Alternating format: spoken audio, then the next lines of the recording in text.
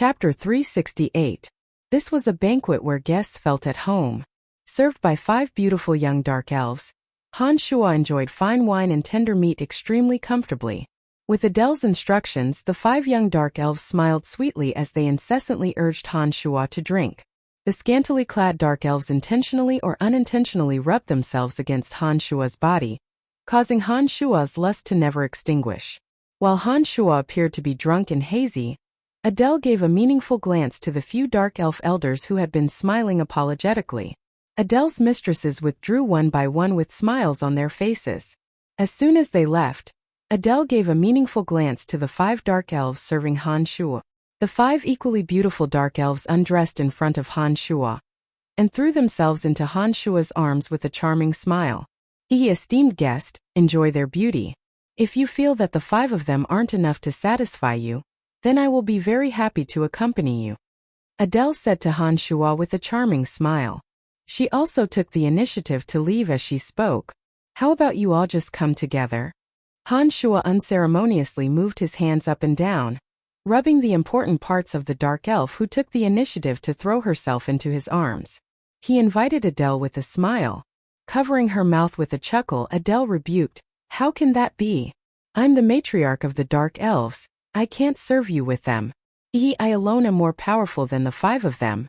Only when you satisfy the 5 of them will you be able to make me feel refreshed. Prove it to me first." After saying this, Adele didn't stay behind. She watched as Han Shua began to unrestrainedly lay his hands on the 5 young dark elves. She endured the turmoil in her heart and left with a chuckle. After Adele left, Han Shua unceremoniously pressed a half-naked dark elf who was sitting in his arms under his body. He laughed loudly as he began to fight hand-to-hand. The 12 mystical demons silently left, spreading to the dark elves' territory. 2 of them were manipulating Adele to follow her, to see why she had left at this time. As the wonderful person under him moaned and begged for mercy, Han Shua casually pulled over another dark elf who was blushing and couldn't help but grope her plump breasts. This dark elf had purple skin and a head of deep purple hair. She looked like a blooming purple rose. The dark elf couldn't suppress the desires in her heart, and immediately began to cry out in joy under Han Shua's body. Her trembling cries were like a melodious and enchanting tune that stirred one's heart, causing the other 3 dark elves to entangle with each other with flushed faces and ears, giving comfort to each other's empty hearts. Dark elves were notorious for their licentiousness, especially female dark elves. When these 3 dark elves first walked towards Han Shua, 2 of them had bashful expressions, seeming to have a rather reserved charm. However, when the real hand-to-hand combat began, the 2 originally bashful dark elves actually gradually became wild. They had yet to truly enjoy Han Shua, but they had already become chaotic. While fighting the dark elves below him, Han Shua arrived at a luxurious room 2 floors below through Adele, who was closely watched by the mystical demons. The male dark elves of Sikong were all here at this time. Apart from them, there was also a young male dark elf who was also respectfully waiting for Adele. Not far away, Han Shua's room was filled with extremely high-spirited cheers, spreading all the way to this room. Adele's devilishly beautiful face was bright red. She felt as if there was a little worm continuously wriggling in her heart. She really wanted to replace the person under Han Shua's body right now, and endure Han Shua's ferocious assault. Subconsciously licking her red lips, Adele forcefully suppressed the restlessness in her heart and asked Sikong, "Tell me everything about the battle you just had with him." Sikong's body was still very weak, and there were still traces of blood on his face and arms. He took a deep breath, lowered his voice, and quickly explained the situation when he faced Han Shua. He then added, "Matriarch, apart from the dense smell of a death mage, this person also cultivates a kind of miraculous fighting aura." "Oh, that's not right, it doesn't seem like fighting aura. In any case, this kind of aura is filled with evil. He should be a high-ranking member of the Calamity Church." "Nonsense, do I still need you to remind me of this?" Being able to wield the skeletal staff has already explained his identity. The only thing that I don't understand is how that large lizard would have dealings with the Calamity Church. This is truly very strange. Adele seductively creased her brows as she muttered to herself in puzzlement, "Matriarch, do we still need to deal with the lizard men? This person is young and definitely not a match for Matriarch." Now that he has come to our territory, should we seize this opportunity to get rid of him? Another dark elf elder suggested to Adele. Idiot, since he dares to come here as a guest, he must have the confidence to leave. Even if he can't leave, he must have a way to spread the news. Can't you idiots use your brains? Adele scolded. After scolding, Adele shot a glance at the only young dark elf, faintly smiled and charmingly said, "Young child, I heard that you followed Dana in the past and have seen this person before?" Reporting to Matriarch, this person came to the underground world last time. At that time he helped us deal with the young dark dragon. Later on, because Matriarch Dana wanted to catch us all in one fell swoop, she targeted him. In the end he killed more than half of us and even snatched the Aria of Darkness, making that black dragon his magical pet. The young dark elf respectfully reported. Adele was startled when she heard this and hastily asked, "What? The Aria of Darkness is in his hands?" The dark elf nodded and replied, "Yes, Matriarch. He snatched it from the hands of our Matriarch Dana. The Matriarch was trampled to death by that large lizard when we were dealing with the lizardmen last time. At that time many of us have seen him. I'm sure it's him." Dark dragon. He made a young dark dragon his magical pet? Elder Sikong muttered to himself. He suddenly exclaimed, "Matriarch, that dark dragon can't be the grandson of the dark dragon tribe's matriarch, Gilbert, right? When we left from the lower level, we promised that old fart Gilgs that we would help him find his grandson." Adele's expression stirred when she heard Sikong's words. She said, "It's very possible. That little lewd dragon's personality is somewhat similar to this Brian's. I think he might be hanging out with him. It looks like we definitely can't touch him. This person isn't someone we can provoke." "Matriarch, what should we do? Are we just going to let the lizardmen go?" The young dark elf hastily asked as if he had a bone-deep hatred for the lizardmen. Adele shot a glance at the young dark elf and said, "What are the lizardmen? There are so many races in the underground world. The lizardmen aren't the main point. Apart from occupying a few small mines, they haven't done anything else. Making a move against them won't affect the overall situation. However, if we can form a good relationship with this fellow from the Calamity Church, we might be able to return to the world above and seize the fertile territory occupied by those damned forest elves." The dark elf was pleasantly surprised when he heard Adele's words. He said, "Can we still return to the world above and take back everything that belongs to us from the hands of those forest elves? In this world, there's nothing impossible," Adele said confidently. As Adele and the other dark elf elders were talking, the sounds of waves continuously drifted into their ears. By the time they reached this point, the sounds from above gradually subsided. Not a single female dark elf's voice could be heard anymore. Adele frowned and listened for a while. She couldn't help but be startled when she discovered that not a single one of her subordinates had come down from above. Those 5 dark elves were actually the most adept at sexual techniques among the dark elves. They were the ones with the most exuberant needs and could resist 10 men at night without falling. According to Adele's instructions, they would take the initiative to send her a signal after settling Han Shuo. However, judging from the current situation, not a single one of the 5 sluts had sent out a signal. Moreover, there weren't any more moans coming from them. This seemed to indicate that they had already taken the lead and laid down. "Why isn't there any sound?" an elder asked doubtfully. "He should already be at the end of his tether. To be able to hold out for so long, it seems that this human does indeed have some methods," another elder replied. Adele shot a glance at the two and lightly snorted, saying, "Do you think everyone is as useless as you? Ha, could a human subdue those 5 sluts in such a short period of time?" An elder sneered. "You're right." Adele shot a disdainful glance at him and muttered, "You actually want me to personally take action." As she spoke those last words, Adele's entire body gradually heated up. Her face was so red that it seemed as if it was about to drip blood. She didn't look at the few male dark elves here anymore. Instead, she twisted her waist and swayed her buttocks as she excitedly walked up. When Adele arrived there, she saw Han Shuo sitting upright on a wide chair, completely naked.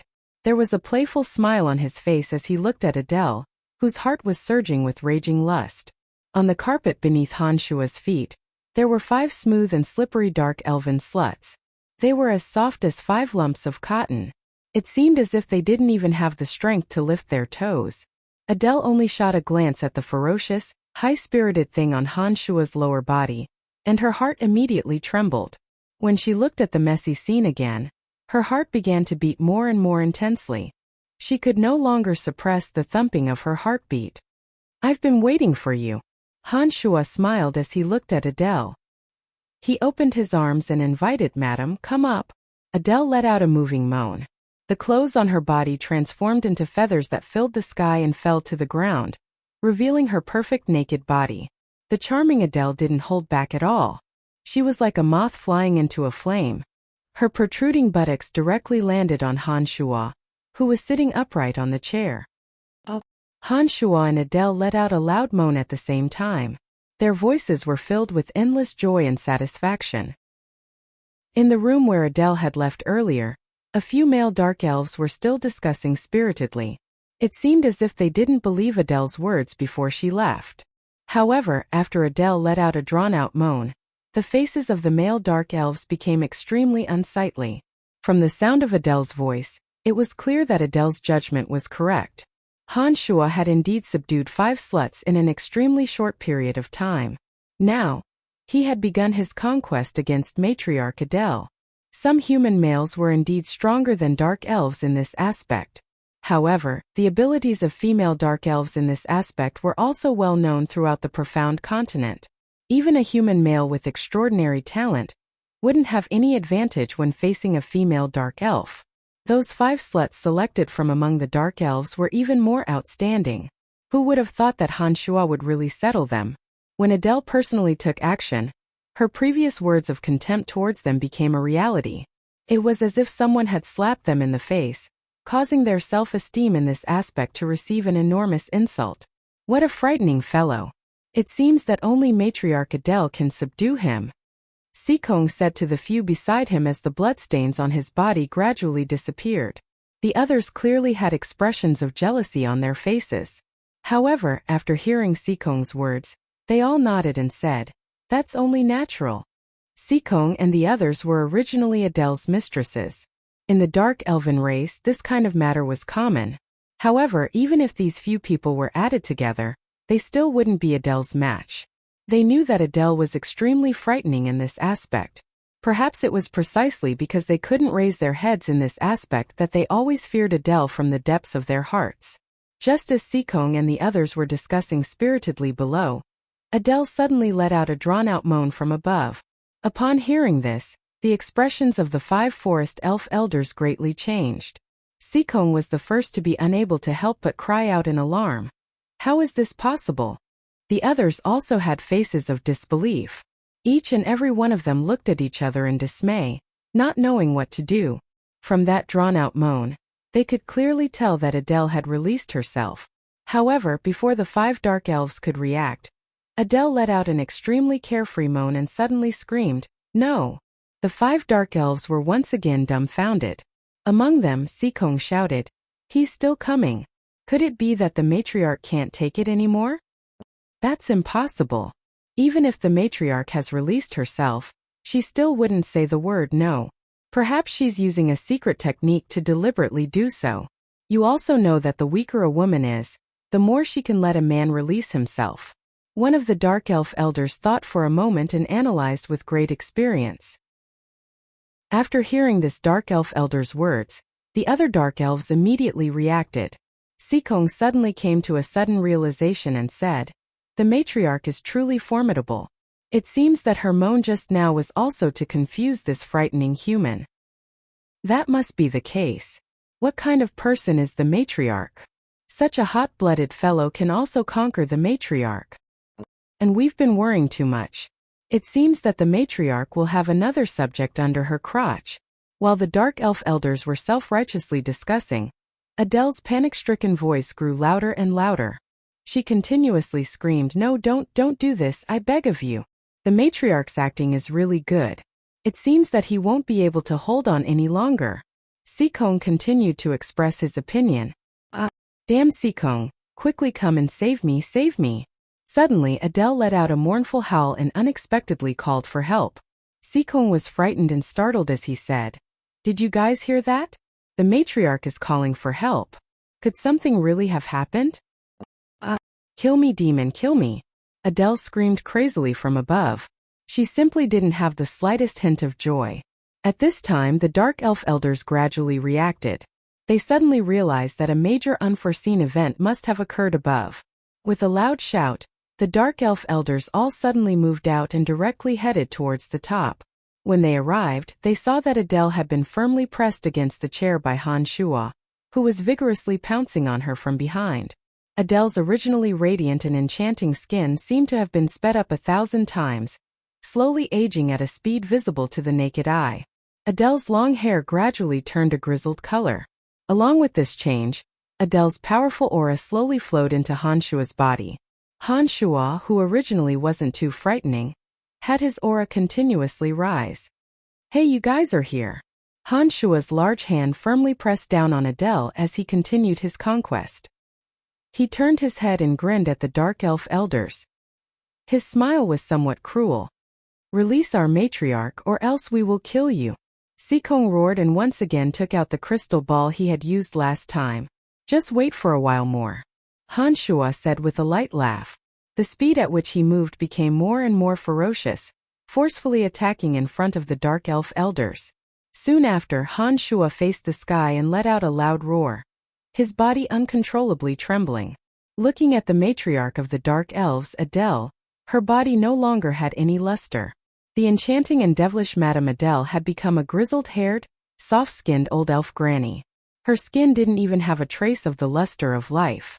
Chuckling, Han Shuo took out a set of clothes from his space ring and put them on. After absorbing all of Adele's strength, he felt an unprecedented comfort.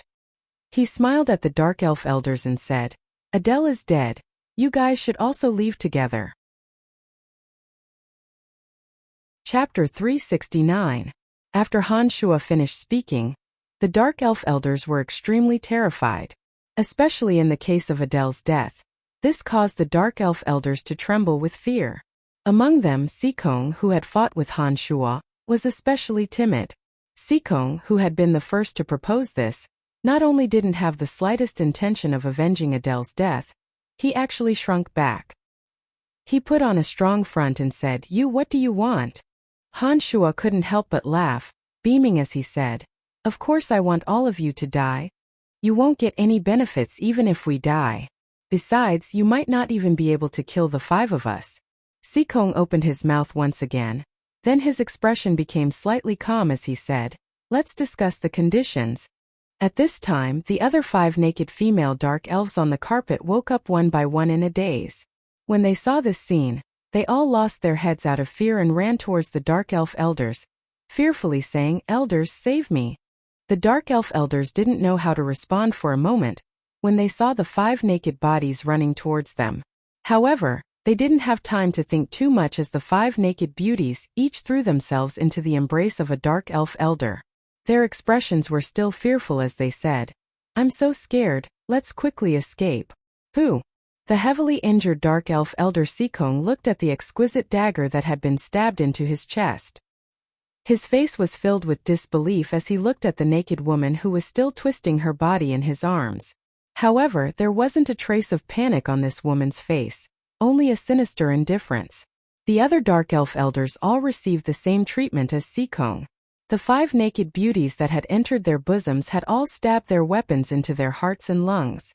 Each and every one of them were cold, heartless, and ruthless. In the hinterland of the Dark Elves, it naturally wouldn't be easy for me to kill all of you by myself.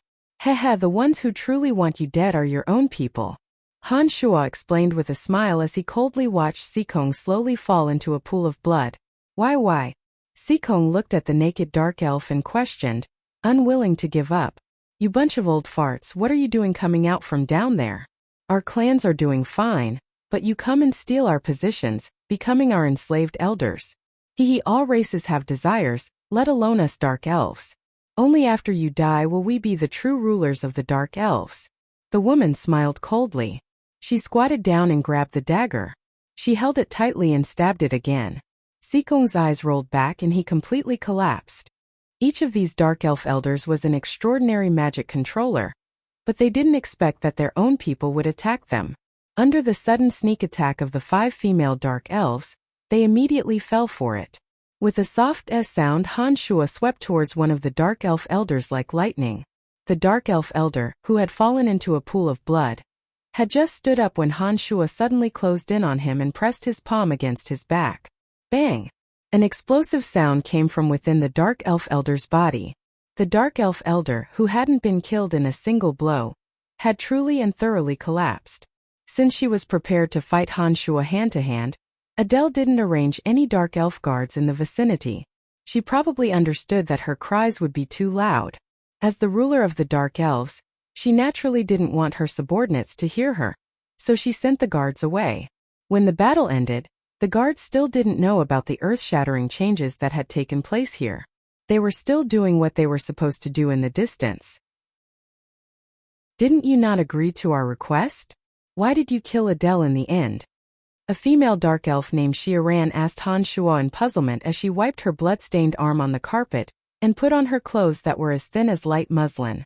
When Han Shuo displayed his extraordinary strength and defeated all 5 of them in a short period of time, Xiaoran and the others had once proposed this to Han Shuo, hoping that Han Shuo would help them kill Adele and the dark elf elders.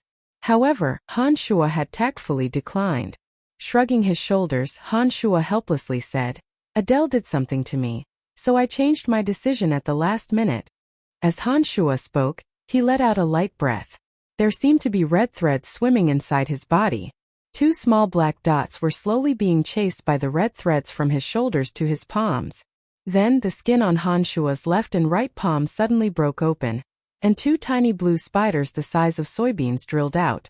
2 balls of flame soared out of Han Shuo's palms, burning the 2 blue spiders to ashes. Han Shuo opened his mouth and blew, disappearing. Originally, Han Shuo really didn't intend to make a move against Adele. However, Adele was obviously plotting against him. With Han Shuo's separate demon realm, his consciousness could clearly detect all abnormalities in his body.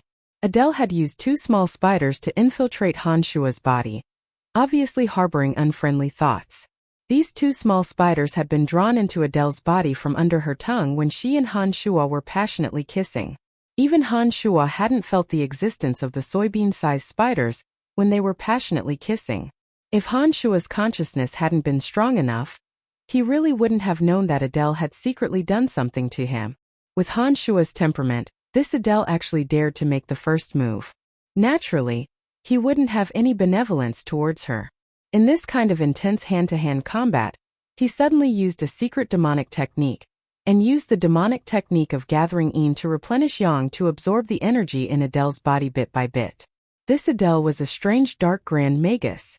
Apart from this, there was another bizarre energy in her body. This energy was completely different from ordinary fighting aura. It had some kind of evil energy that could stimulate lust. Han Shuo felt a bit of evil divine energy from that energy and guessed that it should have come from the evil goddess Rose.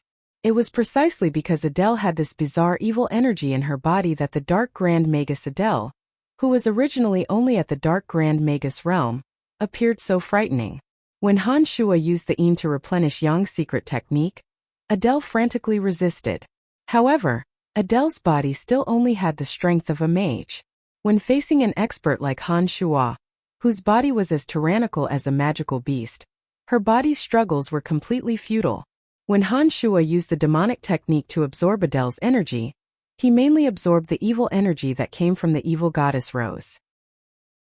After the evil and evil dregs of this energy were actively removed by the demonic technique, only 20% of the energy was ultimately left behind, which was the essence of the energy that Han Shuo's demonic technique directly absorbed. However, even this 20% essence made Han Shuo feel that his demonic yuan had been greatly nourished. The demonic infant in his body was becoming more and more spirited, causing Han Shuo to feel a kind of carefree and unrestrained feeling. As for Adele's mental strength, it wasn't something that could be absorbed using the Yin to replenish Yang's secret technique.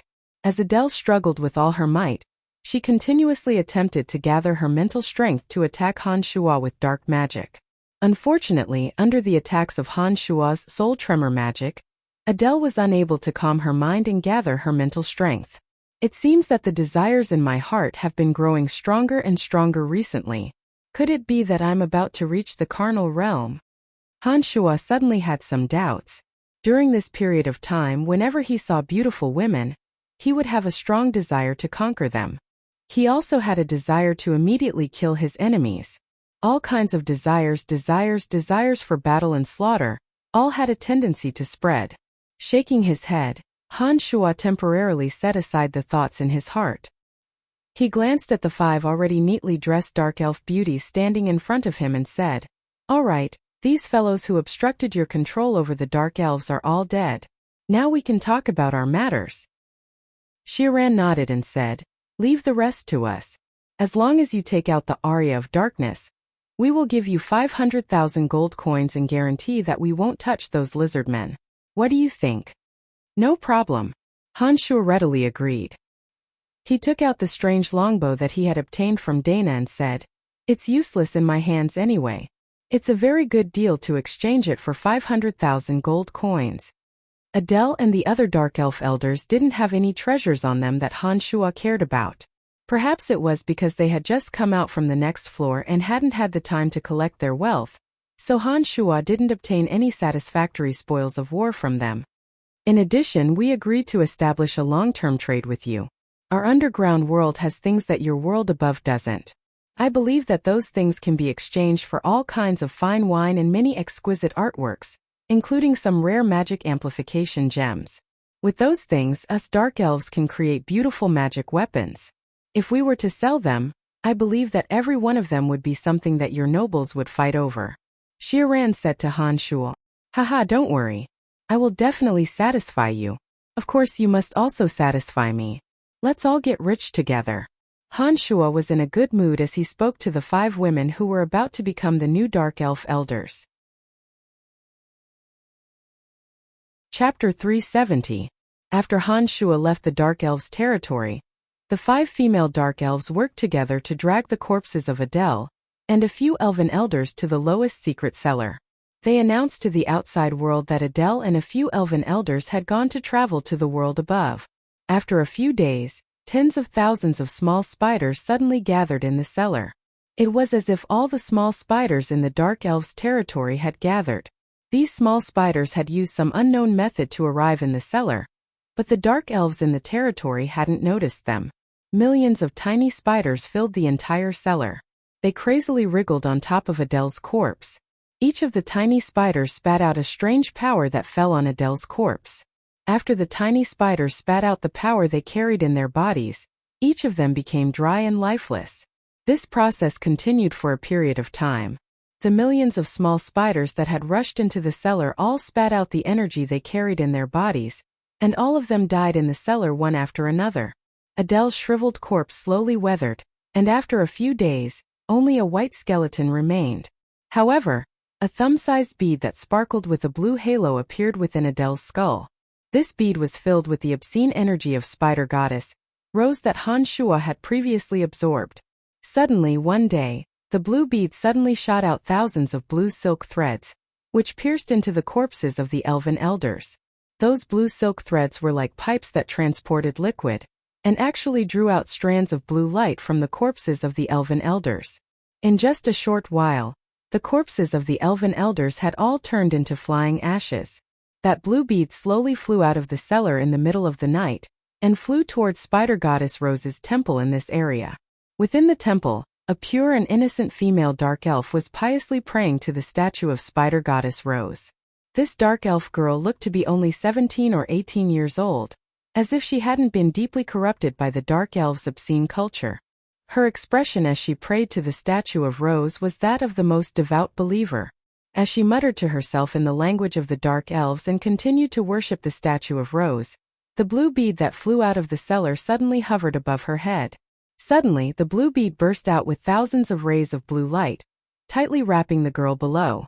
An enormous amount of energy suddenly gushed out from the blue bead, and was transmitted into the young girl's body through the strands of blue light. The young dark elf girl, who was entangled by the blue light, let out a blood-curdling scream. Unfortunately, because her lips were also covered by the blue light, her screams couldn't escape. The girl's emerald green pupils gradually turned white, and her screams gradually subsided. After a while, the blue bead and the thousands of blue lights slowly entered the girl's body. The girl collapsed in front of the statue of Spider Goddess, rose with blue light lingering around her body. Only when it was almost daybreak did the blue light in the girl's body completely disappear, and her white pupils regained their emerald green color. When the girl stood up from the ground, she deeply bowed to the statue of Spider Goddess Rose, then gnashed her teeth and said, "Brian, I will definitely let you taste pain, and kill you in the same way." At this moment, Han Shuo, who had been bitterly cursed and hated by others, was laughing heartily. Han Shuo's wild laughter lingered in the cemetery of death, brimming with joy and satisfaction. In front of Han Shuo, an old fey demon about 2 meters tall, with long green fur, dense fangs and sharp claws had finally descended into this plane under his summoning art. The old fey demon roared incessantly as soon as it appeared. This kind of high-level undead creature wasn't bound by the laws of heaven and earth, even in the profound continent.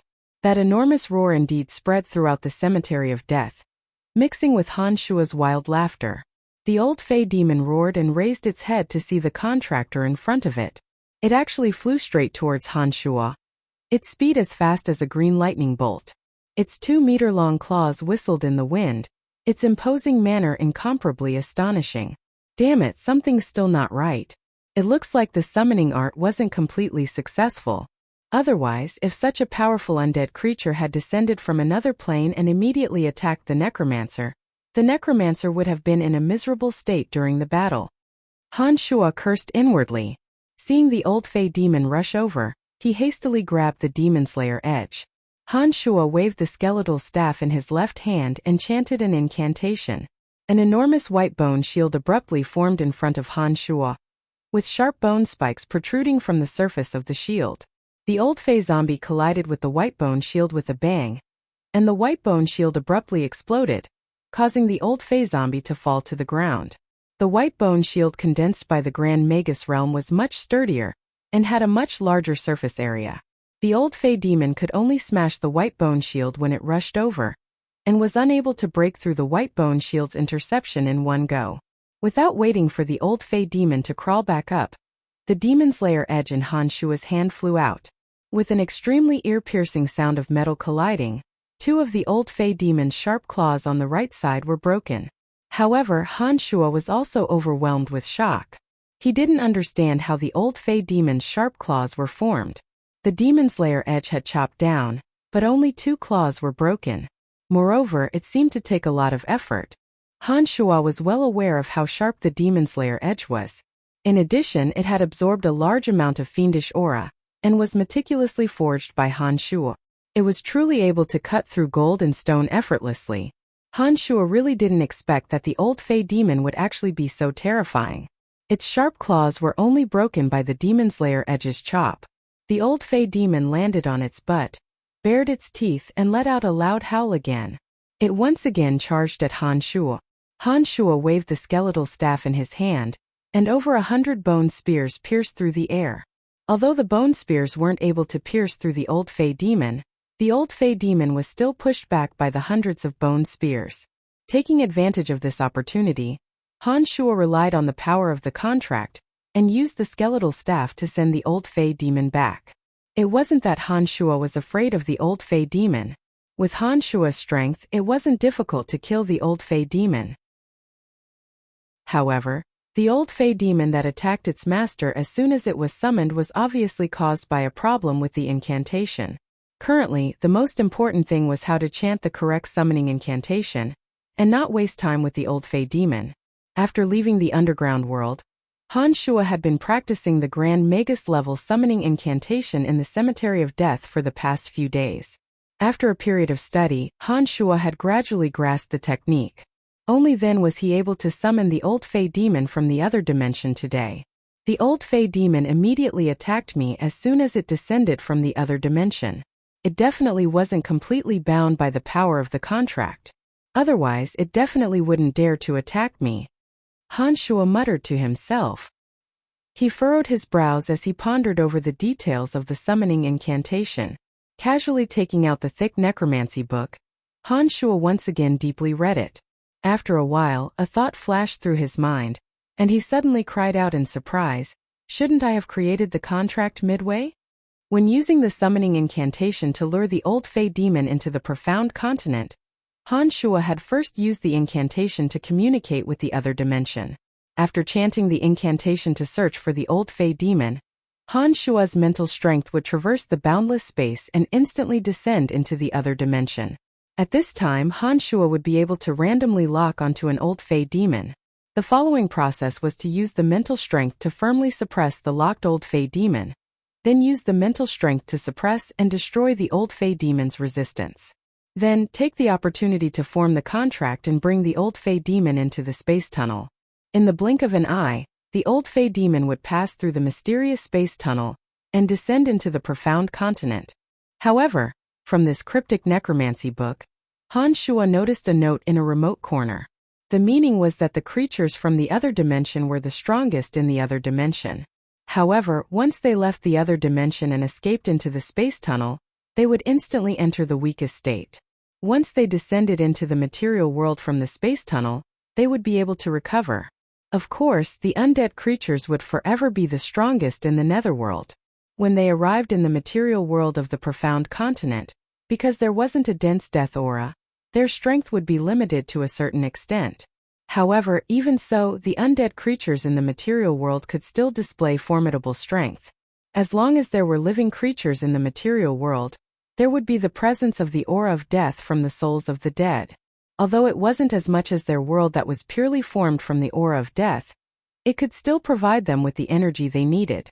In addition to the aura of death that they themselves possessed, even if they descended into the profound continent, their strength wouldn't be too different. However, in the process of going from the netherworld to the material world of the profound continent, they would have to traverse through the mysterious space tunnel in the blink of an eye.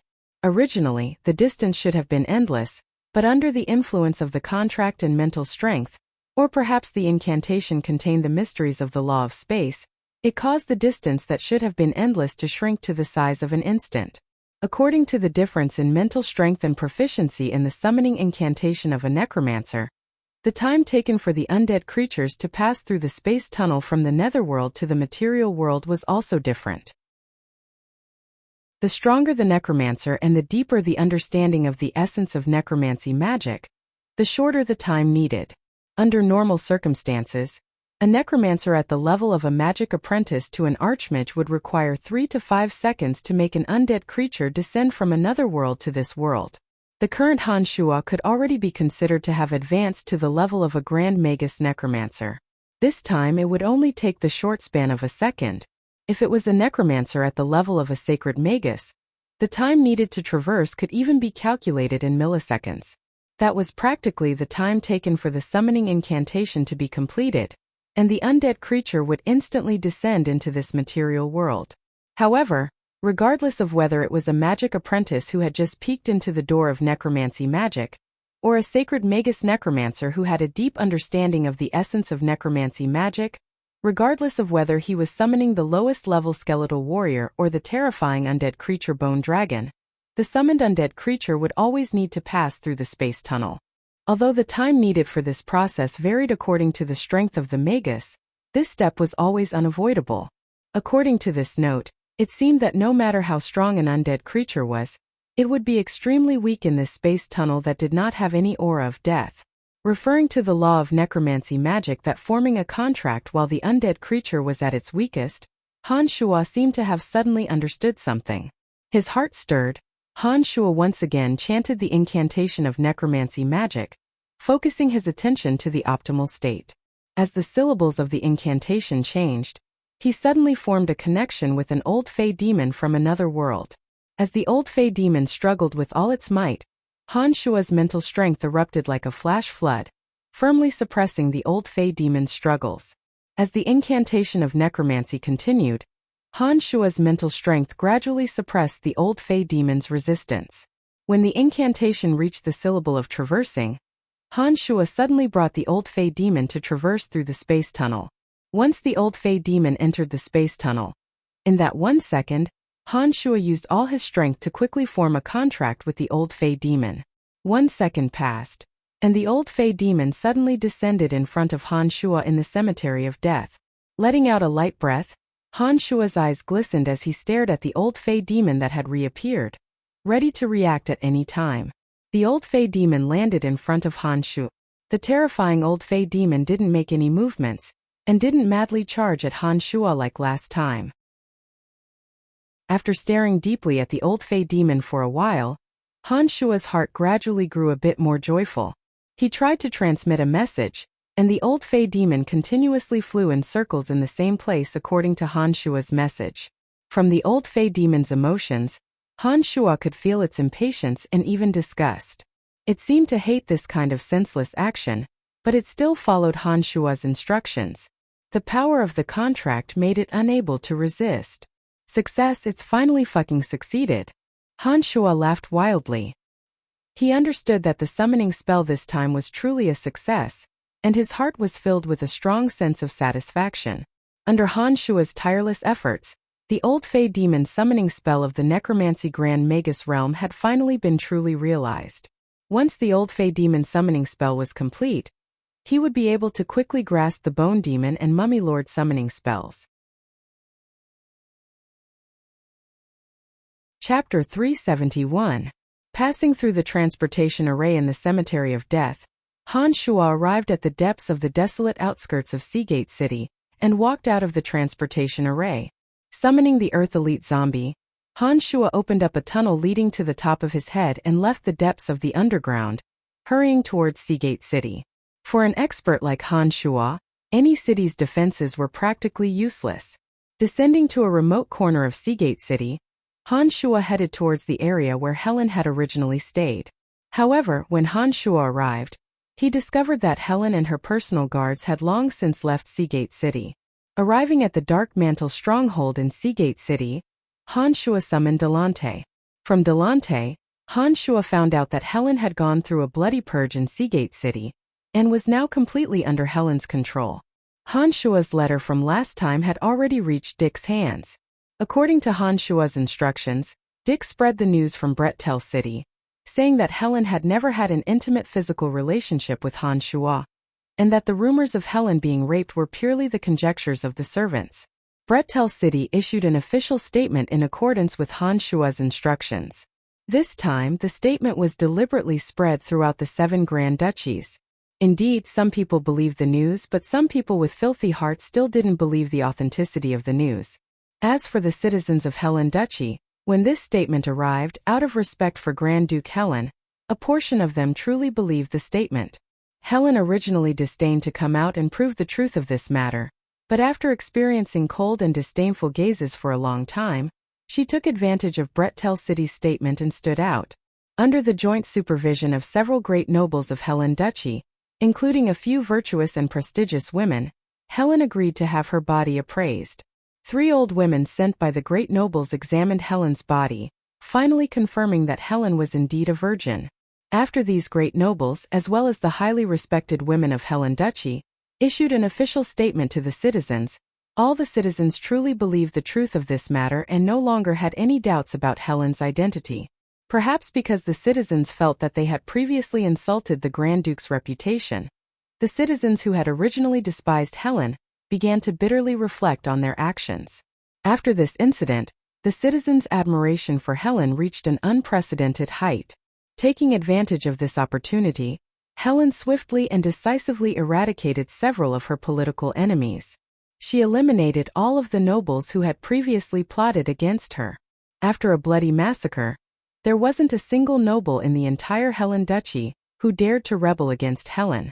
At this time, the Grand Duke of Narsen Duchy, Benedict Sackville, who had originally treated Helen with incomparable indifference during the Conference of the Seven, immediately sent a passionate letter to Helen. On one hand, he bitterly expressed his remorse, and on the other hand, he once again pursued Helen like before. Inside the Duke's mansion in Helen Duchy's Helen City, Helen was holding the letter filled with touching words of love. She sneered as she tore it to shreds. She said to Firewind beside her, "After experiencing this matter, I've thoroughly seen through Benedict Sackville's true colors. It seems that Benedict Sackville has always been pursuing Helen Duchy and not me. When all the citizens and nobles of Helen Duchy rebelled against me, not only did he not help me, he even schemed against me in secret. However, now that I've regained control of Helen Duchy, he's once again begun to chase after me like a housefly. It turns out that Benedict Sackville has only been pursuing Helen Duchy from beginning to end. Firewind, who had transformed into a human woman, nodded her head and said, I've long since said that Benedict Sackville can't be trusted. Politicians are all for the sake of profit. This person's hypocrisy is nauseating. I really don't know why you were willing to cooperate with him in the first place. Hearing Firewind's words, Helen's tender and beautiful face turned slightly red. She said, Big Sister Firewind, I was only using him. The relationship between countries is nothing more than that. Narsen Duchy and we have the same enemy. I was only using him to deal with the enemy. After pausing for a moment, Helen's face became even redder. After hesitating for a moment, she timidly asked Firewind, Big Sister Firewind, what do you think of Brian? That despicable villain? Firewind stared blankly for a moment before gnashing her teeth in hatred. She didn't know why, but when Helen heard Firewind call Han Shuo a despicable villain, she faintly felt uncomfortable in her heart. It was as if deep in her heart, she didn't want anyone to slander Han Shuo, even if it was her closest sister Firewind. Yes, it's Brian. Big Sister Firewind, what do you think of him? However, with Helen and Firewind's many years of intimate relationship, she naturally wouldn't rebuke Firewind because of these words. Instead, she looked at Firewind with some expectation. Firewind shot a glance at Helen. From Helen's eyes that were filled with expectation, Firewind could no longer see the slightest bit of resentment towards Han Shuo. Firewind sighed in her heart and forced a smile. Helen, this Brian is even more difficult to deal with than Benedict Sackville. When facing Benedict Sackville, I could still feel a bit of his filthy thoughts towards you, as well as his hypocrisy that doesn't match his inner thoughts. However, when I'm with this Brian, I'm simply unable to sense any of his inner emotions. He's like a bottomless cold pond with a deep bottomless callousness. As for what lies in its depths, it's simply not something I can see. This man is too powerful. If he wanted to kill us, it would be as easy as flipping his hand. I know we can't deal with him, and I also don't know if your way of doing things is right or not. Firewind understood that Helen had already unknowingly developed feelings for Han Shuo. Han Shuo indeed had the ability to attract any woman, but this kind of man was basically a drug for women. Once they fell for him, it would be hard for them to extricate themselves. However, for Helen, who was similarly exuberant with ambition, being paired with a tyrannical and ruthless character was indeed the most suitable. Han Shuo was clearly this kind of character. To Helen, Han Shuo, who possessed terrifying strength and acted decisively and viciously, was undoubtedly filled with a fatal attraction. In the 7 grand duchies that were at war all year round, if Helen had the support of such a man by her side, it naturally wouldn't be a bad thing. Unfortunately, this man's schemes were too many. A single Helen Duchy was obviously not enough to satisfy him. When he attempted to dominate all 7 grand duchies, Firewind didn't know whether it would be a blessing or a disaster for Helen to follow him. Elder Sister Firewind, I know what I want. Benedict Sackville can't give me something, but I think Brian can. In addition, I don't know why, but I've discovered that I can no longer hate him. Perhaps women are just this emotional. They can hate a person to the bone, but because of one thing, this hate can turn into love. Helen sighed as she spoke with deep feelings. While Helen and Firewind were pondering, a cloud of light smoke slowly drifted over from within the Duke's mansion. It passed through the courtyard and curled up towards Helen's window. Helen, who was in the middle of talking to Firewind, couldn't contain the pleasant surprise in her heart when she saw the light smoke slowly approaching. Suddenly, she happily said, "He's here." Firewind stared blankly for a moment. Then she sensed an evil aura slowly entering the room. Firewind was somewhat afraid of the necromancer and demonic aura on Han Shuo's body. Seeing the light smoke approaching, Firewind furrowed her brows and retreated a few steps, pulling apart some distance from the gradually visible Han Shuo. "You've come?" When Helen saw Han Shuo calmly appear, she had an impulse to throw herself into Han Shuo's bosom. However, the joy on her face was sincere. Yes, some matters were delayed for a few days. But fortunately, you've already taken over Seagate City. Right now, the entire Helen Duchy should be even more secure than before, right? Han Shuo smiled as he nodded. Seeing the sincere joy on Helen's face, Han Shuo was indeed very happy in his heart. He was happy that this woman had gradually fallen deeply in love with him. In such a short period of time, Helen had eradicated her political enemies in a bloody purge and reorganized the Helen Duchy. This made Han Shuo somewhat admire Helen's strength. He thought to himself that this woman was able to ascend to a high position in the Helen Duchy. It seemed that she really did have some methods. Oh right, the matter you mentioned last time, how is it going? Seeing that Firewind was here, Helen couldn't act too intimately. After the initial joy, she immediately began to inquire about the proper business. My people have arrived in Helen City. It's only because I haven't come over that I haven't dared to contact you. Yes, they're currently outside the door. I think that now that the Helen Duchy is in your hands, you should be able to secretly conduct some transactions. Han Shuo replied with a smile. Big Sister Firewind, I'll have to trouble you to invite them in. When Helen saw that Han Shuo was speaking, he took the opportunity to give her a meaningful look. Her charming face reddened as she blushed and said to Firewind. When Firewind saw Helen's face rippling with love, she sighed in her heart. How could she not know that Helen wanted to send her away so that she could say some intimate words to Han Shuo? Yes, I'll go out for a while. Firewind replied and directly walked outside. She couldn't help but silently criticize Helen for valuing a lover over a friend. As soon as Firewind left, Helen retreated a few steps with a red face. Looking at the approaching Han Shuo, she said in a low voice, what do you want to do now? When Helen retreated to a dead end, she leaned her delicate body against the wooden wall and said in a low voice with a red face, This is my Duke's mansion. Don't you dare act recklessly. Han Shuo stretched out his hands and pressed them against the wooden wall on either side of Helen's shoulders. Looking at the somewhat panicked Helen, Han Shuo felt a sense of gradually conquering satisfaction. He beamed and said, The Helen Duchy is completely in your hands. According to our agreement, shouldn't you take the initiative to serve me in bed? Helen's heart panicked, thinking that this scoundrel was actually so shameless and brazen as to make such a request. This caused Helen's heart to beat faster and faster. Blushing, she implored Han Shuo, Give me a little more time, I'm still not ready. In addition, I just proved my innocence to others. If you want me immediately, others might see through my flaws.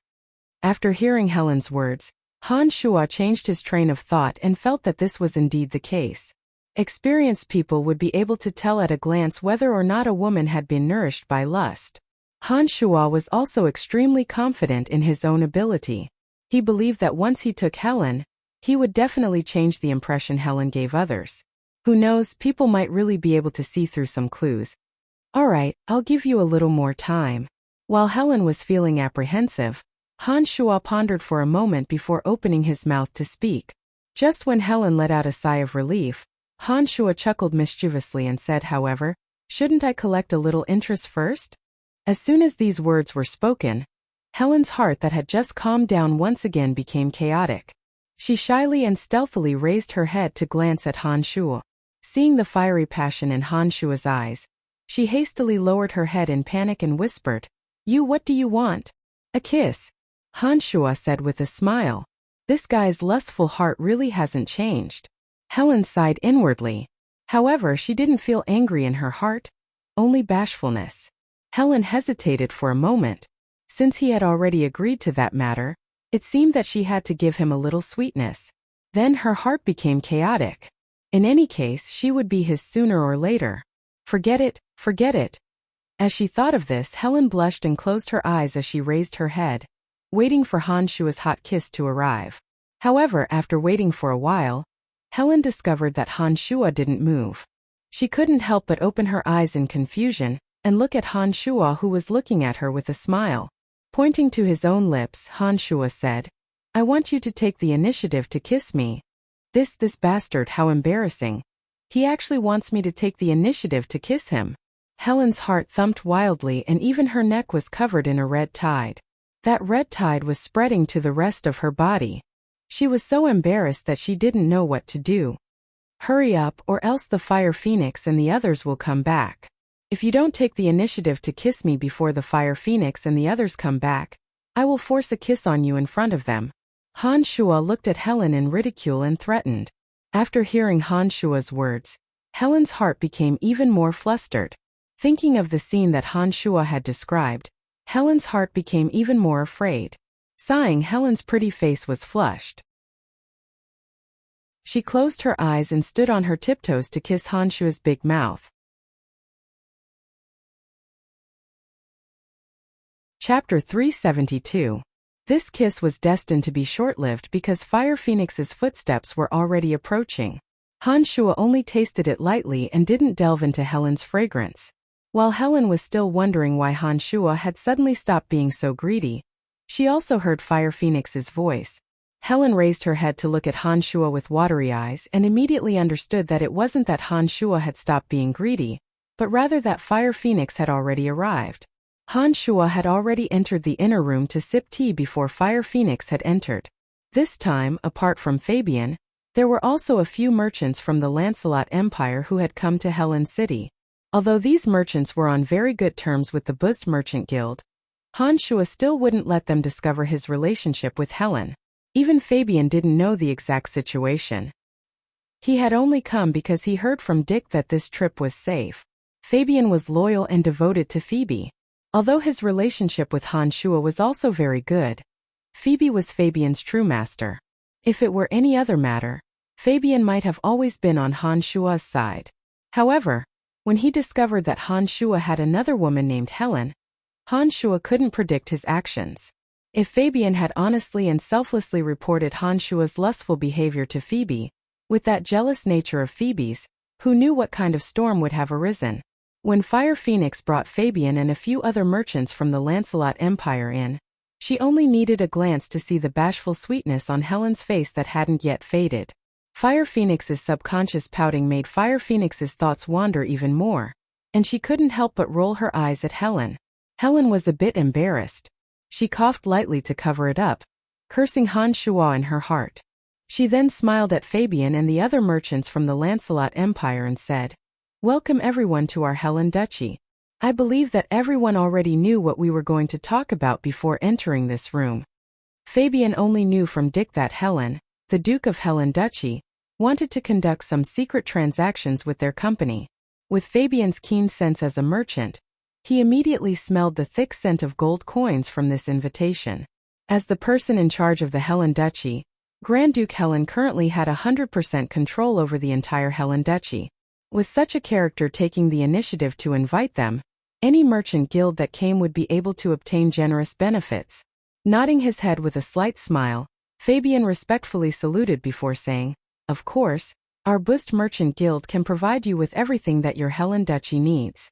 In addition, we will also purchase some of your Helen Duchy's goods at a reasonable price. This will definitely be a transaction that will benefit both parties." While Helen and Fabian were talking, a guard's report came in from outside. "Your lordship, they've arrived." "Let them come in," Helen commanded gracefully and elegantly. Afterwards, a group of 7 people walked in. Judging from their auras, they were somewhat similar to Fabian and the others. Each of them had a slightly plump build, and their eyes sparkled with the cunning of a scramble for fame and profit. "Greetings to the Grand Duke." After the group of 7 entered, each of their expressions were more respectful than the other.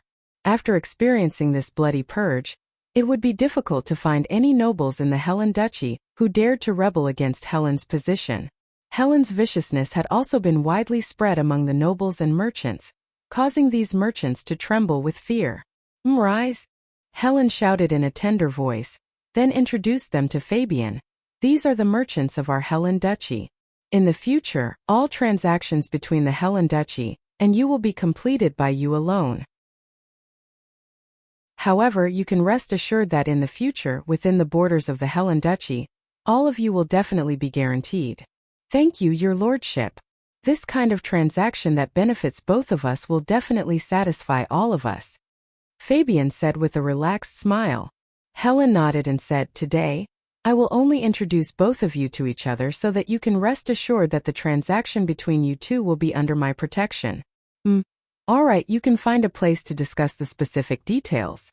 My request is that you don't let anyone know about the transaction between you two. The more secretive, the better. Your lordship can rest assured we know what to do. Fabian and the merchants of the Helen Duchy answered together, their hearts bright as snow. Afterwards, under Helen's signal, they left the place. These merchants began to discuss the details of the transaction on the road. After Fabian and the others left, Han Shua walked out from inside and said to Helen, I think that with the merchants of the Lancelot Empire, some of your goods will no longer have to pass through the Narsen Duchy in the future. The Brute Merchant Alliance and your Helen Duchy are too far apart, and there's also Benedict Sackville in the middle. Instead of trading with them, it would be better to cooperate with Fabian and the others. You were so enthusiastic to bring these merchants here. Isn't it because you have taken a fancy to our Helen Duchy's valiant war horses? Helen glanced at Han Shua, who had just walked out from the inner room, and said with a snort. After hearing Helen's words, Han Shua laughed dryly and said, this is originally a mutually beneficial transaction. You and I can both benefit from it. After pausing for a moment, Han Shua said, all right, the seeds of internal strife in your Helen Duchy can be considered to have been uprooted. I think it's time for me to leave the Helen Duchy. Ah, you're leaving so soon? A sense of loss suddenly rose in Helen's heart. She said to Han Shua, there are many wonders in the Helen Duchy that are worth exploring. How about I personally take you on a tour? In any case, I don't have much official business to attend to during this period of time. When she heard that Han Shua was leaving, Helen was somewhat reluctant to part with him. She wanted Han Shua to stay in the Helen Duchy for a while longer, so she couldn't help but suggest this. Han Shua laughed involuntarily and said, do I look like such an elegant person to you? Helen's expression darkened. After a moment of silence, she suddenly said in a low voice, you've only been in Helen City for less than a day, yet you're leaving so soon. Can't you stay with me for a few days? Helen's slender, shapely eyebrows slightly knitted. Her eyes filled with loss and sadness. She understood that a person like Han Shua wouldn't be tied down by a woman. However, for some reason, she couldn't help but miss Han Shua during these few days that he was away. Now that Han Shua had finally arrived, she naturally didn't want Han Shua to leave immediately. Han Shua silently looked at Helen, the corners of his mouth gradually overflowing with a smile. After a moment of hesitation, he said, if I were to stay for a few days, I wouldn't be able to guarantee that you would continue to maintain your holy and pure appearance in the Helen Duchy. Cough cough. Huafeng dryly coughed twice. When Han Shua and the blushing Helen turned their attention to her, she opened her mouth and said, I still have some matters to attend to, so I'll be leaving first. Without waiting for Han Shua and Helen to speak, Huafeng stomped her feet and directly walked towards the door, disappearing without a trace in the blink of an eye. Her departure was really neat. Helen bitterly glared at Han Shua and rebuked, it's all your fault. How could you say such things in front of Sister Huafeng? Shrugging his shoulders, Han Shua calmly said, it's her fault for not being tactful. When the two of us are alone, she should have found an excuse to avoid arousing suspicion. What's more, you're going to be my woman sooner or later, and this is your Duke's mansion. There's nothing wrong with me telling you these things. How can this be? Sister Huafeng is just like my own sister. She'll definitely make fun of me.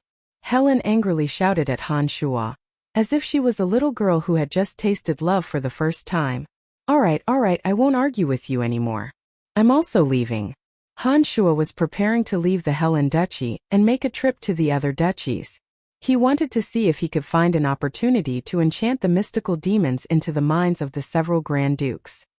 He wanted to seize the opportunity to control the Grand Dukes and gradually nibble away at the 7 Grand Duchies. You're really leaving immediately? Helen bit her lips and looked at Han Shua with eager eyes. After hesitating for a moment, she blushed and lowered her head to suggest, if you're willing to stay with me for a few days, as long as you don't really want me, I'll let you do anything else. When she said these words, Helen's head was almost buried in her towering breasts.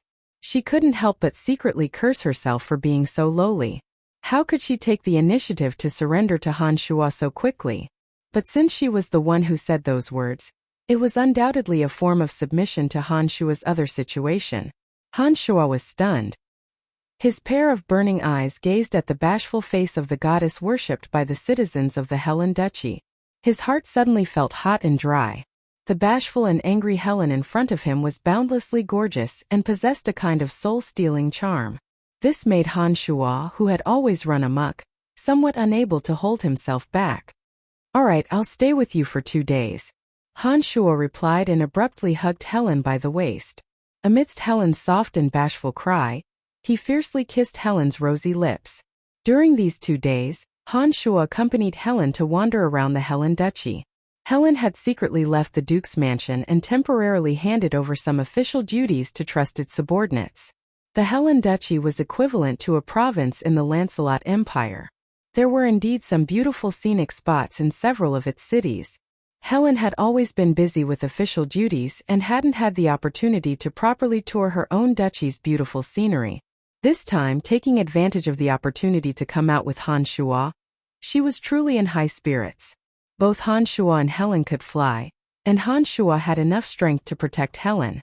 In order to have some alone time with each other, the Fire Phoenix was naturally mercilessly excluded. The two used 2 days to visit several famous mountains and rivers, as well as beautiful valleys. During these 2 days, Han Shuo really took advantage of Helen's body. Except for the lack of true ecstasy, every part of Helen's body had been explored by Han Shuo. At first, Helen was reserved and resistant, but as she slowly became intimate with Han Shuo, she gradually let go of herself. After 2 days, Han Shuo and Helen no longer had any barriers between them. The surging waterfall was like thousands of silver ribbons pouring down in torrents.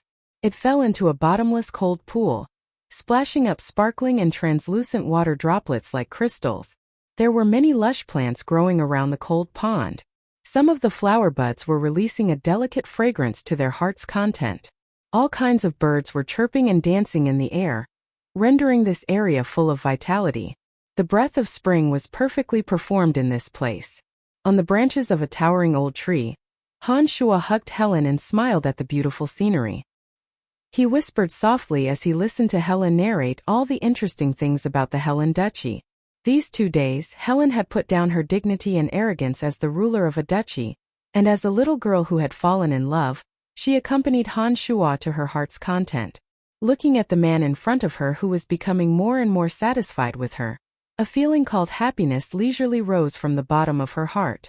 If you want to conquer the 7 grand duchies, there's one person you must pay attention to. Nestled in Han Shuo's embrace, Helen slightly adjusted her posture and looked up at Han Shuo, who was looking ahead. Han Shuo stared blankly. He lowered his head and looked at Helen in puzzlement, asking who. "Statholm of the Bramble Tanai." Helen replied with a dignified expression. "Who is this person? How come I've never heard of him?" Han Shuo was even more puzzled as he asked in puzzlement. The current 7 grand duchies were the original Verdun imperial dynasty. When the Verdun imperial dynasty was at its peak, it wasn't any weaker than your Lancelot Empire. The state preceptor of the Verdun imperial dynasty was Sword Saint Statholm. Although the Verdun imperial dynasty was divided into 7 grand duchies, the original state preceptor, Statholm, lived in seclusion in Stranglethorn Vale. This person should still be alive. Once the 7 grand duchies are invaded by foreign enemies and are on the verge of being destroyed, he will definitely leave Stranglethorn Vale to help the 7 grand duchies. Helen looked at Han Shuo and explained. Han Shuo was really astonished when he heard Helen's words. He couldn't help but continue to ask, "The Verdun imperial dynasty has disappeared for so long. Are you sure this person is still alive?"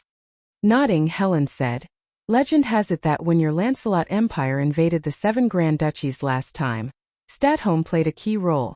The 7 grand duchies didn't have a sword saint or sacred magus on the surface. When your Lancelot Empire invaded our 7 grand duchies last time, your Lancelot Empire didn't send a sword saint or sacred magus because they were warned by Statholm. When the Verdun imperial dynasty was still around, State Preceptor Statholm was a sword saint renowned throughout the continent. So long after the Verdun imperial dynasty, State Preceptor Statholm is still alive and well. No one knows exactly how powerful his strength is. However, after the last time, legend has it that State Preceptor Statholm warned the experts of your Lancelot Empire. They indeed didn't dare to use the forbidden magic of a sacred magus to reverse the situation of your Lancelot Empire's defeat. Han Shuo was overwhelmed with shock. He silently nodded, firmly engraving the name Statholm in his mind.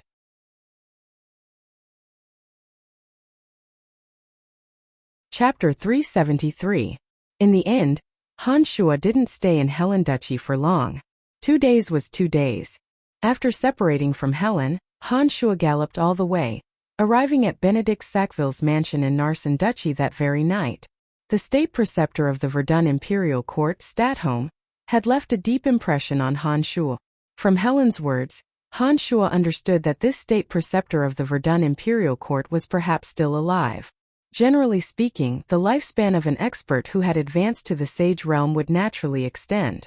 Statholm had been a sacred swordmaster for many years.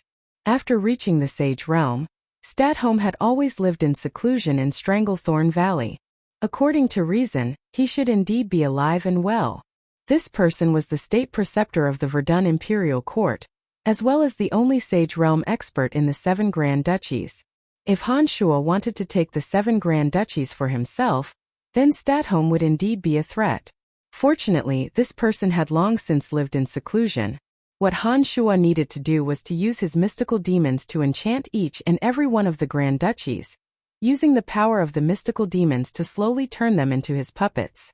This was different from the previous large-scale invasion by the Lancelot Empire. Han Shuo believed that this method should be more reliable.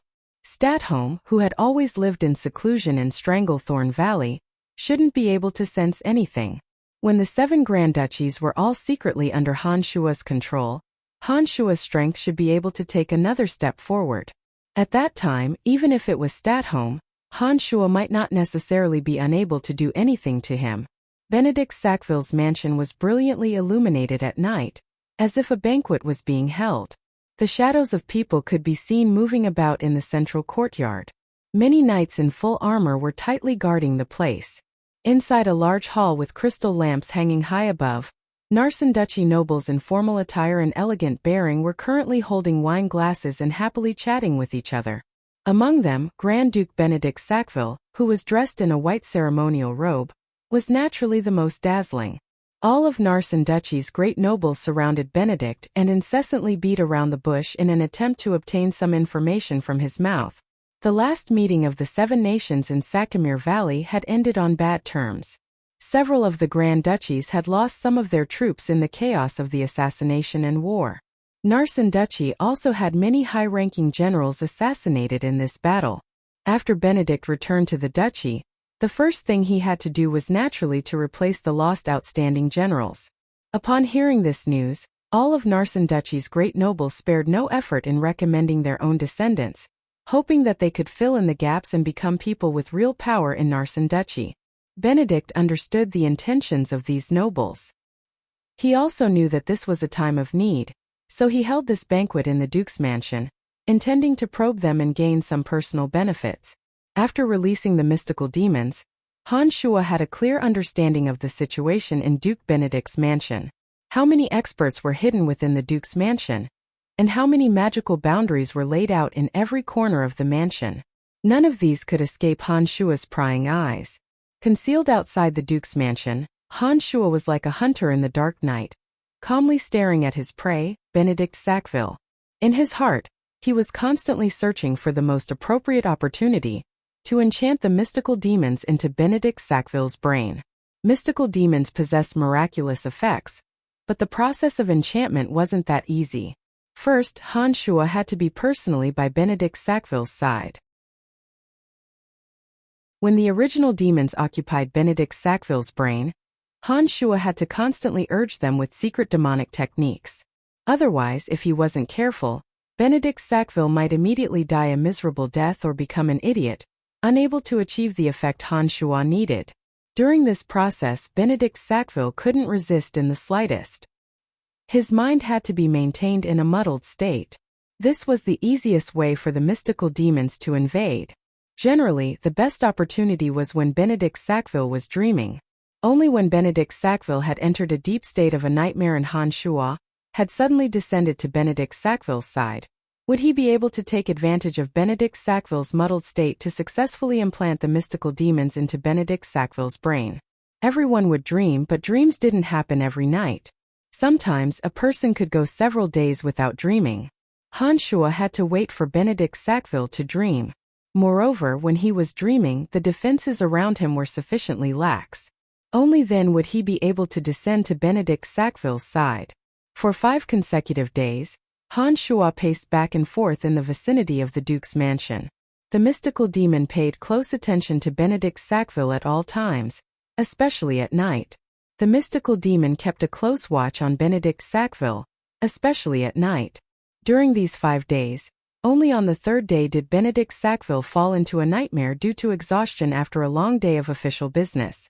However, on that day, Benedict Sackville stayed in an incomparably tightly guarded room in the Duke's mansion. Outside, there were layers upon layers of experts protecting him, while inside, there were all kinds of magic barriers alerting him. On that day, Han Shuo was confident that he could forcefully barge in and kill Benedict Sackville on the spot. However, he wasn't confident that he could implant the mystical demons into Benedict Sackville's brain without waking him up. Han Shuo even carefully weighed the gains and losses. In the end, he came to the conclusion that even if he killed Benedict Sackville, there would still be another noble who would become the Grand Duke of Narsen Duchy. Rather than wasting time like that, it would be better to directly control Benedict Sackville. It was precisely because of this that Han Shuo gave up on the idea of killing Benedict Sackville on the spot that night. He continued to wait for the next opportunity. On the 6th night, Han Shuo suddenly discovered through the original demons that Benedict Sackville had left the Duke's mansion for the first time. His heart stirred. Han Shuo used the mystical demons to closely watch Benedict Sackville, while silently following him. He planned to see what Benedict Sackville wanted to do in the end. Contrary to Han Shuo's expectations, Benedict Sackville clearly didn't leave the Duke's mansion for official business. Instead, he headed towards the northwest streets of Narsen Duchy, and secretly entered a quiet and elegant manor through the back door. The 12 mystical demons scattered and entered the manor. In just a few minutes, Han Shuo already knew what kind of place this quiet and elegant manor was. Lawrence had previously brought Han Shuo to Asen City's northern rose garden. This manor was a special place for the nobles to indulge in debauchery. This manor was undoubtedly the most famous place in Narsen Duchy. The area it occupied was even larger than Asen City's northern rose garden. There were countless unsightly activities inside. After the 12 mystical demons circled around, Han Shuo gained a deeper understanding of the debauchery of the nobles. Benedict Sackville was the true master of this place. Han Shuo only needed to use 2 mystical demons to keep an eye on Benedict Sackville and quickly learned of this fact. As the most powerful man in Narsen Duchy, Benedict Sackville didn't need to expend much effort to secretly control this place. As the master of this place, he first listened to a financial report in a tightly guarded secret room. Soon after, he chuckled and walked towards an exquisite and elegant little building. Waiting inside was a pair of mother and daughter. Han Shuo had previously seen this pair of beautiful mother and daughter at the private banquet Benedict Sackville had hosted at the Duke's mansion. These two were the wife and daughter of Count Tibet. Madame Tibet was over 40 years old, but because she had taken good care of herself, she only looked to be in her 30s. Madame Tibet and her daughter Diali stood together. The two of them didn't look like a pair of mother and daughter at all. Instead, they looked more like a pair of sisters. The radiant Madame Tibet and her daughter welcomed the ruler of Narsen Duchy, Benedict Sackville, into the room. Through the eyes and ears of the mystical demons, Han Shuo was astonished to discover that this pair of mother and daughter had actually obtained the approval of Marquis Tibet when they came to serve Benedict Sackville. It was precisely because of the instigation of their husband and Diali's father that they had secretly come here to serve Benedict Sackville, in exchange for their sons or younger brothers' position as a knight captain under Benedict Sackville. Having learned of this situation from the mystical demons, Han Shuo now had a deeper understanding of the hidden filth of the nobility. He didn't expect that Marquis Tibet would actually allow his wife and daughter to serve Benedict Sackville so that his son would have a way out. This made Han Shuo feel that it was inconceivable, but at the same time it also broadened his horizons. This pair of mother and daughter were indeed the best of the best in the world. The mother was mature and charming with a full figure, while the daughter was youthful and full of vitality, possessing a charming and gorgeous beauty. When the two of them stood together, it was already a kind of temptation. When the mother and daughter simultaneously resolved to serve the same person, the unethical taboo would increase the temptation to men by more than tenfold. Not to mention Benedict Sackville, even Han Shua felt a bit restless. He found it hard to resist the temptation of having a mother and daughter serving together. Madame Tibbet was all smiles as she put in a good word for her son. Even Han Shua couldn't help but stare blankly at her with the unique allure of a mature noble woman. Damn it, I can't let that old bastard Benedict take advantage of me. Han Shua secretly swallowed his saliva as he fiercely thought to himself. His mind was racing as he quickly thought of an idea. He didn't know if he had reached the realm of carnal lust, but Han Shua's current lust was gradually becoming somewhat uncontrollable.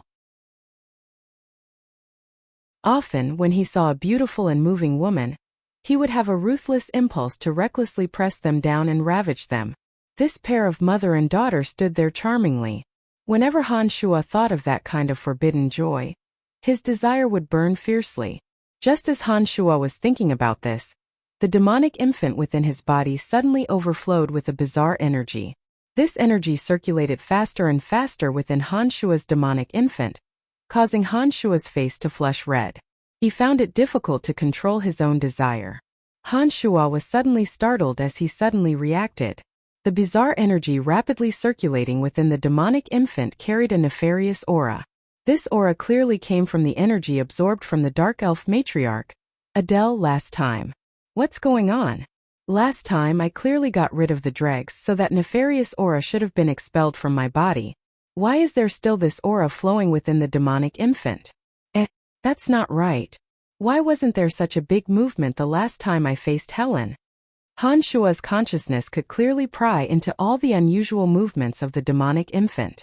When he discovered that the demonic infant was rapidly rotating, and that nefarious energy was unexpectedly rotating faster and faster, he felt somewhat puzzled. He understood that he had yet to advance to the realm of carnal lust. Logically speaking, when he was about to reach the realm of carnal lust, he might have an intense desire. However, this desire should be multifaceted and not limited to just lust. Could it be because of the nefarious energy that was absorbing Adele's energy causing mischief? Han Shua was somewhat puzzled. However, he gradually discovered that the intense lust in his heart was slowly becoming uncontrollable, as the nefarious energy circulated within the demonic infant. As a demonic cultivator, Han Shua was particular about doing as he pleased. Add to that the fact that Han Shua wasn't averse to this kind of lust to begin with, it caused his lust to gradually overflow. I can't let Benedict Sackville take advantage of me. I need to think of a way.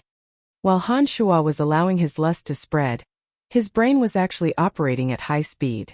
Since this place wasn't Benedict Sackville's Duke's mansion, its defenses were much weaker. Benedict's elegant room was only surrounded by his personal experts. There weren't any complicated magical barriers in the room. After hesitating for a moment, Han Shua suddenly released his dark fog. Seizing the opportunity, he slowly floated into the room where Benedict Sackville, Madame Delbert, and her daughter were in. At this time the three were still drinking and flirting. After Han Shua arrived, his body uncontrollably overflowed with specks of blue light. Under the cover of Han Shua's dark fog, these specks of light weren't that obvious. Gradually, Benedict Sackville, as well as the mother and daughter, inhaled them through their noses and mouths. Like this, not only did Han Shua and the others, but even Benedict Sackville and the mother and daughter, who were brimming with taboo allure to men, gradually became confused and their breathing became rough. Including Han Shua, the four people in the room were shrouded in lust. The blue specks of light drifted and enveloped the entire room. As the one who unintentionally released the lust, Han Shua was still somewhat clear-headed, but the other three were still completely unconscious. At this time, the mother and daughter sitting together were the first to be unable to resist the lust in their hearts due to their weak willpower. The mother and daughter hugged each other and started rubbing against each other with their bare chests exposed. Just as Benedict Sackville growled and attempted to pounce on them with bloodshot eyes, Han Shua, who was still somewhat clear-headed, stomped on him and knocked him out. Like a wild beast, he pounced on the confused mother and daughter who were only filled with pure lust. Unsuppressible moans suddenly rang out from within the room. The mother and daughter and Han Shuo crazily wriggled together. They simply didn't have the shame of serving the same person as a mother and daughter. On the contrary, under the influence of Han Shuo's lust, they crazily fawned on Han Shuo. Outside the elegant room, the experts that Benedict Sackville had brought along revealed envious expressions as they listened to the melodious moans. They whispered to each other, completely unaware that their Grand Duke had already been knocked unconscious. After a long while, the moans within the room gradually subsided. The window suddenly opened on its own, even though there was no wind. A puff of smoke drifted past, and the naked Han Shuo disappeared like a ghost. A black light swiftly floated through the darkness of the night, disappearing without a trace in the blink of an eye. After Han Shuo left, he flew high into the sky and directly arrived in an open field.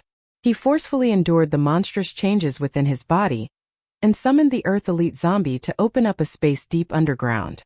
Amidst heart-wrenching howls, Han Shuo set up a transportation array and arrived at the Cemetery of Death.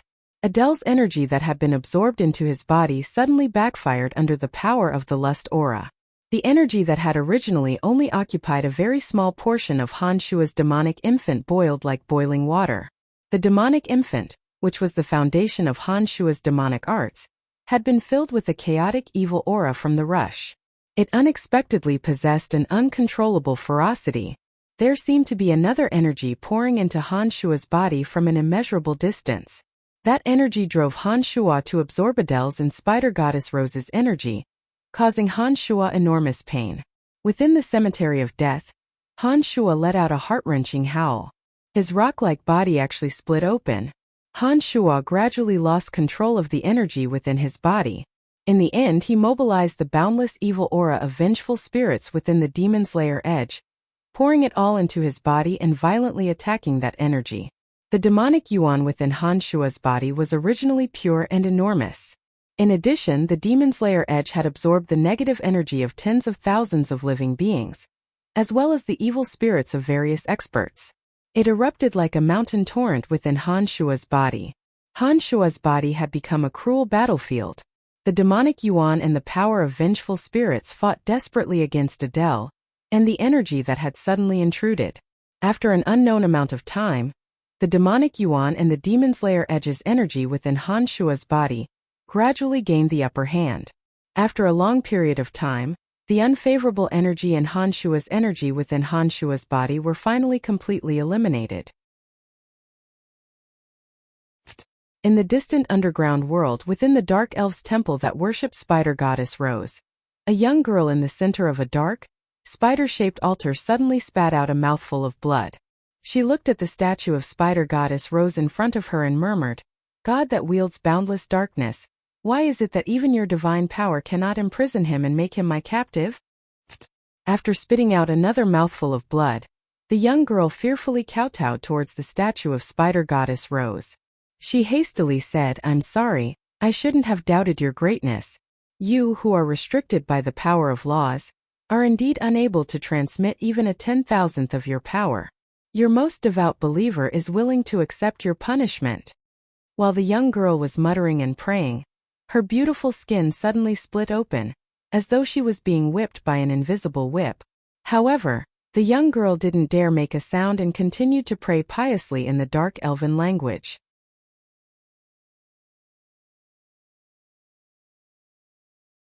Chapter 374. Han Shuo was lying in the middle of the large transportation matrix in the middle of the Cemetery of Death. His body was curled up in a fetal position, fresh blood flowing out of it. All of the clothes on his body had long since been torn to shreds. His naked body was covered in wounds that were so deep that bones could be seen. Magical yuan silently circulated within Han Shuo's body while he was unconscious, nourishing his withered meridians and body like a trickle of water. It flowed through every nook and cranny of his body, bringing a cool and comfortable feeling to him. Unknowingly, the wounds on Han Shuo's body gradually healed at an astonishing speed. It didn't take long for his body to return to its original state. There were no longer any traces of injuries. His body seemed to have become even more sturdy after being reconstructed after going through such painful torture. The cemetery of death didn't see the sun or the moon all year round. After an unknown amount of time had passed, when Han Shuo slowly awoke, he felt that his entire body was no longer in pain. Every cell in his body seemed to be brimming with energy. Han Shuo moved his body from his curled-up position, and when he stood up, his body continuously crackled and popped, as if every bone in his body was cracking. Inspecting his body with his consciousness, Han Shuo suddenly discovered that his internal organs had yet to completely recover. With a thought, Han Shuo enveloped his internal organs with demonic yuan. Wave after wave of bizarre energy flowed into Han Shuo's internal organs. Under the nourishment of the demonic yuan, Han Shuo's internal organs recovered 100-fold faster. After a short while, Han Shuo could no longer feel any abnormalities in his body. Letting out a light breath, Han Shuo left the cemetery of death and arrived at the nearby waterfall. He sat cross-legged, naked, on top of the most turbulent rock of the waterfall. He allowed the incomparably ferocious water to pour down in torrents, battering his unmoving body on top of the rock.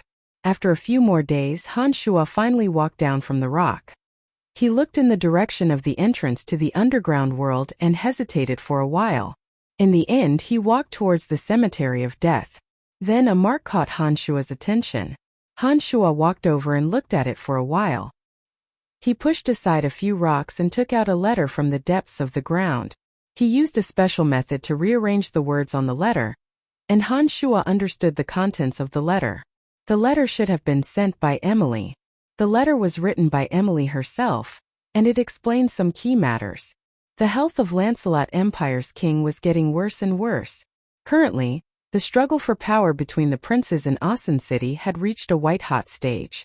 After Lawrence's identity was exposed, he became the most disadvantaged party. Because Lawrence was the child of King Uhtred and the wife of the finance minister, Lawrence's identity was rejected by the nobles. Some people who valued tradition even clearly expressed that Lawrence could not have the right to inherit the throne. Now that King Uhtred was still alive, those voices of discussion were forcefully suppressed, and could be considered to have straightened out Lawrence's identity. However, even if Uhtred acknowledged Lawrence's identity, the situation was still developing in a disadvantageous direction. Currently, Lawrence's position in Asen City was somewhat awkward, and he was also the weakest among the princes. Seeing that His Majesty King Uhtred's health was getting worse and worse, Lawrence was also secretly anxious. He knew that once Uhtred passed away, the situation in Asen City would be difficult to control. At that time, not only would he, this illegitimate son, be unable to obtain the throne, he might even lose his life. However, while Lawrence was living in fear and his days were incomparably difficult, Brettel City had become a standout. Favorable news came one after another. A ruined city suddenly showed signs of thriving vitality. Although Han Shuo was far away from the capital, his reputation was becoming more and more resounding. It was precisely because of this that Lawrence thought of Han Shuo. He attempted to borrow Han Shuo's strength at this crucial moment, allowing Han Shuo to return to Asen City to help him.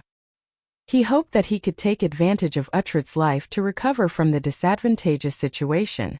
At the very least, with Han Shuo in Asen City, the other princes would more or less have some misgivings. After Han Shuo finished reading the contents, he had already made a decision in his heart. As soon as he entered the cemetery of death, a melodious dragon roar resounded throughout the entire cemetery of death.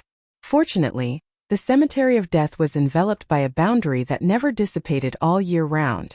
Otherwise, this dragon roar of Gilbert's would have spread over a radius of several hundred miles. Honorable Master, you've finally returned. Gilbert's dragon body soared in the sky, flying straight towards Han Shuo. Gilbert's body seemed to have grown a bit larger. The dragon scales on his body had become as black as ink, carrying an evil ancient desolation. Han Shuo knew that the evil aura came from Gilbert, and that ancient desolation must have been caused by absorbing the green dragon's core. As Gilbert made a racket, his enormous body gradually shrunk, gradually turning into a human with coarse skin. Gilbert, who had turned into a human, had a distant and otherworldly look in his dark eyes. However, because the evil aura on his body was too heavy, That otherworldly aura was completely covered up. Han Shuo only shot a glance at Gilbert, but he could already sense an even stronger power from Gilbert's body. He smiled and asked, "How is it?" "Very good, very good. The Green Dragon's core was very powerful, allowing me to advance to rank 2. In addition, I feel that even among rank 2 transcendent magical beasts, my current strength is still very strong." "Waha! Many thanks for Master's gift." Gilbert laughed loudly, his voice filled with pride. "I've received a piece of news from the underground world. I think you'll be interested in it." Han Shuo waited for Gilbert's wild laughter to die down before speaking to Gilbert unhurriedly. "What news?"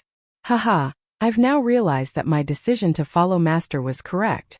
If I hadn't followed Master, how could I have advanced to rank 2 so quickly?"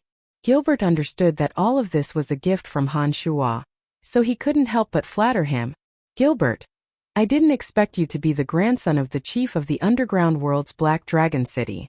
You have quite the background." Han Shuo looked at Gilbert with a smile. While Gilbert was startled, Han Shuo continued, "Your grandpa chief seems to be very worried about you. He even sent the Dark Elves to inquire about you. It seems that a runaway like you is quite favored." "Great Master, how do you know all this? Have you been to the underground world's Black Dragon City?" Gilbert looked at Han Shuo in astonishment, asking in confusion. He had never told anyone about his identity in the Black Dragon City. Gilbert believed that no one would know about it. Now that he heard that Han Shuo seemed to know everything about his background, Gilbert was truly puzzled. "Your Black Dragon City has imprisoned some people. Among them are the Dark Elves of the older generation. Do you know someone called Adele?" "Adele?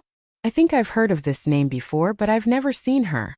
There are indeed some fellows who dare to offend us imprisoned in our Black Dragon City. However, I'm not interested in those things." "Master, why do you ask?" "Is this Adele? She promised your grandpa chief that she would help him find the whereabouts of the Black Dragon City. However, I killed this Adele. Because I absorbed some of her power some time ago, I almost set myself on fire and suffered a backlash. I want to ask about this Adele." Hearing Han Shuo's words, Dark Dragon Gilbert was also shocked. He stared blankly at Han Shuo saying, "I heard that this Adele seems to be the former matriarch of the Dark Elves. This woman can communicate with the evil goddess Rose, whom the Dark Elves believe in. She has some very terrifying power in bed. Adele has been imprisoned in the Black Dragon City for many years. It's said that she's very beautiful. According to the nature of our Dark Dragon race, we should have done her long ago. However, it's precisely because she can communicate with the evil goddess Rose that no Dark Dragon dares to force himself on her. They're afraid that she'll kill them when she's happy. Master, it's said that Adele is very powerful.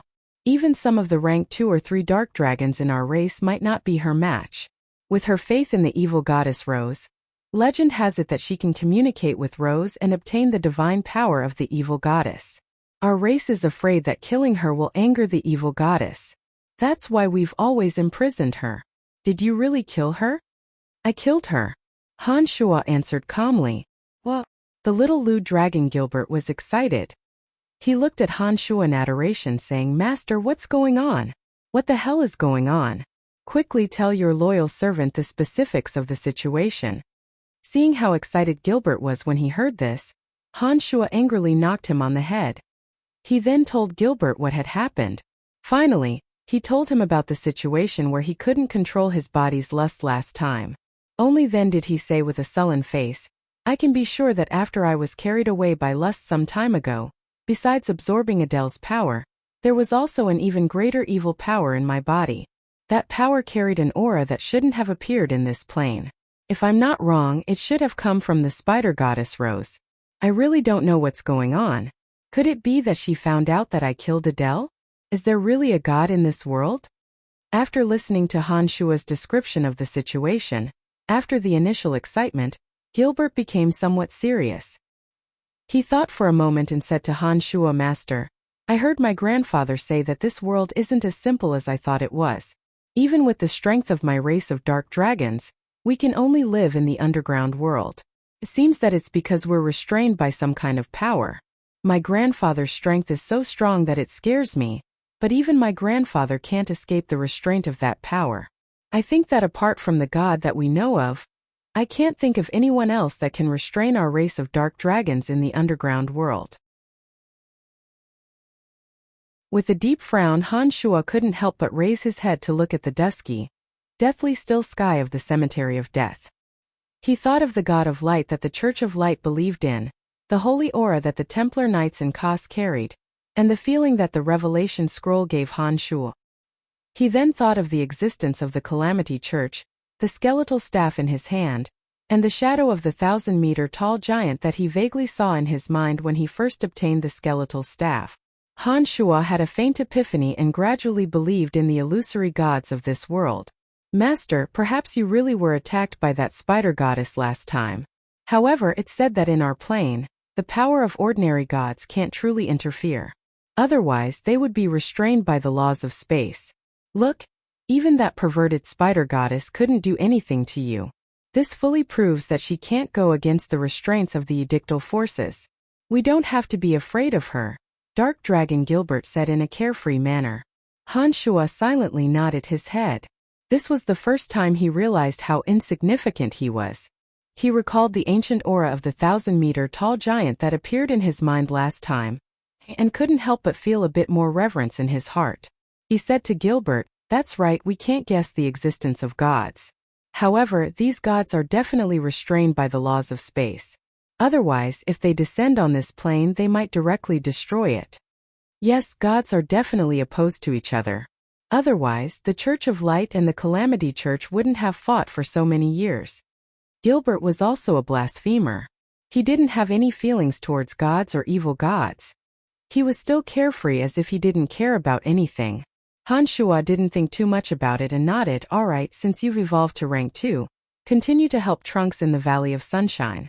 I think the Valley of Sunshine will undergo a great change soon. With you there, the Soul Destroyer mercenary band will be a bit safer. Oh right, pay attention to the matters in Black Dragon City. Your grandfather has been looking for you. I think even if you don't go back, you should send someone to send a message so that your grandfather won't worry." "Understood, Master. I think if my grandfather knew that I've advanced to rank 2 so quickly, he would definitely be very happy. That old fellow has been forcing me to train day and night in Black Dragon City. I've been training for so many years and I'm still at rank 1. Look at me, I've just come out not long ago and I've already advanced. This means that his method is obviously not working." Gilbert replied indifferently to Han Shuo. It seemed that he didn't take Han Shuo's words to heart. "All right, I have to return to Audiobook City to take care of some matters. However, I will continue to pay attention to the Valley of Sunshine," Han Shuo said and stood in the transportation matrix after Gilbert left.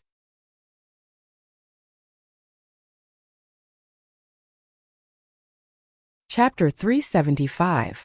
Lancelot Empire, Audiobook City, Buzz Merchant Guild Headquarters. In an elegant courtyard, Phoebe and Lawrence sat upright and sipped tea. Lawrence's expression was gloomy. Although his identity as a prince had been recognized, he didn't seem to be living well. On the other hand, Phoebe was more and more graceful and elegant. However, the divine weapon Starry Sky in her left hand made her appear a bit more cold and arrogant. Phoebe fondled the Starry Sky in her hand, her thoughts involuntarily drifting to the faraway Brettel City. "Junior sister, your Buzz Merchant Guild is growing bigger and bigger, and Brian is like a fish in water in Brettel City. However, my days are not so good. Once father passes away, I think I will immediately be killed by Charles. Did you help me pass the news to Brian?" Lawrence looked at Phoebe and asked helplessly. "Senior brother, it's not like you don't have people in Brettel City. You should know better than me whether or not Brian is in Brettel City. Speaking of which, it's been a few months, why hasn't there been any news of him? Could it be that he went to do something bad again?" Phoebe's long eyelashes fluttered, her bright eyes sparkling with doubt. Falk was one of the people Lawrence had sent to Brettel City. Apart from that, Lawrence had also arranged for some government personnel to enter Brettel City. These people currently had their own positions in Brettel City. However, these people would still pass on news for Lawrence. From their information, it seemed that Han Shuo really wasn't in Brettel City. Lawrence sighed and suddenly said to Phoebe, "I've asked the Dark Mantle to help me find out news of him, but there hasn't been any news of him until now. Do you think something has happened to him?" Phoebe smiled proudly and took out the divine weapon Starry Sky, that sparkled with resplendent starlight. She flicked a disdainful glance at Lawrence and said, "He was able to kill Kelt, the commander of the Redbud Knights, one of the top 10 knight orders on the continent. Moreover, Kelt was a very powerful dragon knight. What accident do you think will happen to him? That guy is extremely cunning and sinister. Add to that his frighteningly keen senses. He would be able to escape even if he encountered danger. There definitely won't be any accidents. He must be doing something bad again," Phoebe thought to herself. However, she naturally wouldn't say these words to Lawrence. Lawrence carefully thought about it and agreed. It wasn't the first day he'd met Han Shuo. He naturally knew that Han Shuo wouldn't act rashly. Once he realized that he couldn't deal, he'd quietly leave. Logically, nothing would happen to Han Shuo. Lawrence rubbed his temples with both hands and said tiredly, "Junior sister, I may have been too nervous recently. My thoughts are gradually becoming a bit chaotic. Don't worry. With Brian and your light attribute, as long as he knows of your current situation in Austin City, he should come to help you." I heard that the 7 Grand Duchies have recently united to deal with Brettel City. I think Brian might have gone to the 7 Grand Duchies to do some secret things. You don't have to worry too much. I think he'll definitely come to find you after he's done with his business. Phoebe comforted Lawrence.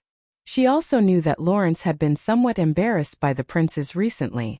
She naturally understood Lawrence's feelings. I hope he can rush back before father passes away. Also, I don't know what's going on with our teacher. He hasn't expressed his opinion on this matter yet. I don't know if he will support me or not. Lawrence complained with a headache. He then said to Phoebe, "Junior sister, you are teacher's most beloved disciple. Do you know what teacher's intentions are? Teacher has always been responsible for teaching us all kinds of knowledge. I think he wants you to rely on your own strength to ascend the throne. You also know that teacher has always wanted us to work hard on our own. He has never relied on his identity to help us." Phoebe thought for a moment before replying to Lawrence. In this kind of situation, if I rely on my own strength alone, it's impossible for me to wield the throne. Lawrence seemed to know a little about his teacher's temperament and couldn't help but sigh. Although teacher won't help you openly, he won't let others bully you either. If it wasn't for teacher having Grandpa Ballin secretly protect you, I'm afraid you would have long been secretly killed by others. This shows that teacher also cares a lot about you. Phoebe continued to console Lawrence. Lawrence nodded after hearing Phoebe's words. That's true. Fortunately, Grandpa Ballins helped me several times. Otherwise, I really would have been killed long ago. Phoebe didn't continue speaking. She was still focused on wiping the starry sky that had long been as bright as a mirror. It was as if this sword was Han Shuo himself. When I came over, teacher asked me to bring a message to you. Don't rely too much on the weapon in your hand. Weapons are always inanimate objects. They can increase your strength a little, but they won't increase your own strength. Lawrence stood up and said to Phoebe, "Don't worry. My understanding of teacher's martial techniques is higher than yours. You should think more about how to increase your capital from your father." Phoebe said indifferently and continued wiping the divine weapon in her hand. She thought to herself, when will that damned guy come over to see me? Being separated by 2 places like this is not a solution after all. Han Shuo, who Phoebe was bitterly talking about, had now officially arrived at Austin City. After arriving at Austin City, Han Shuo discovered that 3 months had unknowingly passed, while he was resisting the invasion of Spider Goddess Rose's power in the Cemetery of Death. During these 3 months, the 7 Grand Duchies had been at war without rest. Brettel City and Helen Duchy had secretly conducted many secret transactions. Han Shuo didn't immediately make a move against Benedict Sackville of Narsen Duchy. On one hand, opportunities were hard to find. On the other hand, there were more important matters waiting for him to deal with. After returning to Brettel City from Narsen Duchy, Han Shuo took away the materials needed to refine the Metal Elite Zombie from Jack's hands. He entered Mount Silk and planted the Metal Elite Zombie inside. Afterwards, he gave Jack and the others a few instructions before directly leaving Brettel City. He passed through the transportation array in Seamus City and arrived at Austin City. Falk and Lawrence's former subordinates had already informed Han Shuo of Lawrence's urgent need to see him. Han Shuo also immediately left. When Falk saw that Han Shuo's destination was Asen City, he didn't report any news of Han Shuo to Lawrence. He knew that Han Shuo's speed would definitely be faster than what they reported to Lawrence. After entering Asen City, Han Shuo first rushed to Fanny's laboratory because the transportation array was close to the Babylon Academy of Magic and Force. He hadn't seen Fanny for a long time. Han Shuo now truly missed this beautiful and moving teacher. Walking through the Babylon Academy of Magic and Force at dusk, Han Shuo bypassed a few more crowded areas and headed directly in the direction of the necromancy major. When Han Shuo had just walked to the long corridor where he and Jack often cleaned the statues, he suddenly discovered an extremely familiar new statue. The statue was meticulously carved from pure white jade. The tall and imposing statue held a magic staff in its hand and raised its head to the sky in a posture of chanting magic. A row of conspicuous small words was engraved below the new statue: Brian, a graduate of the necromancy major of the Babylon Academy of Magic and Force. He graduated in 2 years and 3 months, setting the fastest graduation speed in history. He is now a necromancy archmage and once defeated great swordmaster Liu Kane. Han Shuo gazed at his own statue and his heart was suddenly filled with an indescribable emotion. When he and Jack had cleaned these statues together, he'd once had the ambition to become one of them.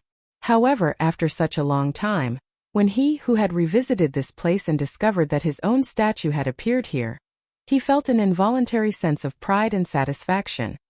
Who would have thought? I really didn't think that there would be a day when my statue would stand here and become a role model to inspire the younger generation.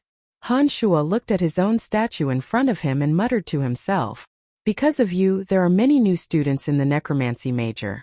Hehe, Fanny is getting busier and busier." A kind voice sounded from behind Han Shuo. Dean Emma of the Babylon Academy of Magic and Force gradually walked in front of Han Shuo. As a space Grand Magus, Emma possessed the unique ability to travel through space. In this area, as long as Emma wanted to talk to someone, she would immediately appear in front of them. When the space behind him fluctuated, Han Shuo knew that Emma had discovered his arrival. When Emma's voice sounded, Han Shuo wasn't surprised at all. He smiled faintly at Emma, who hadn't changed at all, and said, "I really didn't think that my statue would stand here. Hehe, you have this kind of strength.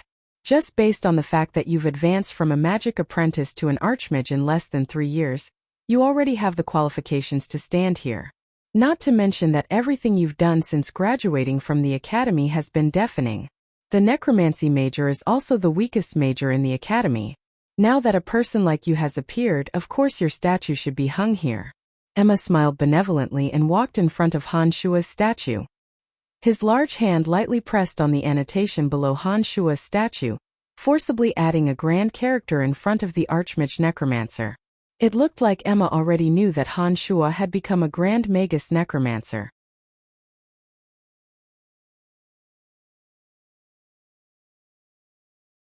Chapter 376. Dean, I haven't gone to the Magic Association to confirm my strength. Han Shuo watched Emma's movements and couldn't help but laugh lightly. Emma winked at Han Shuo and said with a smile, "So, you admit that you have the strength of a Grand Magus?" Han Shuo didn't know how Emma had seen through his strength with a glance, but Han Shuo didn't feel the need to hide it. He only needed to hide the secret of his magical yuan, and didn't need to conceal his accomplishments in magic. He nodded and smiled. Correct. To Han Shuo, magical yuan was his most important secret. Strength and magic could exchange for more benefits for Han Shuo. Han Shuo was also preparing to go to the Magic Association to confirm his qualifications as a Grand Magus. No matter in which country, a mage at the level of a Grand Magus would obtain an extremely high status. Once Han Shuo's qualifications were confirmed in the Magic Association, it would be of great use to Han Shuo's career. So it is, I can sense a little from the aura on your body. However, the most important basis is that you killed Kelt. Kelt was a Sky Knight and had a green dragon as a magical pet. Since you were able to kill him, your strength is naturally at the level of a Grand Magus. Emma answered matter-of-factly, "Dean, why have you come to see me?" Han Shuo knew that Emma was very busy. There were many matters at the Babylon Academy that required her to deal with. There must be a reason why she had come to see Han Shuo this time. As expected, Emma nodded and looked at Han Shuo with a smile, saying, "There are very few people in the Empire who are proficient in necromancy magic, and even fewer who have reached the level of a Grand Magus. Those I know only know how to practice magic all year round, and rarely show themselves in front of others. Haha, you can also be considered a member of the Babylon Academy. Moreover, you've promised Fanny that you would guide the students in the department when you have time. I hope that you aren't just speaking casually, and will guide them seriously when you have time." Dean Emma, don't worry. If I'm free, I'll definitely guide them. Han Shuo didn't make a firm promise. Currently, Han Shuo had too many things to do and couldn't stay at the academy to guide the students. However, if he really had the time, Han Shuo was willing to give them a lesson or two, even if it was for Fanny's sake. "That's good, Emma smiled and nodded. She paused for a moment before continuing. "I know you're here to look for Fanny. She's been a little busy lately, but she's becoming more and more beautiful. Oh right, I forgot to tell you. Fanny has also become a magister. She's also very amazing. You have to treat Fanny well." Hearing Emma say this, Han Shuo couldn't control the longing in his heart. He smiled and said, "I really do have some matters to discuss with Fanny. Then I'll head over first." Go ahead." Emma didn't stop Han Shuo. The sky gradually darkened as Emma and Han Shuo spoke.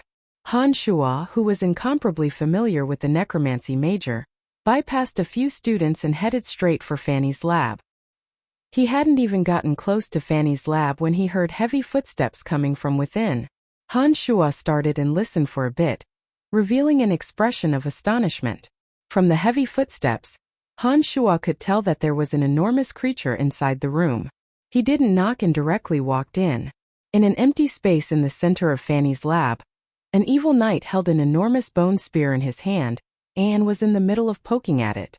In a magical formation 5 meters away from the evil knight, Fanny was panting heavily as she manipulated the evil knight. It looked like she'd expended a lot of mental strength. Starting from high-level undead creatures like the evil knight, necromancers didn't need to expend too much mental strength. They only needed to give the evil knight the order to attack. Unlike zombies and skeletal warriors, the evil knight didn't need a summoner to instruct it how to attack its enemies. Its intelligence allowed it to display its strength freely. Of course, if a necromancer wanted to, they could still use their mental strength to manipulate the evil knight. However, this would cause the necromancer's mental strength to rapidly deplete, and would also be unable to display the evil knight's true strength. In short, starting from high-level undead creatures like the evil knight, the necromancer only needed to give it the order to attack. There was no need to use their mental strength to manipulate it like they did with zombies or skeletal warriors. That would instead hinder the evil knight's ability to freely display its strength. Fanny had obviously fallen into a misconception. She'd manipulated the evil knight like a skeletal warrior or a zombie. She'd thought that these high-level undead creatures required her to use her mental strength to manipulate them in order to display their full strength. Han Shuo found it a bit funny when he saw her panting heavily as she practiced. In the few months that they hadn't met, Fanny had indeed become more and more beautiful, just as Dean Emma had said. This was of course due to the rebirth pill. Not only had Fanny's skin become as white as jade, but the insides of her delicate body had also improved greatly. This was also the reason why Fanny had been able to advance to Archmage so quickly. Han Shuo had entered without a sound. Fanny, who'd been manipulating the evil knight, hadn't sensed Han Shuo's presence at first. It wasn't until the evil knight she'd manipulated turned around to stab her that she abruptly discovered the smiling Han Shuo standing in the doorway. Fanny's eyes first blossomed with incredulous surprise. Then she gritted her teeth and pointed a finger at Han Shuo. Under Fanny's command, the evil knight abruptly raised his enormous bone spear and stabbed straight at Han Shuo, who was standing with a smile on his face. Having seen Fanny's expression, how could Han Shuo not know that Fanny was acting coquettishly in a different way? He understood that she was angry that he hadn't come to see her for a long time, and that was why she'd done this on purpose. Seeing the bone spear thrust towards his head, Han Shuo continued to look at Fanny affectionately with a smile on his face. When the enormous bone spear reached Han Shuo's head, Fanny's expression abruptly changed. She hastily used her mental strength to control the bone spear, attempting to stop it and prevent it from truly injuring Han Shuo. However, the bone spear that was as swift as a gale was simply too fast. Add to that the fact that Fanny clearly wasn't adept at controlling the evil knight. The bone spear that was thrusting towards Han Shuo emitted an ear-piercing screech of breaks under the influence of Fanny's mental strength. However, the speed of the bone spear was only a bit slower, and it still pierced towards Han Shuo's head. Fanny was incomparably terrified. At this moment, she couldn't open her mouth to urge Han Shuo to flee. She could only watch in terror as Han Shuo used all of her mental strength to stop the bone spear. Clang! The bone spear finally landed on top of Han Shuo's head. However, a strange sound of metal clashing rang out. In addition, a ball of black light formed above Han Shuo's head for a brief moment. When the sound of metal clashing rang out, the black light above Han Shuo's head strangely disappeared. Han Shuo still stood there with a smile on his face, not moving an inch. The bone spear didn't sink into Han Shuo's head at all. Under Fanny's command, the evil knight finally stopped. In the next moment, Fanny suddenly threw herself into Han Shuo's chest, recklessly pounding Han Shuo's sturdy chest. Her voice carried a faint sobbing tone as she said, "Idiot, you could kill Kelt, so why didn't you dodge? Do you want to die?" Han Shuo hugged Fanny tightly and said in a low voice, "You won't bear to hurt me." He suddenly kissed Fanny. Their tongues were like little snakes chasing and entangling each other, giving off an ecstatic feeling as if their souls were intertwining. This kiss lasted for a long time. When Han Shuo's large hands unconsciously climbed up Fanny's towering twin peaks, Fanny suddenly felt something and pushed Han Shuo away. She glared at Han Shuo with a red face and said sweetly, "I'm your teacher. This is the school, so you better behave." It would have been better if Fanny hadn't said it. When Han Shuo saw Fanny's charming and gorgeous appearance, he thought back to when he was still an ordinary student and admired her greatly. He couldn't help but chuckle evilly and say, "It's precisely because you're my teacher that I feel more excited when I kiss you. You won't be able to escape from the palm of my hand." As soon as he finished speaking, Han Shuo grabbed Fanny back with his large hands and kissed Fanny deeply again. His two hands first caressed Fanny's soft and smooth back, then his large hands gradually moved downwards. Before Fanny could react, he suddenly pressed down on Fanny's round and perky buttocks and began to rub them unceremoniously. Fanny whimpered as she struggled and pushed Han Shuo away with a red face. She glared fiercely at Han Shuo again before taking a few steps back and saying, "You perverted brat, before you meet my father, you better behave yourself." Han Shuo was speechless. He then looked at the evil knight beside him and explained to Fanny with an unchanging expression, "Starting from an evil knight, the method of control is different from that of a zombie warrior or a skeleton warrior. An evil knight has its own intelligence. If you don't use your mental strength to control him, he will be able to display his full fighting strength."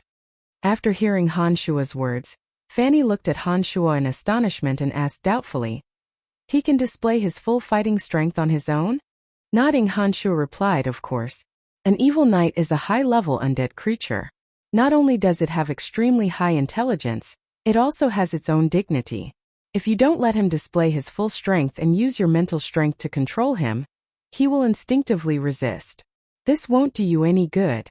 At some unknown time, Han Shuo and Fanny's positions had been reversed. Originally, it was Han Shuo who came to ask Fanny about some difficulties in magical knowledge. However, the current Han Shuo could see the errors in Fanny's magical training with a glance and even help her correct them.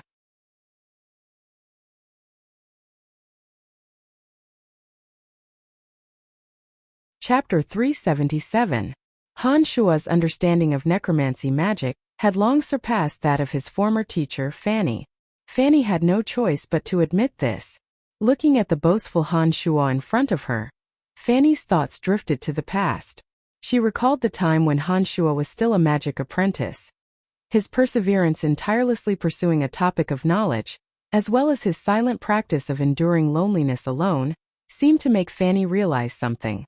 The man in front of her had long since lost all traces of his past. That weak and cowardly youth who was less than 1.7 meters tall, that youth who silently cleaned up the garbage all day long, that youth who had no strength and could only be bullied by others, was now this stalwart and powerful man? Fanny's mind was momentarily absent-minded as she stared blankly at Han Shuo, lost in thought, forgetting some of the explanations Han Shuo had given her about magic. After a long time, when Han Shuo's voice suddenly became louder, Fanny was startled awake. She gave Han Shuo an apologetic smile with her clear eyes and explained, "I don't know why, but I find that the current you and the past you are unable to overlap. It's as if you've become another person in an instant. Even now, the series of changes you've undergone makes me feel like I'm in a dream." In a short few years, Han Shuo had grown to an unreachable height. Now, even Fanny, who had been his teacher, had to look up to him. There was no lack of geniuses in Lancelot Empire, but Han Shuo's rapid growth was one of a kind. Han Shuo smiled casually and said, "I've changed too much from the past. It's very normal for you to feel this way. Anyone can change. This is the rule of human evolution. As long as a person experiences unimaginable to others, they will be able to grow quickly." Han Shuo understood that he and Brian were people from two completely different worlds. They weren't the same person to begin with. Their personalities and experiences were also completely different. Fanny's feelings would certainly be different. It was normal for her to feel that way, so he found an excuse to dispel the doubts in Fanny's heart. "Brian, I've always been in the academy these past few years, but you've rarely practiced in the academy. I've always wanted to know what you've been doing all these years. Why is it that every time you return to the academy you surprise everyone? According to what you've just said, you must have experienced something unimaginable. Otherwise, you wouldn't have changed so quickly. Can you tell me?" Fanny stared blankly at Han Shuo, inquiring about the things that had happened in those days. Hearing Fanny's question, Han Shuo thought for a moment and said, "I've experienced too many things. It's not good for me to tell you all of them. But as you guessed, my experiences these past few years have been very rich. Simply put, I've been in danger at every moment. It's precisely because of this danger that I've been constantly improving." "Brian, it seems that you've been through a lot these past few years. I've never asked, but that doesn't mean that I don't care about you. It's just that I don't know how I can help you." Fanny looked up at Han Shuo, speaking in a soft and gentle voice. She reached out her hand to gently stroke Han Shuo's firm face, as if she wanted to use this method to soothe Han Shuo's hardships these past few years. Allowing Fanny to gently stroke his face, Han Shuo closed his eyes in comfort. There wasn't a trace of lust in his heart. He was only slowly going through everything that had happened since he entered this world. Han Shuo even thought of his parents from another dimension. Han Shuo didn't violate Fanny again that night. Instead, it was mainly Han Shuo explaining some of the difficulties that Fanny encountered in her magical knowledge. Fanny listened to Han Shuo's detailed descriptions in detail. She listened attentively at first, but gradually became absent-minded until a sweet smile hung at the corners of her mouth. She gradually fell asleep in Han Shuo's arms. Seeing that Fanny had fallen into a deep sleep, Han Shuo maintained the same posture that made Fanny feel comfortable.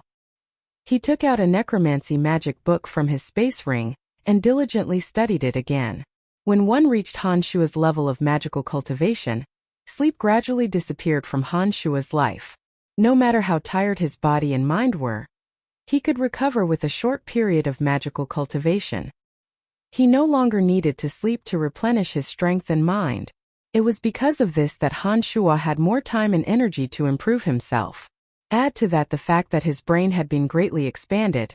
Those cryptic and difficult magical books under Han Shuo's quiet study caused each and every one of them to pulse with wondrous characters. They were slowly comprehended by Han Shuo. Books were the most precious legacies left behind by predecessors. However, those who wrote books were all extraordinarily intelligent people, especially in the field of magic. If a fool wanted to find the correct path of cultivation through the books left behind by predecessors, it wasn't an easy task. If everyone could improve themselves through books, then there would be no need for the Babylon Academy of Magic and Force to exist. However, for someone of Han Shuo's level, it wasn't easy for him to find a mentor who could give him pointers. Only the books left behind by predecessors to guide him through the maze was the fastest way to break through his own limitations. However, magical books had always been synonymous with cryptic and difficult to understand. The higher the level of a magical book, the more so it was. Take the necromancy magic book in Han Shua's hands for example. Ordinary people who weren't intelligent enough would be muddle-headed just by looking at the symbols and incantations, not to mention understanding the exact meaning of each symbol. After Han Shua's brain had been expanded by magical magic, his comprehension, memory and comprehension abilities were far superior to ordinary people. When he calmly studied those books, his comprehension speed was several times faster than other necromancers of the same kind. It was also because Han Shua used all the time he had to sleep to practice magic, in addition to the fact that his brain was much stronger than ordinary people, that he was able to grasp the ancient phase summoning spell so quickly.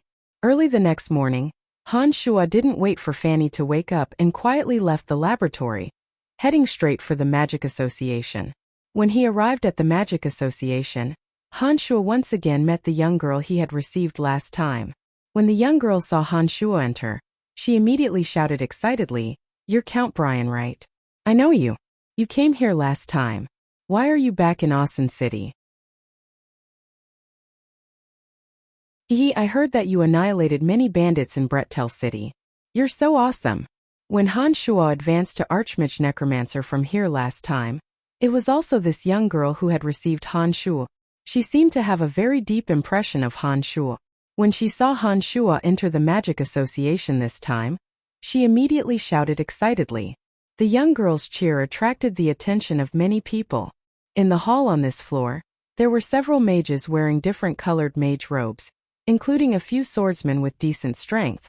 Some of them were from the Magic Association, while others should have come to the Magic Association to confirm their magic rank.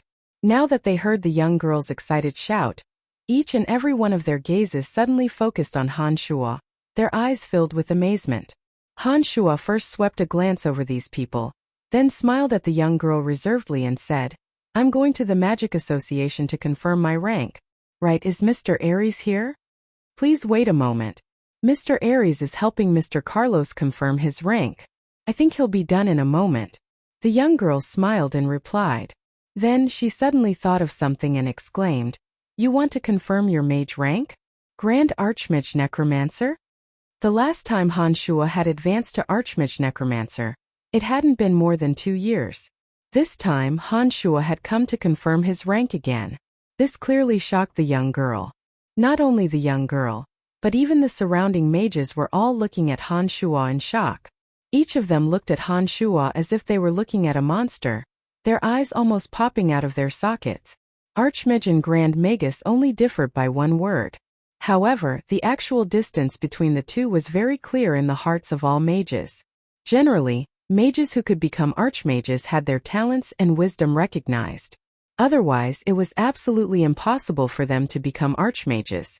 However, even if these people wanted to advance from Archmage to Grand Magus, it definitely wasn't something that could be done in 2 years. Depending on each person's aptitude and understanding of magic, this process generally required 10 to dozens of years. To be able to advance from Archmage to Grand Magus in a short 2 years, this speed was simply shocking. It was no wonder that so many mages in the room were looking at Han Shua as if they were looking at a monster. If the time Han Shua spent practicing magic was included, then Han Shua had used only 4 years to go from a person who knew nothing about magic to a Grand Magus who could command the winds and clouds of any country. This speed seemed to be something that no one had ever been able to achieve before. Just as the young girl was crying out in shock, the person in charge of the Magic Association, Aries Hussein, came down from upstairs. In addition to Aries, there was also a thin young man with long flowing hair who looked to be less than 30 years old. This young man walked silently with a carefree smile on his face. He wore an ash-white magic robe. Han Shua only glanced at the symbol on his magic robe, and immediately understood that he should be the Carlos who was looking for Aries to confirm his rank. This person had clearly just become a Wind Grand Magus. He seemed to be in an incomparably good mood as he walked down with Aries with a smile on his face. The two were even cheerfully discussing. Aries unintentionally glanced downstairs and suddenly saw Han Shua standing there like a javelin. He immediately cheered, "Hey young man, you're Brian, right? I remember you. What business do you have in the Magic Association?" Nodding his head with a smile, Han Shua calmly said, "Mr. Aries, I want to reconfirm my mage rank." I think I should have the qualifications to wear the Grand Magus Necromancer medal. Like everyone else in the room, Ares was also incomparably astonished. He carefully sized up Han Shuo a few times before scratching his head and asking doubtfully, "If I remember correctly, the last time you came here to confirm your Archmage rank was only 2 years ago. Don't tell me that you're going to confirm your rank as a Grand Magus Necromancer so soon?" Nodding his head affirmatively again, Han Shuo said, "That's right. Inconceivable, truly inconceivable. The Magic Association is really lively today. The Lancelot Empire really does have a lot of geniuses. Carlos became a Wind Grand Magus before the age of 30. Who would have thought that another one would come? I don't know if you can create a miracle. I think you're definitely not 30 yet, right?" Ares couldn't help but shake his head in wonder as he looked at Han Shuo and sighed. When Han Shuo possessed Brian's body, Brian was only 16 years old. Up until now, only 4 years had passed. According to the exact numbers, Han Shuo's actual age in this world should only be 20 years old. However, because Han Shuo had experienced too many life and death battles, and because Han Shuo was already 20 years old before he possessed Brian's body, his appearance appeared to be a bit more mature. That's not the main point. The main point is whether or not I can confirm the rank of a Grand Magus Necromancer. Han Shuo didn't care much about this kind of empty reputation and said to Ares with a smile, "So you're that Bretel City's City Lord Brian. I've been looking forward to meeting you for a long time. I'm very happy to meet you here.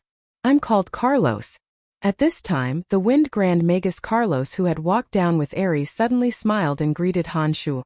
Han Shuo politely returned the greeting and said with a smile, "That's right, I'm Brian. It's very nice to meet you, Carlos." Han Shuo seemed to have heard someone talk about this Carlos when he was at the Dark Mantle headquarters last time. However, Han Shuo didn't pay much attention to it last time. He was able to become a Wind Grand Magus before the age of 30. Han Shuo was certain that this person must be very famous in the Lancelot Empire. He thought to himself that when he returned to the Dark Mantle headquarters, he should find some time to investigate this person. "Young master, we should leave." In the hall, an old man who looked like a butler said to Carlos, "Don't worry. I want to wait for Brian to confirm his rank before leaving." Carlos turned his head and smiled at the butler. He then smiled at Han Shuo and said, "Brian, if you don't mind, can you let me take a look?"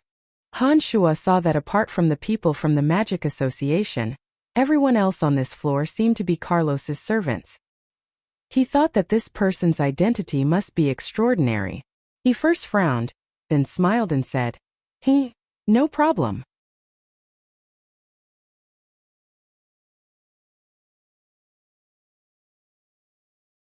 Chapter 378. There was no difference from the previous test. First was the test of mental strength. Han Shuo's mental strength had indeed reached the Grand Magus level, so he easily passed the mental strength test. The next necromancy magic test was just as simple. Necromancy magic of the Necromancy Grand Magus level was most representative of an even more powerful summoning technique. After Han Shuo's incantation, an old Fey zombie suddenly descended from another dimension. The old Fey zombie's unique appearance represented everything. Without a doubt, the appearance of the old Fey zombie proved Han Shuo's strength. Ares stared deeply at the old Fey zombie and felt the dense aura of death coming from it. He nodded his head in astonishment and said to Han Shuo, "Not bad. You have indeed become a Grand Magus Necromancy. Unbelievable." Carlos' eyes sparkled with a strange light as he stared deeply at Han Shuo. After a while he sighed and said, "Your reputation is well deserved. It seems that your achievements today were not due to luck. Congratulations, Brian." Han Shuo politely nodded his head to Carlos and said with a smile, "Many thanks. All right, there are no problems. Wait a moment, I will immediately help you with the proper procedures." Ares said this to Han Shuo, then went straight up to the next floor. He should be busy with Han Shuo's ranking at the Magic Association. After Ares left, Carlos looked at Han Shuo and hesitated for a while. Then he opened his mouth and said to Han Shuo, "Brian, are you on very good terms with Prince Lawrence?" Han Shuo was startled. He didn't know why Carlos would say this. He nodded his head and looked at Carlos in astonishment, saying, "That's right. What's the matter? There's something I don't know if I should say or not. Carlos had a difficult expression on his face as he hesitated. No harm. Just say it. Han Shuo smiled. The doubts in his heart grew larger and larger. Carlos' expression turned serious. He looked deeply at Han Shuo and said, "Then I'll be straightforward. Among the 4 princes, Prince Lawrence has the least hope of inheriting the throne. In addition, due to Lawrence's special identity, he would be the first to suffer if His Majesty passed away. Forgive me for saying too much, but it's best if you don't get too close to Prince Lawrence. Playing it safe is the best course of action for your Bretel city." Before coming to Asen City, Han Shuo had already understood Lawrence's predicament from Emily's letter. When Han Shuo first came into contact with Lawrence, he understood that such a day would come sooner or later due to his illegitimate status. Candide had also reminded Han Shuo before. Han Shuo naturally understood that with Lawrence's status, it would be much more difficult for him to inherit the throne compared to other princes. However, Lawrence had treated Han Shuo well all these years. Han Shuo had also promised Lawrence that he would do his best to help him. When Han Shuo had entered Bretel City, Lawrence had spared no effort to help him. Now that Lawrence had truly fallen into a predicament, Han Shuo couldn't just sit by and do nothing no matter what. "Thank you for your reminder. However, I am a person who knows how to repay favors. Prince Lawrence has helped me before. When he is in danger, no matter how dangerous or disadvantageous it is to me, I will still help him. This is my principle of conduct and will never change." But thank you." Han Shuo looked at Carlos with a smile, expressing his attitude. Carlos sighed lowly and nodded, saying, "Brian, I express my admiration for your actions. However, you should still carefully consider this matter. This matter doesn't just involve you alone. Once Lawrence is no longer in power, you, your Bretel city, and your friends will all be implicated because of this matter. Sometimes people not only live for themselves but also for others." Carlos' words were reasonable, but Han Shuo still wouldn't change his mind just because of these words. The current Bretel city was incomparably sturdy. In addition, Han Shuo also had the cemetery of death to rely on.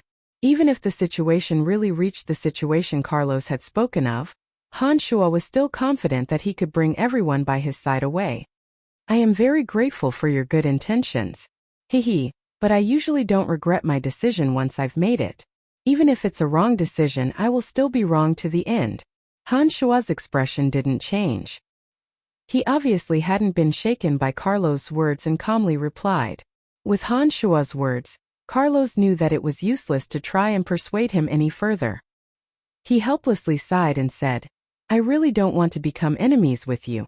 However, if the situation continues to develop like this, I'm afraid that some things really won't be up to us." What are you talking about? You two are rare geniuses in the Lancelot Empire. It seems that magic geniuses exist in every country. Brian, you're only 20 years old. Yet you're actually able to become a Grand Magus Necromancer. You're even more of a freak. At this time, Ares walked down from upstairs and chuckled as he spoke to the two. "It's nothing. Mr. Ares, Brian, I still have some matters to attend to. Goodbye." Carlos bowed to Ares and Han Shuo respectively and directly went downstairs to leave. Han Shuo looked at Carlos' departing figure and understood that this person definitely supported one of the other 3 princes. Otherwise, he wouldn't have said those words. It was because Carlos saw Han Shuo's strength in his eyes, or perhaps because he didn't want to create a strong opponent. That's why he had advised Han Shuo in such a manner. However, for Han Shuo, after entering the separate demon realm, he wouldn't necessarily lose even if he faced a sacred swordmaster. A Wind Grand Magus like Carlos, who had just advanced to Grand Magus, was simply not Han Shuo's match. Therefore, Han Shuo didn't pay too much attention to Carlos. "Brian, your information has been re-recorded. From now on, you're a Grand Magus Necromancer. Here, this is your new medal and certificate. You can have your own magic robe embroidered with the symbol of a Grand Magus Necromancer." Ares chuckled as he looked at Han Shuo. Handing over the proof of Han Shuo's new rank to Han Shuo. "Thank you, Mr. Ares." Han Shuo expressed his thanks, then said, "All right, I'll be leaving as well." "Wait."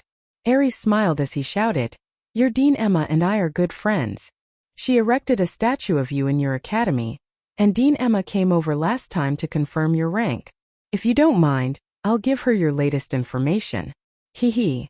This will help raise your status in the Babylon Academy of Magic and Force.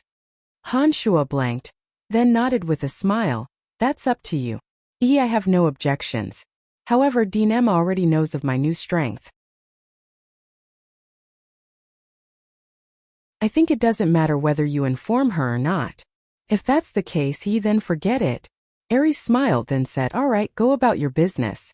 I hope that the next time you come to confirm your rank as a sacred magus, I'll still be alive to confirm it for you. That would be my greatest honor. Han Shuo smiled and chuckled, I hope so. However, Mr. Ares, you have to live a few more days.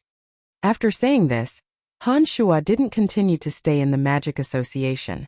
He directly went downstairs and headed outside. Carlos had already left with a group of servants downstairs. When Han Shuo came downstairs, the young girl obviously knew that Han Shuo had successfully confirmed his new rank. She looked at Han Shuo with adoration and said excitedly, you're really amazing. I've worked here for many years, but I've never seen such a young grand magus like you. Han Shuo nodded at the young girl implicitly and didn't say much. He smiled and left through the door, heading straight for the Dark Mantle headquarters. Mount Ordas Dark Mantle headquarters. This time when Han Shuo came over and flashed his identity card, he immediately received a special reception. One of the members brought Han Shuo in a certain direction. My lord, please wait a moment. I'll go pass on the message. The Dark Mantle member brought Han Shuo to a wide stone door and spoke respectfully to Han Shuo. Separated by a wide stone wall, Han Shuo could sense a few powerful auras coming from within. Han Shuo could generally remember people he knew. Even if they were separated by a great distance, he could still distinguish them through their auras. After reaching the separate demon realm, his consciousness had reached the large success stage. Han Shuo could even more easily distinguish the different auras on everyone's bodies. Separated by a stone door, there was a complicated magical boundary set up. However, it couldn't prevent Han Shuo's consciousness from sensing it. All right, go ahead. Han Shuo nodded and said to the member who led the way. The current Han Shuo's status was no longer the same as before. Within the Dark Mantle, a Dark Sun envoy was definitely one of the higher-ups. Han Shuo had successfully advanced to a second Dark Sun envoy after disrupting Kelt's operation in the underground world. In the entire Dark Mantle, there weren't many second Dark Sun envoys like Han Shuo. This member naturally treated Han Shuo very carefully and respectfully. From this member's mouth, Han Shuo learned that the three heavyweights of the Dark Mantle had gathered here. Even some of the retired senior figures were present. It seemed that they were discussing some important matter.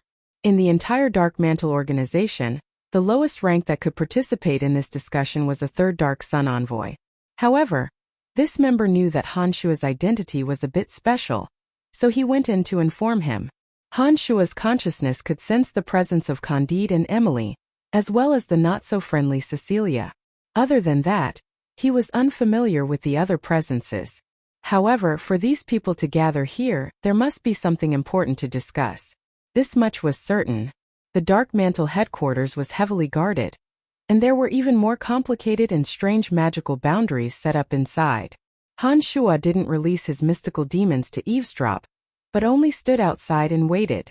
After a while, that member and another person walked out. This person was extremely robust and in the prime of his life. From his coarse palms, one could tell that he used a heavy weapon. He had a luxuriant beard. After coming over, he nodded at Han Shuo and said, Brian, right? Follow me. After saying this, he said to the member who brought Han Shuo over, all right, there's nothing else for you to do here. As they walked inside, the robust man opened his mouth to introduce himself. Like you, I'm also a second Dark Sun envoy. There's an oral order from above. Bring you in. This was an extremely spacious passageway. The walls of the passageway were lined with powerful crossbows and all kinds of small magical cannons, as well as all kinds of hidden magical boundaries. If one didn't have the qualifications to enter, Han Shuo dared to guarantee that if an unfamiliar person were to accidentally enter, only death would be waiting for them.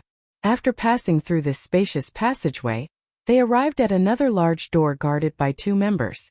The member who led the way pointed at the open door and said to Han Shuo, "You can go in." Han Shuo was startled. He looked at this person and said, "You're not going in with me?" He smiled wryly and shook his head, helplessly replying, "I don't have the qualifications to enter. Although I'm a second Dark Sun envoy like you, I can only stay here to guard." Who asked you to have a good guide? The higher-ups didn't allow me to enter." After hearing his words, Han Shuo couldn't help but become speechless. He then smiled apologetically at him and didn't say anything else as he walked inside. As soon as Han Shuo's footsteps landed, a formation suddenly activated. When a white light flashed, Han Shuo found himself in a sealed spacious stone room. The stone room was the size of a basketball court. There were tables and chairs made of white marble in the surroundings. The tables were filled with all kinds of snacks and fruits. Around a large rhombus-shaped table were 13 chairs. Each chair had a person sitting on it. At this moment, all 13 people were looking at Han Shuo in unison. At one corner of the rhombus-shaped table sat the 3 heavyweights of the Dark Mantle. They were Candide, Amis, and Cecilia. Emily sat upright on the other side. Her bright eyes only shot a glance at Han Shuo before subconsciously turning her head away. She was probably trying to avoid arousing suspicion, lest someone see through her. These 13 people were the true upper echelons of the Dark Mantle. Among them, Emily, the lowest ranked, had advanced to a 3rd Dark Sun envoy. Candide, Cecilia, and the others were the highest ranked 5th Dark Sun envoys. However, when Han Shuo glanced at them, he suddenly discovered that the 3 heavyweights, Candide, Amis, and Cecilia, weren't sitting in the main seats. 2 unprepossessing old men were sitting in the most distinguished seats. Han Shuo had seen one of them before. It was the smiling old man who guarded the Dark Mantle's stronghold in the Valley of Sunshine.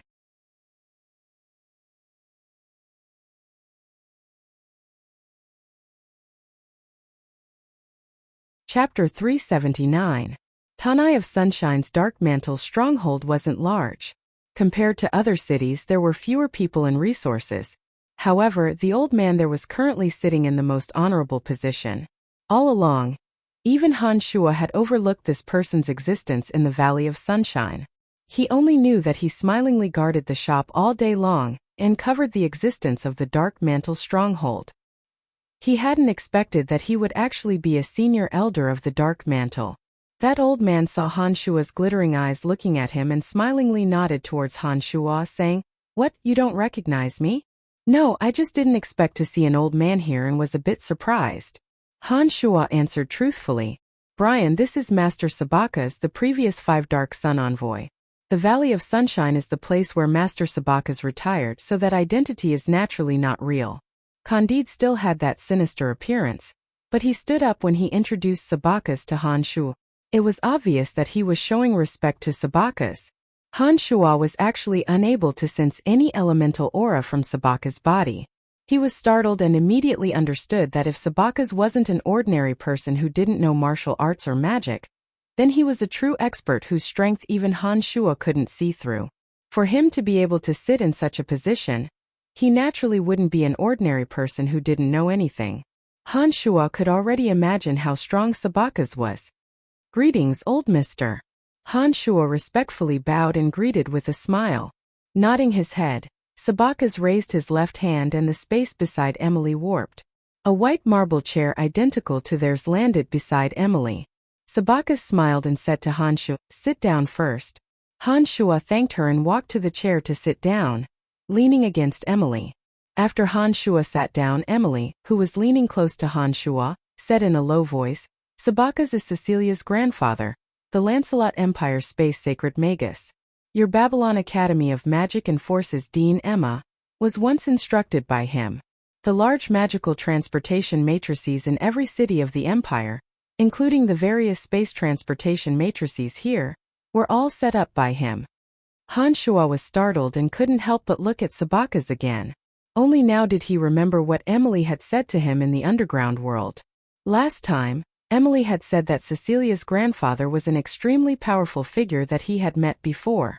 Back then, Han Shuo had racked his brains for a long time but still couldn't figure it out.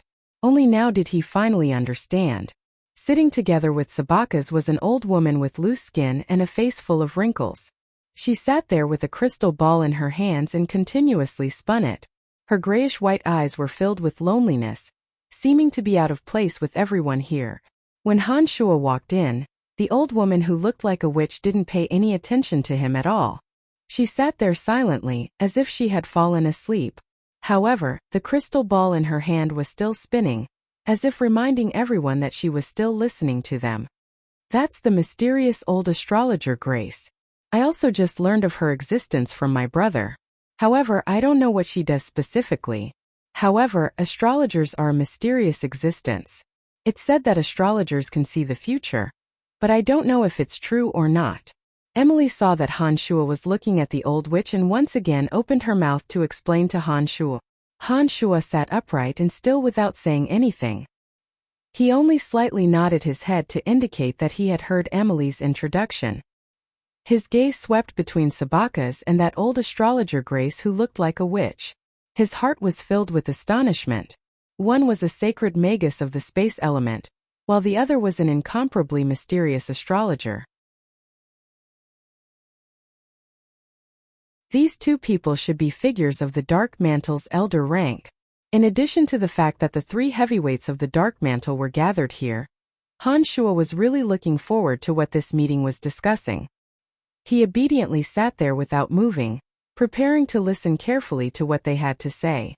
Brian, I'm aware of some of the things you did in Glorious tonight. You're a pretty good lad.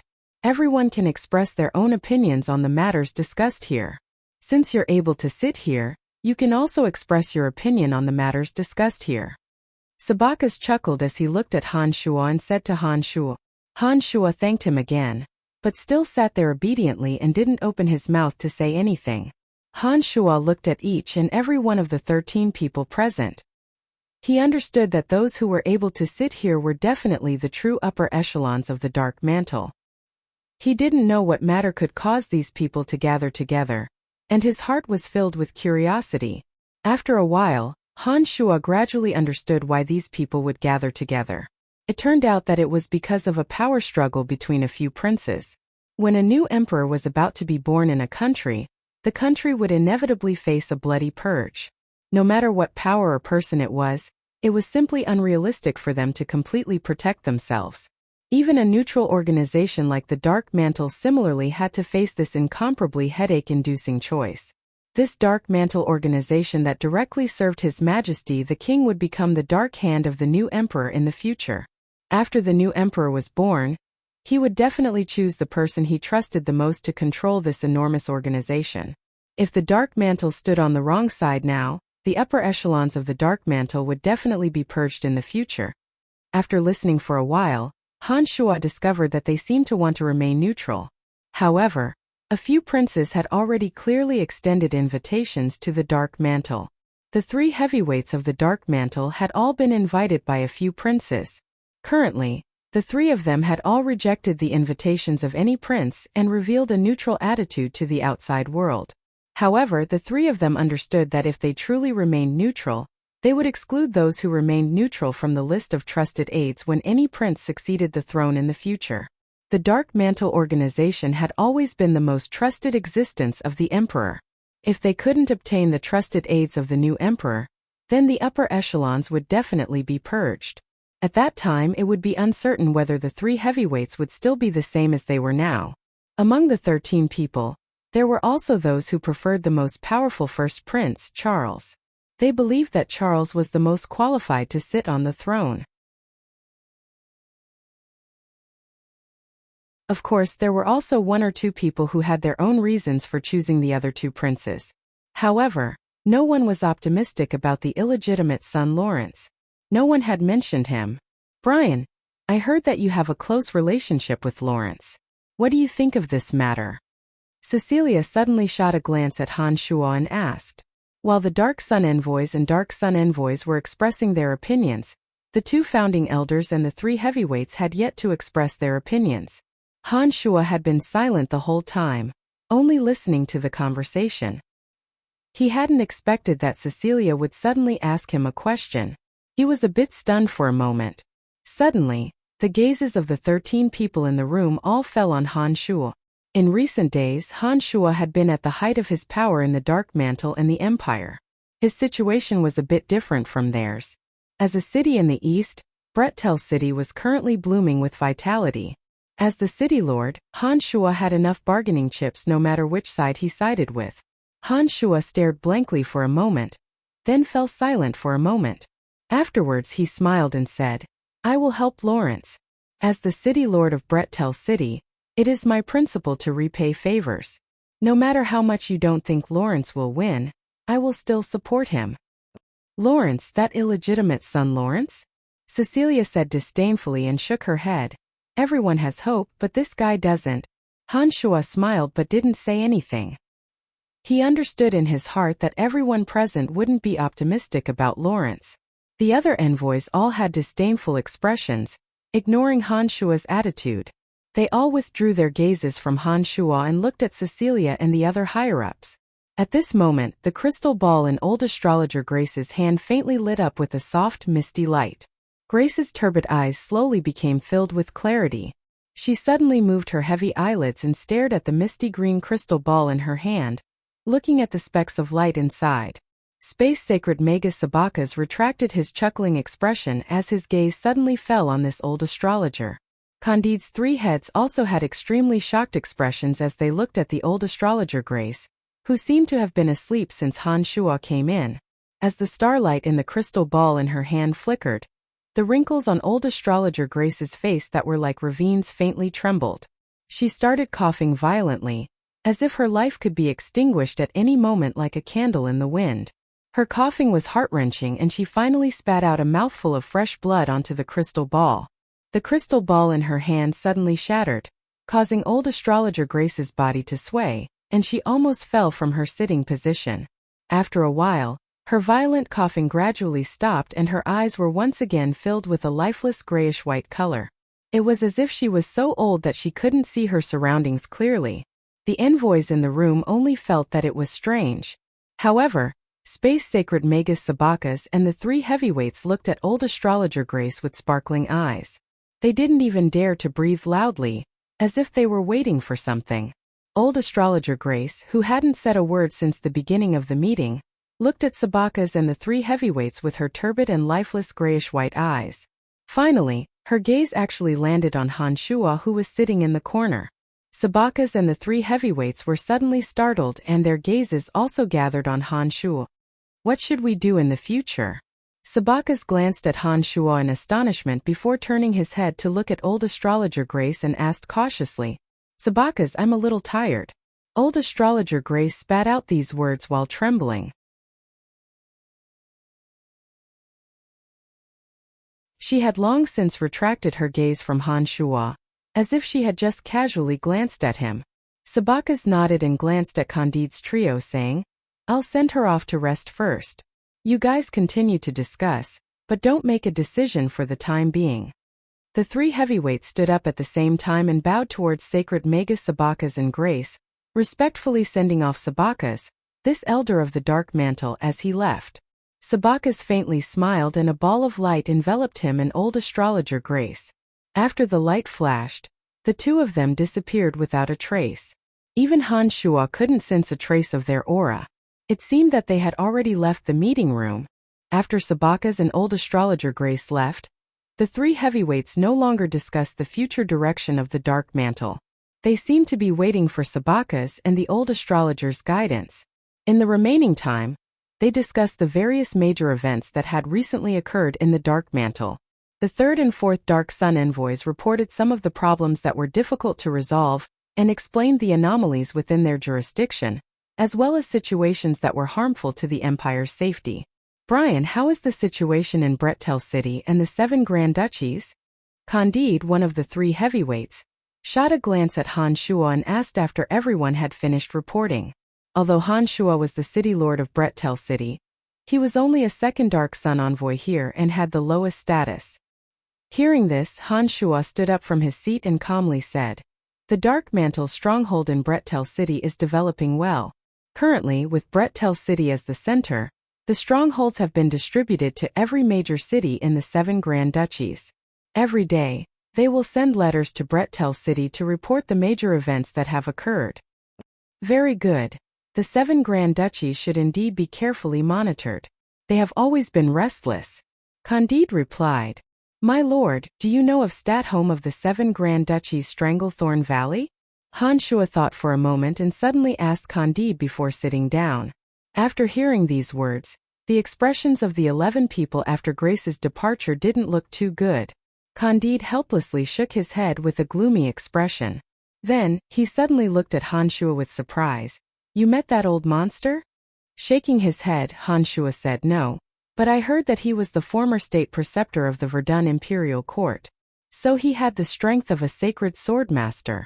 The last time the empire invaded the 7 Grand Duchies, it was said that the experts on our side received a warning from this person. I wonder if this is true? Nodding his head helplessly, Candide sighed and said, This is the empire's shame. If it wasn't for the existence of this old monster, the 7 Grand Duchies would have long been conquered. How could the 7 Grand Duchies, without a sacred magus, be a match for our Lancelot Empire? Isn't it all because of the existence of this old monster that we haven't used a sacred magus? Seeing that Candide actually admitted it, Han Shuo was stunned. He firmly remembered Statholm in his heart and even more so secretly pondered whether he should be a bit more cautious towards the 7 Grand Duchies.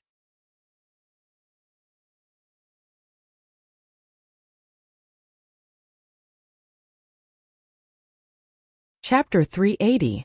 After the 2 senior figures left, the following conversation didn't have any substantive content. Everyone was most concerned about the future direction of the Dark Mantle. When this issue was no longer discussed, the meeting quickly ended. After the meeting ended, everyone dispersed. Han Shuo came to Candide's secret room. Candide first helped Han Shuo confirm the identity of the second Dark Sun envoy. Candide then said to Han Shuo, You've developed Brettel City quite well during this period of time. I've already discussed this matter with His Majesty. You've come at the right time. I believe His Majesty will confer you the title of Marquis. It would be great if that's the case. Currently, there are many things waiting to be done in Brettel City. I need to report to His Majesty and see if we can build a large-scale transportation matrix in Brettel City. This way, Brettel City can develop even faster. Han Shuo understood that any large city couldn't do without communication with other cities. Currently, it was very inconvenient for Brettel City to communicate with the outside world. Only with its own transportation matrix would it be able to develop even faster. Candide felt a bit of a headache when he heard Han Shuo's words. He thought for a moment and said, I can't guarantee whether His Majesty will agree or not. Although Brettel City has defeated some bandit groups, they are only bandits in the end. Before Brettel City can display the strength to resist the 7 Grand Duchies, I believe His Majesty won't feel at ease building a transportation matrix in Brettel City. Once the 7 Grand Duchies broke through Brettel City, if there happened to be a transportation matrix in Brettel City, the 7 Grand Duchies could spend magic crystal stones to transport their troops to other cities in the Lancelot Empire. This would be a disaster, and His Majesty would definitely treat it with caution. Han Shuo also understood Candide's meaning. He nodded and said, It looks like His Majesty won't feel at ease before Brettel City defeats the 7 Grand Duchies. AI. His Majesty's health is getting worse and worse. I don't think he can hold on for much longer. Did you come back from Brettel City this time for that, Lawrence? Candide sighed, then clearly asked Han Shuo. Han Shuo didn't hide anything as he nodded. That's right, Lawrence and I have a good relationship. It is my principle to repay a debt of gratitude. Lord Candide, you don't need to persuade me otherwise. I'm not trying to persuade you, I just feel that you should seriously consider this. Your reputation in the Empire isn't small right now. As long as you can stabilize Brettel City, your future will be limitless. But if you fight for power for Lawrence, I'm not only worried about yourself but also your current foundation. You should consider it carefully. Candide didn't know how to persuade Han Shuo. When he'd first brought Han Shuo into the Dark Mantle, he'd never imagined that Han Shuo would have such accomplishments today.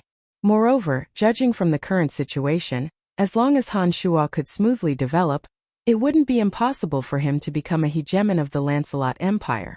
On one hand, Han Shuo had been brought up by him. On the other hand, Han Shuo could be considered his wife Emma's student. No matter which aspect he considered, Candide didn't wish for Han Shuo to walk down the wrong path because of the wrong choice. That was why he'd repeatedly tried to persuade Han Shuo. However, after such a long period of contact, Candide understood that Han Shuo was the kind of person who wouldn't change his mind once he'd made up his mind.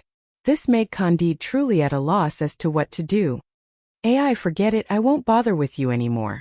Before Madame Grace points out the direction, no one knows what the future of the dark mantle will be. Candide sighed and said to Han Shuo. Hearing Candide's words, Han Shuo couldn't help but feel dumbfounded. After hesitating for a moment, he asked Han Shuo, "My lord, can Madame Grace really see the future clearly?" Astrologers were the most mysterious profession in this world. This was something Han Shuo had long since understood in his heart. He also knew of the various magical descriptions of astrology. However, Han Shuo wasn't someone who believed in those kinds of illusory prophecies. Therefore, he was still skeptical even now. Candide's expression turned solemn as he said to Han Shuo, "Lancelot Empire has encountered many major events over the years. Madame Grace's guidance has always been correct. The dark mantle being able to become a hand of darkness in the Lancelot Empire is inseparable from Madame Grace's guidance. In addition, Madame Grace is also the person His Majesty values the most. Her prophecies can even change His Majesty's decision. Up until now, His Majesty still hasn't made a decision on which prince to hand over the throne to. One of the reasons is because Madame Grace hasn't told His Majesty who the true wise ruler is. Yes, there's also Lawrence's master Corel Ascot. He's actually also waiting for Madame Grace to point him in the right direction. Whether the dark mantle will be able to avert disaster this time also depends on Madame Grace's guidance. That's why we haven't made any decisions up until now." Han Shuo was truly shocked after hearing Candide's words. He didn't expect that the old woman who looked like she would die at any moment would actually have such an important role in changing the decisions of the king and sacred swordmaster Corel. This caused Han Shuo's heart to be filled with amazement. Afterwards, Han Shuo suddenly recalled that old astrologer Madame Grace had gazed deeply at him after the crystal ball in her hand had shattered. Originally, Han Shuo had only thought that it might have been a casual glance from her. Now that he heard Candide's words, Han Shuo couldn't help but let his imagination run wild. He wondered if that gaze of hers had any special meaning. "So you're saying that as long as Madame Grace approves of a prince, he will definitely receive additional benefits?" Han Shuo thought for a moment before asking Candide. Candide nodded his head in affirmation.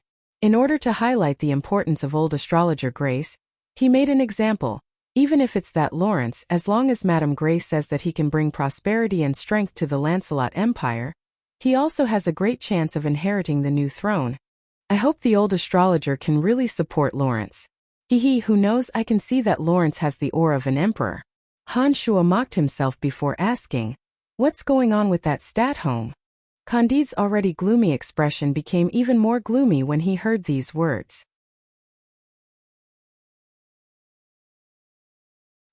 He hesitated for a moment before saying to Han Shuo, "When the Empire entered the 7 Grand Duchies last time, apart from sacred swordmaster Corel Ascot, there was also Earth's sacred Magus Dempus Gale. Originally, everyone believed that they would definitely be able to take down the 7 Grand Duchies that were in a state of disunity. The situation on the surface was similar to the rumors. Due to the sudden alliance of the 7 Grand Duchies, the Empire's army was obstructed everywhere. However, because the Empire secretly believed that the 7 Grand Duchies didn't have any sacred magus, they once wanted to violate the continent's convention and use forbidden magic to reverse the situation. Afterwards, before Earth's sacred Magus Dempus Gale could make a move, that old monster Statholm came looking for him. That old monster Statholm openly challenged sacred swordmaster Corel Ascot that we are so proud of. Apart from Earth's sacred Magus Dempus Gale, no one else witnessed that battle. No one knows the specifics of the situation. However, sacred swordmaster Corel and Earth's sacred Magus Dempus Gale did not take action in that battle. The Verdun Imperial Court had existed for many years. As the state preceptor, Statholm had long since possessed the strength of a sacred swordmaster. He hadn't died for so many years and was able to make Sacred Swordmaster Corel and Earth Sacred Magus Dempus Gale of the Lancelot Empire feel apprehensive the moment he made a move. This was already sufficient to prove his strength. That's right, there was a soldier who saw that old monster and said that his appearance wasn't as old as people imagined. On the contrary, he had the appearance of a handsome youth. It was precisely because of this that we called the state preceptor of the Verdun Imperial Court, Statholm, an old monster from then on. Candide continued to explain. Han Shua was silent. He furrowed his brows and thought for a while before saying, I understand. All right, I'll leave this place first. If there's anything you need, just look for me. I'll be staying in Asen City for a period of time. All right, be careful. Asen City isn't very peaceful right now. Candide nodded. Seeing that Han Shua was about to leave, Candide hesitated for a moment before suddenly saying, Wait. Han Shua stared blankly for a moment before turning his head to look at Candide and said, Is there anything else? That you better be careful between you and Emily. Amies isn't an easy person to get along with. In addition, the Han family is also one of the largest families in the empire. For the sake of you and Emily, you better be careful. Candide sighed softly and said, Sigh, everything about you is good. Except that you're a bit too romantic. There's also that Fanny, you have to be even more careful when dealing with her. I heard from your dean a while ago that her father is actually the commander of the Howling Legion, Firenze. That fellow is famous for being a ruthless butcher. He's even more difficult to provoke than Amies. There's also that Phoebe. She's Sacred Swordmaster Carol's most beloved disciple. What kind of women have you found? I don't even know how to help you anymore. After hearing Candide's words, Han Shua's expression changed. He was clear about the identities of Emily and Phoebe. The only one he didn't know was Fanny. He never would have thought that Fanny's background would be even greater. Her father was actually the commander of the Howling Legion, Firenze. As the second Dark Sun envoy of the Dark Mantle, Han Shua had naturally heard of this thunderous name in the Lancelot Empire. Firenze's Howling Legion was without a doubt the strongest legion in the empire. As the commander, Firenze was ruthless, cruel, and sinister. He was famous in the Lancelot Empire for being a ruthless madman. For so many years, Firenze's Howling Legion had always been stationed at the southern border to resist the barbaric orcs.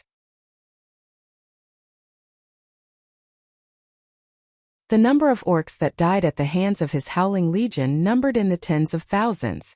Within the Orc Empire, Firenze's name was synonymous with demons and nightmares.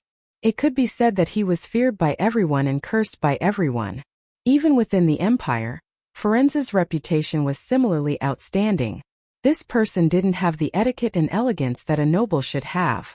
At the noble His Majesty the King's private banquets, Firenze even dared to rudely beat up any noble he disliked. However, this person was highly regarded by His Majesty the King, Uhtred. It was precisely because of his existence that the barbaric orcs were forever isolated. Although Firenze had offended many nobles and even publicly cursed Grand Duke Ashburn for being hypocritical, despicable, and obscene, he was still living well for so many years. Once, because he wanted to beat up Grand Duke Ashburn during a banquet, His Majesty the King couldn't bear to watch any longer and imprisoned him. However, when this news spread from the Lancelot Empire, the barbaric orcs immediately cheered and celebrated. Afterwards, their army pressured the borders and invaded the various cities of the southern border. His Majesty the King dispatched several generals to defend, but in the end, no one was able to maintain the situation. Seeing that the cities were about to fall, even His Majesty the King had no choice but to implore Firenze to come out and face the enemy. However, Firenze refused. In the end, when 2 cities of the empire's southern border were breached, Grand Duke Ashburn personally went to the prison and lowered his head to Firenze. Only then did Firenze come out and drive the orc army out of the southern border. In the southern border region, this Firenze was a godlike existence. In the entire Lancelot Empire, apart from His Majesty the King, the person Ashburn was most apprehensive of and most afraid of was Firenze. Han Shua had long since seen this information from the Dark Mantle's intelligence. Now that he heard that Fanny's old man was actually Firenze, he was immediately dumbfounded. His mouth became somewhat dry and he couldn't help but nervously ask Candide, "Are you sure that he's Fanny's father?" "It's him." This information came from your dean Emma. I only found out about it recently. Sigh, good luck to you. I've long since told you not to be too fickle. Let's see how you end up in the future. Candide also had a bitter smile on his face as he helplessly said to Han Shuo, it looks like it's indeed somewhat difficult to handle. Sigh, Master Fanny is such a gentle and virtuous person. How could she have such a crazy father? This world is truly mystical. Han Shuo sighed with a headache. Fanny's mother passed away early. Forenza dotes on her exceedingly. I think you should start with Fanny. If you can make Fanny obedient, you might be able to escape this calamity, Candide unexpectedly said. Han Shuo frowned and sighed.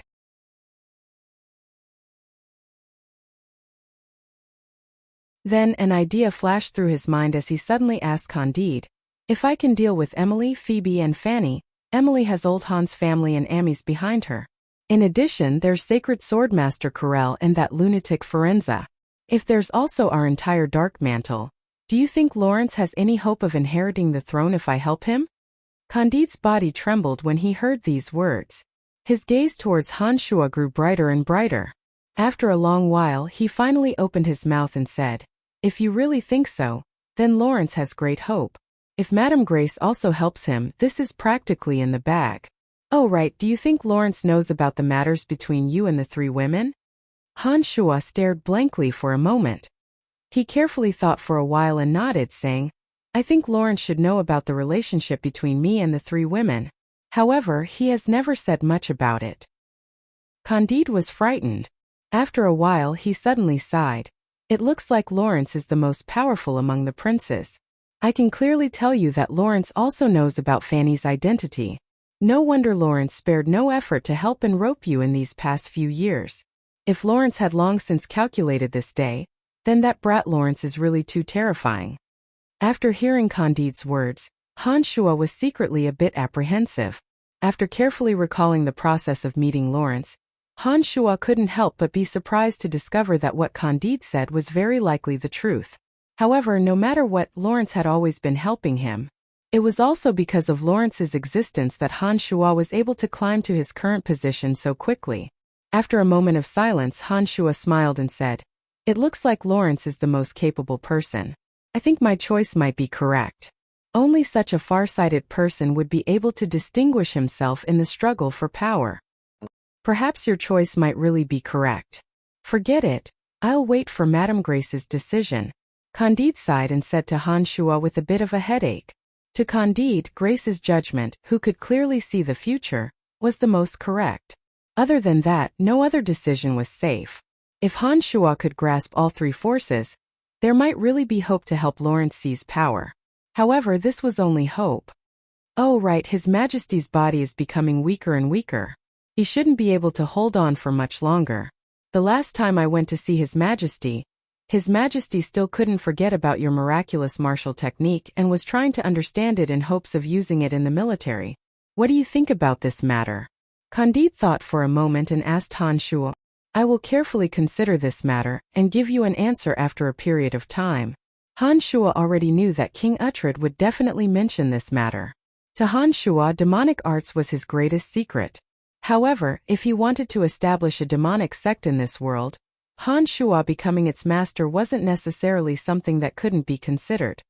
Yes, think about it carefully. His Majesty seems to attach great importance to this matter, Candide said. Nodding his head, Han Shuo finally opened his mouth and said, all right, I'll leave now. I need to carefully think about what you've said to me.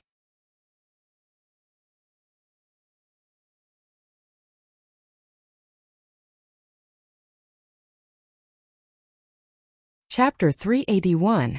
Asan City, Han Shuo's own mansion. As soon as Han Shuo returned to the Count's mansion, Steward Kalas immediately reported to Han Shuo that the third prince, Lawrence, had been waiting for him. Lancelot Empire's King Uhtred originally had three princes: eldest Prince Charles, second Prince Cyril, and youngest Prince Bifuli. Among the three princes, eldest Prince Charles was valiant and skilled in battle, second Prince Cyril was a standard refined nobleman, and youngest Prince Bifuli was only 15 years old, still a child. After Lawrence's identity was made public, he became the third prince. However, this third prince was only what everyone called him on the surface. Only those people knew how they cursed him in secret. As soon as Han Shuo returned to the count's mansion, he learned from Steward Kalas that Lawrence was waiting for him. He couldn't help but marvel at Lawrence's information network. After entering Asan City from Bretel City, Han Shuo only made a trip to the Babylon Academy of Magic and Force and the Dark Mantle headquarters. He basically didn't show his face in front of anyone. The news from Bretel City shouldn't have arrived so quickly. Lawrence obviously had another sensitive information network. Compared to his previous cheerfulness, Lawrence's expression was a bit more gloomy. Perhaps it was because he hadn't lived as he wished recently, but Lawrence's temperament had become even colder. However, when he saw Han Shuo walk in, he still laughed heartily and came over to hug Han Shuo. After a deep conversation with Candide, Han Shuo gained a new understanding of Lawrence's farsightedness. Seeing Lawrence come over to hug him, Han Shuo also had a happy expression. He suddenly hugged Lawrence tightly, laughing heartily as he greeted Lawrence with greetings. Han Shuo waved his hand to dismiss the servant who brought him refreshments. He lightly took a sip of the fragrant tea from the south of Odin Empire, then looked at Lawrence and said, "It hasn't been long. I didn't expect the situation to have already reached this point. Brian, there's finally news of you. During this period of time, my days in the imperial capital haven't been good. Charles has been pushing me around. Currently, apart from my adoptive father and Uncle Boris, there aren't any other nobles supporting me. Due to my awkward status, I know those nobles look down on me. However, I can't escape from this situation. Otherwise, Charles and the others will definitely not let me off." Lawrence didn't pretend to say too much and went straight to the point, telling Han Shuo about the predicament he was facing. Among the other three princes, eldest Prince Charles had the support of Grand Duke Ashburn. In addition, his mother was the Empress, making him the most promising candidate to inherit the throne. The second Prince Cyril had a good relationship with the various nobles in the imperial capital. He seemed to be kind and knew how to win people's hearts, and he had a bunch of nobles supporting him. Although little Prince Bifuli was still a half-grown child, his mother was the woman His Majesty loved the most. With that woman constantly whispering in His Majesty's ear, Uhtred seemed to love Bifuli very much. Although little Prince Bifuli was still a child, his mother was the woman His Majesty the King doted on the most. With that woman constantly blowing wind into His Majesty's ears, Uhtred seemed to dote on Bifuli very much. Actually, if it wasn't for his awkward status, the third Prince Lawrence, who had interfered, would have had the support of his father and uncle. In addition, his master was Sacred Swordmaster Corel. Unfortunately, due to his status as an illegitimate child, these weren't considered too heavy of a bargaining chip and basically couldn't guarantee him anything. From Candide's words, Han Shuo knew that old astrologer Madame Grace had a decisive say.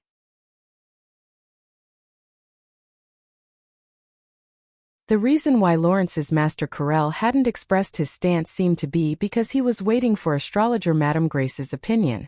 Lawrence didn't seem to know about this matter. Han Shuo came over and listened to Lawrence's sighing narration.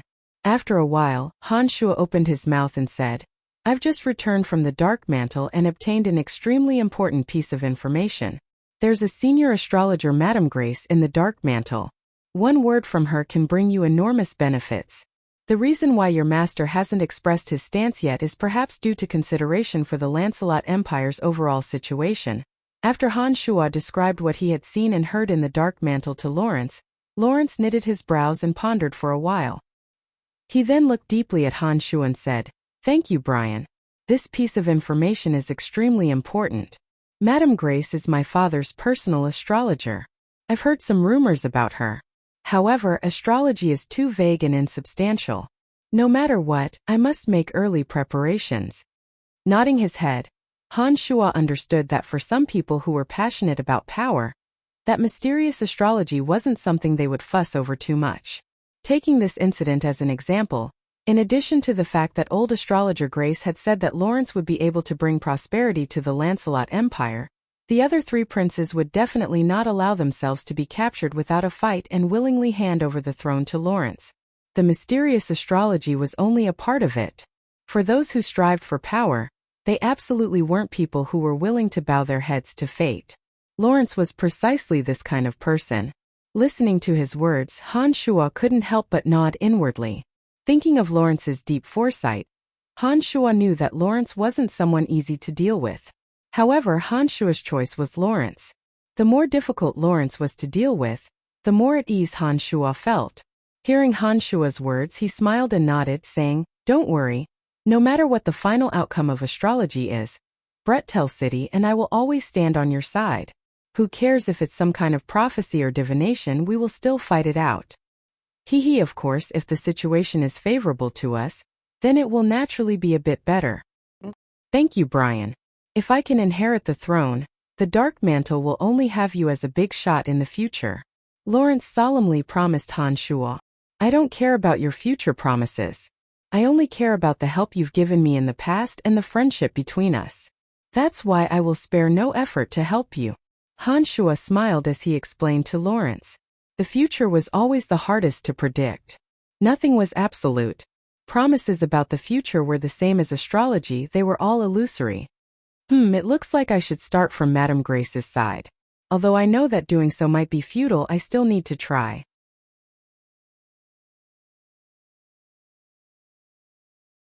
Lawrence understood that people like Madame Grace and Corel only cared about the future of the Lancelot Empire, and not about any one of them gaining power. After receiving Han Shuo's guarantee, Lawrence finally felt relieved. He discussed a few more details with Han Shuo before bidding farewell to Han Shuo and leaving. After Lawrence had left for a while, Han Shuo couldn't help but frown. He walked out of the hall and looked at the opposite roof, muttering to himself, "He's already left, why are you still here?" As soon as these words were said, a shadow floated down from the opposite roof. Balins, whom Han Shuo had met in the rose garden, suddenly appeared in front of him. A dense stench of blood mixed with killing intent slowly drifted out, filling Han Shuo's surroundings. The old assassin Balins, whose face was covered in scars, had been hiding there ever since Lawrence entered Han Shuo's mansion. When Han Shuo came over, he first sensed the dense stench of blood on Balin's body. Han Shuo understood that Balin's goal was to protect Lawrence, so he didn't pay attention to his existence. However, after Lawrence and Han Shuo had finished their conversation, Han Shuo discovered that Balins hadn't left with Lawrence when Han Shuo should have left.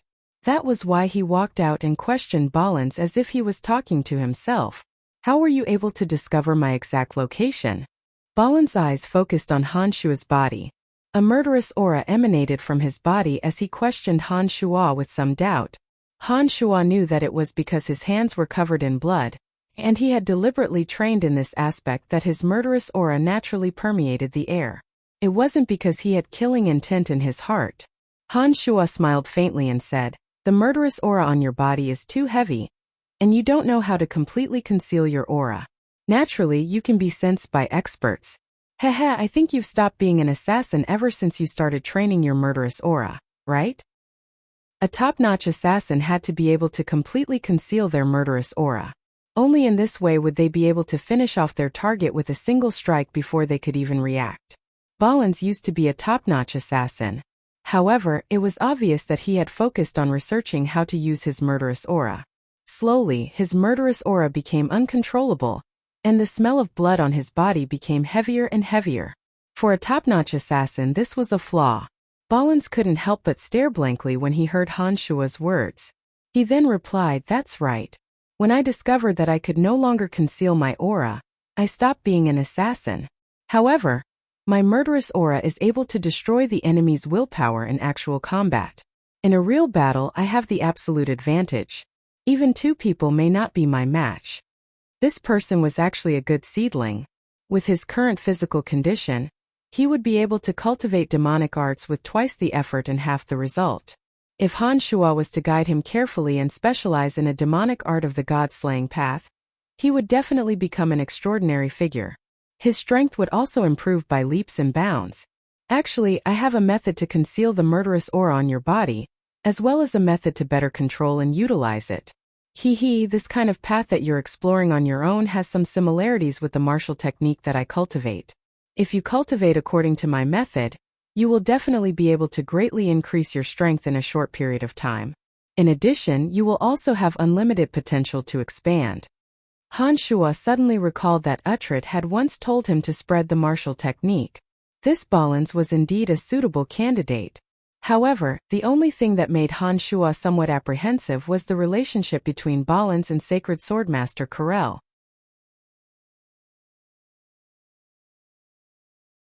As long as Balance cultivated the god-slaying path that Han Shuo had taught him, Han Shuo had full confidence that he would be able to control Balance.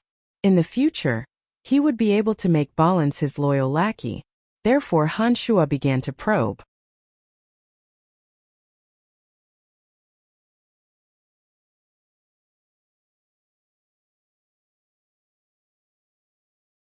Chapter 382. After hearing Han Shuo's words, the earthworm-like scars on Balin's face seemed to have come alive due to his excitement, giving off a frightening feeling as though one had seen a ghost in broad daylight. Even Sacred Swordmaster Corel, Balin's current master, didn't have a way to control the murderous aura all over his body. All along, Balance had been exploring by himself. His exploration of unknown territories was filled with confusion and danger. Sacred Swordmaster Corel wasn't able to provide him with any help. To Sacred Swordmaster Corel, Balin's research on murderous aura was simply unorthodox. He disdained to waste time on this aspect, and had once advised Balance to return to the orthodox realm of fighting aura cultivation. Unfortunately, Balance had sunk deeper and deeper, gradually becoming addicted to it and unable to extricate himself. Corel was unable to persuade Balance, and with his heart filled with disdain, he naturally wouldn't provide any help to Balance on this unorthodox path. Now that he heard that Han Shuo possessed a martial technique that could conceal and control this kind of murderous aura, to Balance, who had been wandering alone in unfamiliar territories for a long time, Han Shuo's words were like the sound of heaven to him. It tore open a deep hole in Balin's many years of solitude. Balance immediately became unable to control himself. You're speaking the truth? Balin's face trembled even more due to his excitement. His tone was filled with disbelief. Previously, Balance had seen Han Shuo's battle with Brute Merchant Alliance's Liu Kane. Including the miraculous performance he had when he first met Han Shuo, it gave Balance a pleasantly surprised feeling as though he had met a soulmate. Otherwise, he wouldn't have stayed for so long after Lawrence left, attempting to have a detailed discussion with Han Shuo to see if he could obtain something he was looking forward to from Han Shuo. Nodding affirmatively, Han Shuo confidently said, "Not only do I use my own killing intent, I also have a way to absorb the killing intent of soldiers on the battlefield. I believe that I am the only one in the entire profound continent who is proficient in this kind of martial technique." As soon as he finished speaking, the murderous aura around Han Shuo's body abruptly overflowed. Clouds of blood-red mist suddenly overflowed from Han Shuo's body. The blood-red mist contained a ruthless murderous aura of despair and endless resentment, causing one's soul to tremble. Under the control of Han Shuo's mind, the balls of murderous aura turned into sharp blades. With Han Shuo as the center, a blood-red flower of evil bloomed as if it was real. Balance's pupils bulged as he stared fixedly at Han Shuo. The crisscrossing scars on his face were like earthworms wriggling on his face. The thick smell of blood on Balance's body uncontrollably spread out. However, he would never be able to skillfully manipulate this bizarre aura like Han Shuo could. Balance could feel the energy contained within, and could also use this energy to stimulate one's fighting spirit in battle. However, he had never dared to imagine that Han Shuo's incomparably exquisite manipulation could be done. It was also from Han Shuo's display that Balance understood that once this domain was extended, it would blossom with light and destructive power that was even more terrifying than fighting aura. Earl Brian, can I learn this martial technique from you? Logically speaking, with Balance's status and experience, he shouldn't be so rude. However, after so many years of lonely exploration, he had endured that kind of helplessness and bewilderment for far too long. Now that he saw a resplendent path paved in front of him, this old man who had always been exploring the unknown by himself could no longer control himself. Han Shuo laughed involuntarily.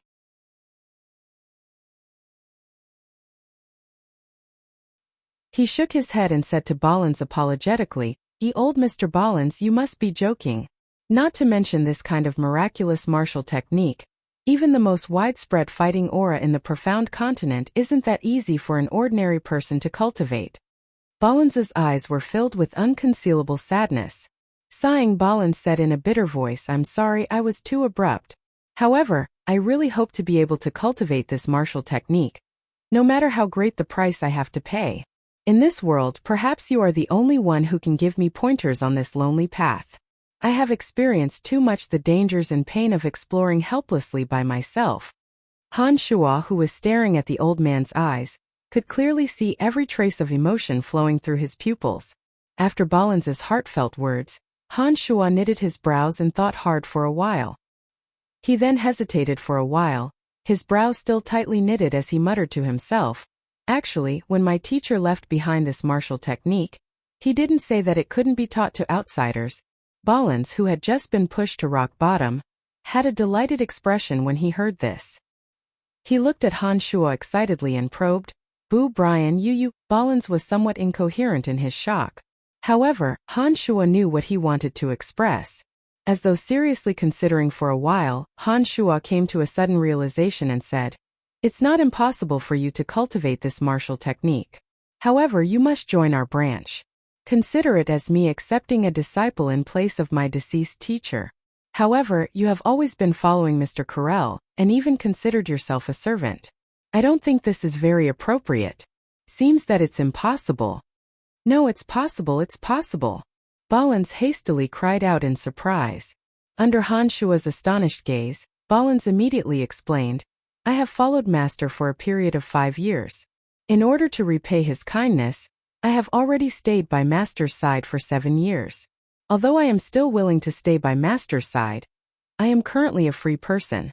As long as I tell Master, there shouldn't be any problems. If you don't mind, I am willing to enter your branch and cultivate that mystical martial technique with you." After Balens said this, Han Shuo unconsciously came to a realization.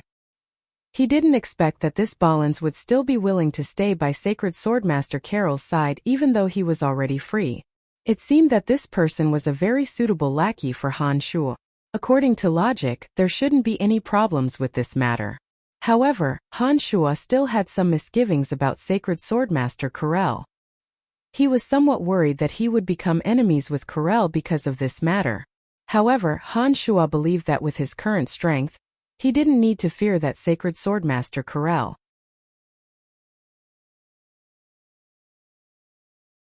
This Balens in front of him was also an extremely suitable candidate to cultivate in demonic arts.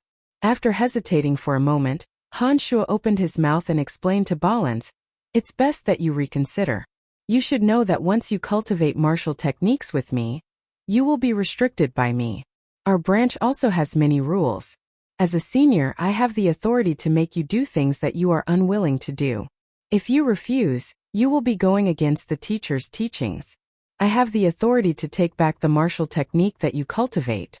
In addition, you should inform Mr. Corell and carefully consider it for a few days.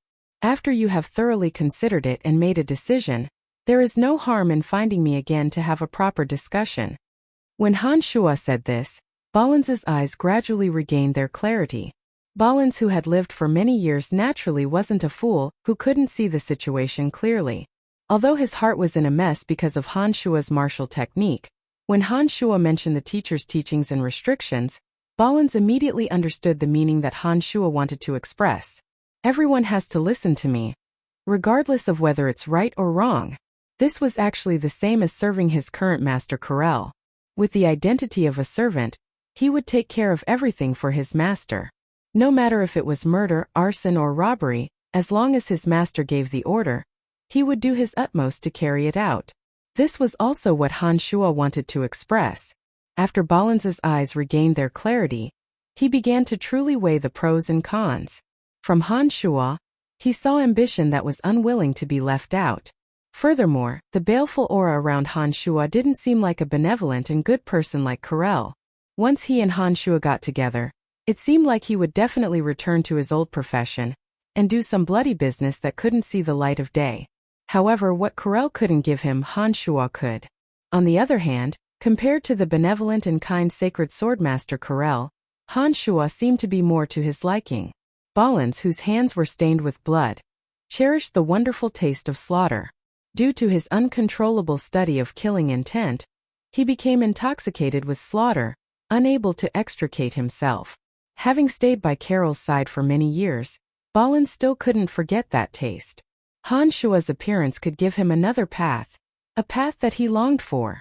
After hesitating between rationality and temptation, Balin was unable to immediately make a decision. In the end, he opened his mouth and said to Han Shua, "I will carefully consider your suggestion. Once I have made a decision, I will come and find you. No matter what your decision is, I will respect it." Han Shua smiled as he replied. Before Balin left, he suddenly thought of something. He turned around to look at Han Shua and asked, "What is the branch of martial arts that you practice?" "Sky Demon Gate. Sky Demon Gate. Sky Demon Gate, I will remember it." Balin muttered to himself. He leaped onto the roof and disappeared without a trace in the blink of an eye. Once you enter the Sky Demon Gate, you will never be able to leave my control. Corel, it's not that I have the intention to poach you, but it's simply impossible for you to teach such a talent. After Balin left, Han Shua muttered to himself with some pride. Austin City. Grand Duke Ashburn's mansion. Today, Duke Ashburn was secretly meeting with some special guests, a group of clergymen belonging to the Church of Light. The Church of Light's Lancelot Empire Red Archbishop Koss, along with a few temple knights and white-robed priests, were in Duke Ashburn's mansion, happily chatting with Ashburn and First Prince Charles.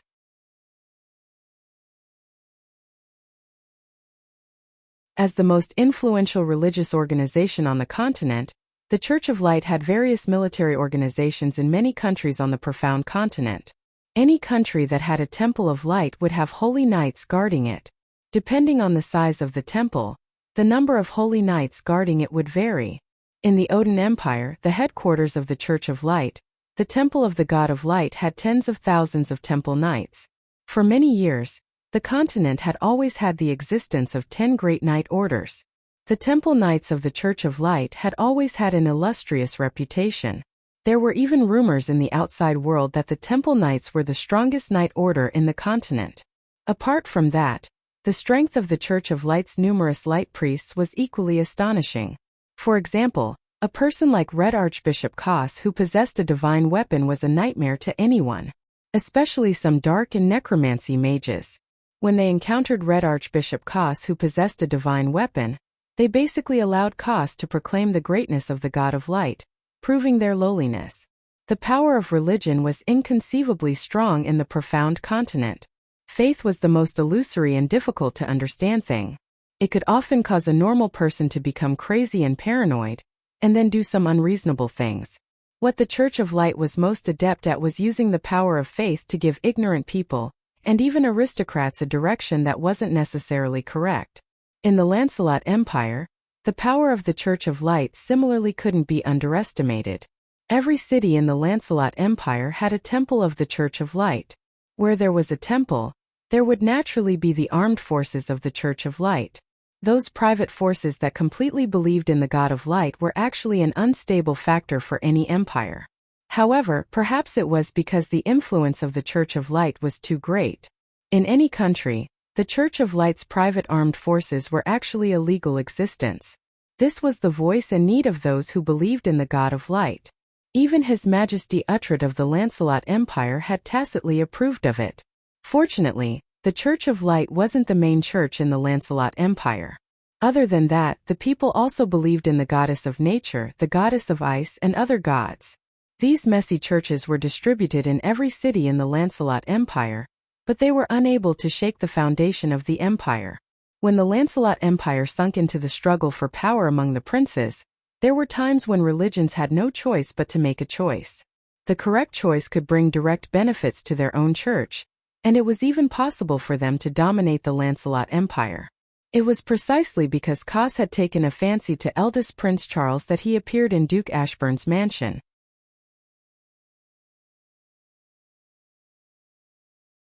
Having the support of such a huge church like the Church of Light was naturally a joyous matter for Duke Ashburn. Eldest Prince Charles was similarly very happy.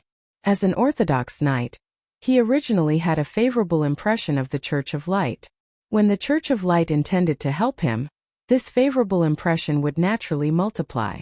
After a round of discussion regarding promises of power and support, both parties were perfectly satisfied. They were satisfied with the cooperation between the two sides.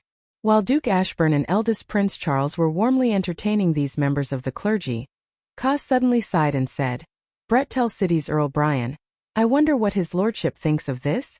He's only a lucky person who fawns on the rich and powerful. In addition, this fellow doesn't have any foresight. I think his good days will soon come to an end." Duke Ashburn's face was gloomy as he faintly smiled, giving a conclusion to Han Shuo. "His lordship is wrong. This person is definitely not easy to deal with. The power behind this person is the Calamity Church. As an old enemy of our Church of Light that has been secretly fighting for hundreds of years, we are fully aware of how terrifying the Calamity Church is. To tell you the truth, I once personally took action and led a few temple knights to apprehend this person. However, I returned in failure twice and even suffered some injuries." Speaking up to this point, Cos sighed and continued, "The Pope has given instructions for our Lancelot Empire's personnel to eliminate this person at all costs. I hope that his lordship will be able to help us." When Cos mentioned the Calamity Church, Duke Ashburn and eldest Prince Charles glanced at each other, their expressions not looking too good. A great noble like Ashburn was naturally aware of the existence of the Calamity Church. It was an evil nest where a group of true demons gathered. Ashburn didn't expect that Han Shuo actually came from there. This caused Ashburn to feel somewhat apprehensive. However, Ashburn and eldest Prince Charles had already taken action last time. The two believed that Han Shuo already knew about this. Regardless of whether it was Han Shuo or the Calamity Church, both were ruthless people who would seek revenge for the smallest grievance. This made the two understand that Han Shuo had already become a mortal enemy. Although the Calamity Church had an illustrious reputation, the fact that the Church of Light was able to suppress the Calamity Church for hundreds of years amply proved that the Church of Light was similarly a powerful religious organization. Now that he heard Cos talk about eliminating Han Shuo, Ashburn immediately and frankly replied, "The last time we tried, we were careless and failed. This person supports that illegitimate child. I believe that sooner or later he will die. Mr. Cos's intention is to make him disappear earlier?" Nodding his head, the red-robed archbishop lamented pitifully, "This person is an unstable factor in the profound continent. His existence will bring disaster to the profound continent. Our Church of Light's objective has always been to eliminate all existences that go against God's will. He is precisely the target that we must immediately eliminate. In that case, His Lordship, do you have any good ideas?" Ashburn waited for Cos to finish his agitated speech before taking advantage of the situation to continue asking, "This is my plan. However, I will need to borrow the strength of the two of you." Red Archbishop Cos nodded and began to describe his plan to the two.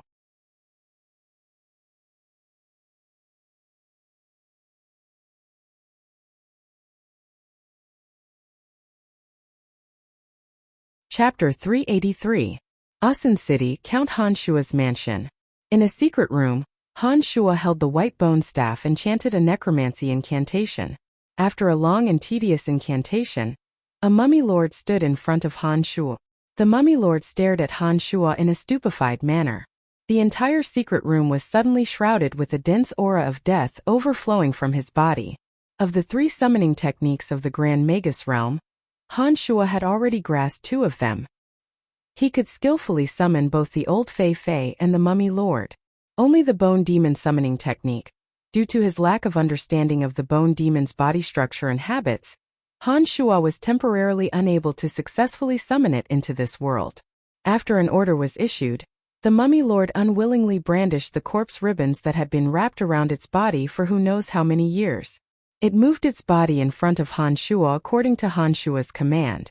Nodding his head, Han Shuo knew that he had completely grasped the Mummy Lord's summoning technique. With a wave of the white bone staff in his hand, the Mummy Lord returned to the necromancy paradise under Han Shuo's incantation. Putting away the white bone staff, Han Shuo took out the white bone staff he had obtained from the cemetery of death. After fiddling with the white bone staff for a while, Han Shuo hesitated for a moment and decided to use the skeletal staff to summon the Old Fei Fei and the Mummy Lord. This skeletal staff wasn't quite the same as the white bone staff. Chanting the necromancy summoning technique, while holding the skeletal staff could often double the power of the summoning technique. Han Shuo could only save some mental strength by holding the white bone staff, but he was unable to summon the two old Fei to the profound continent. However, if he chanted the necromancy incantation through the skeletal staff, he should be able to instantly search for the two old Fei. Han Shuo had the experience of using the skeletal staff to summon an evil knight. He believed that the old Fei would be the same as summoning an evil knight, and could also summon two old Fei in an instant. Han Shuo hesitated for a while, then began to chant the necromancy incantation to summon the old Fei demon.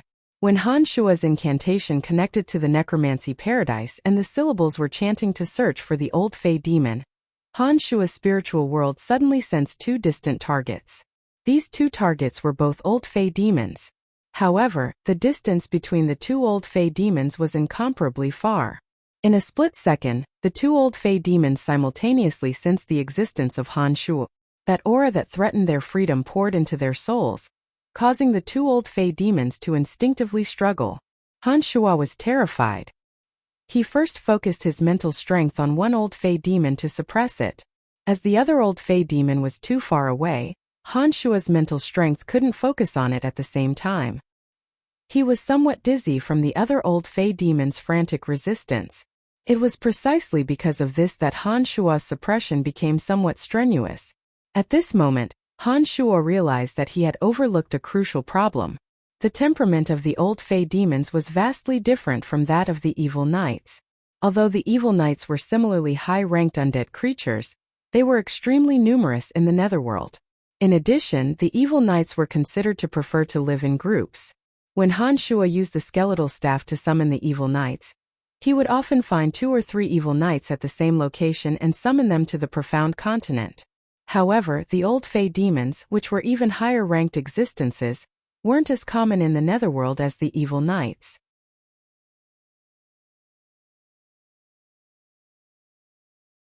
In addition, the old Fei demons, which were such high-ranked existences, all lived in one area and became the master of that area.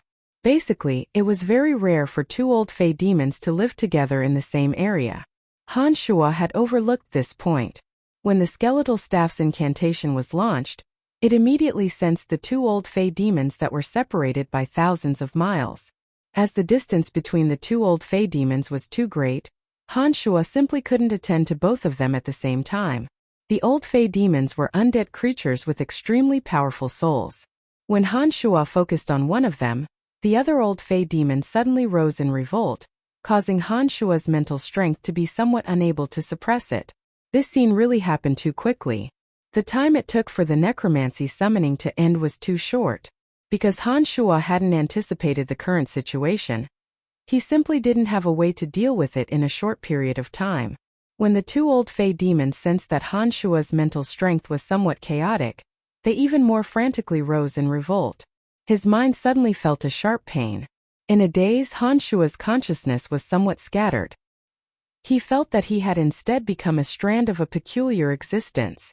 Guided by the souls of the 2 old Fei demons, he passed through the space-time tunnel and descended into the unknown undead world. Han Shuo had experienced the same experience once. When it happened a second time, Han Shuo immediately reacted.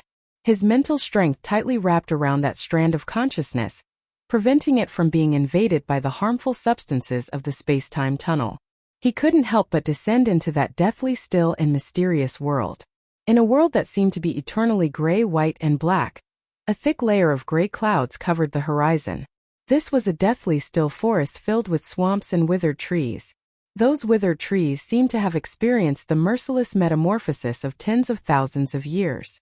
They had long since lost a trace of moisture and nutrients. Grayish-white spider webs hung on the tree trunks. One after another, bizarre miniature undead creatures were wriggling on the spider webs.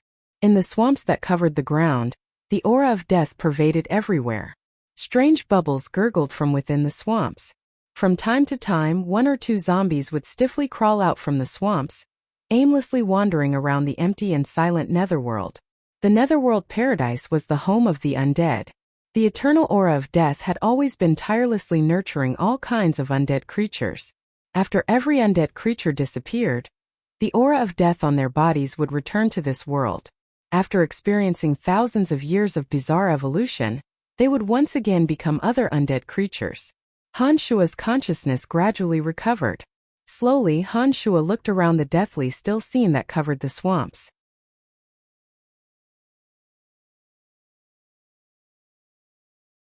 During this process, Han Shua tried to absorb the aura of death from the cemetery of death, condensing a corporeal body for himself.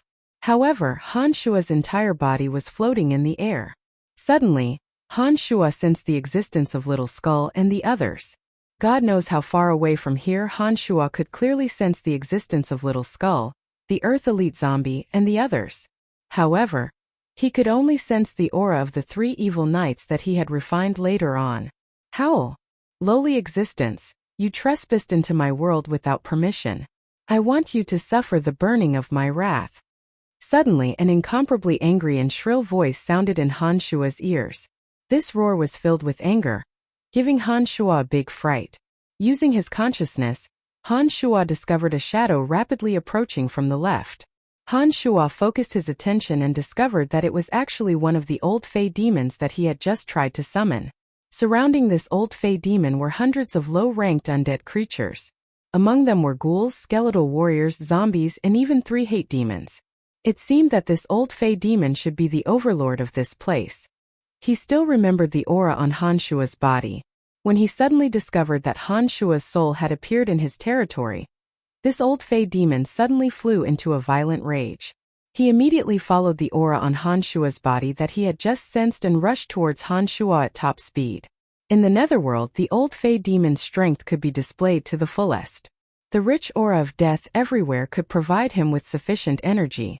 However, Han Shua's consciousness had entered this space. Without a physical body, his demonic arts could not be put to use. He could only use his consciousness and necromancy magic to attack. Seeing that the old Fey demon was ferociously rushing over, its sharp claws that could tear through iron and stone, Han Shua's consciousness suddenly locked onto the old Fey demon's body and released a soul tremor magic. Bang! In midair, the old Fey demon's soul felt as if it had been bombarded by a heavy hammer. The sharp pain instantly spread to the depths of its soul. Without waiting for the old Fey demon to react, bone spears rained down from the sky, causing the old Fey demon to stagger and dodge.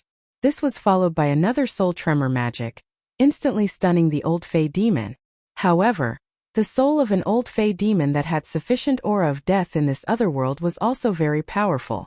Although the mental attack of Han Shua's soul tremor could bring great harm to the old Fey demon, it was unable to truly kill it.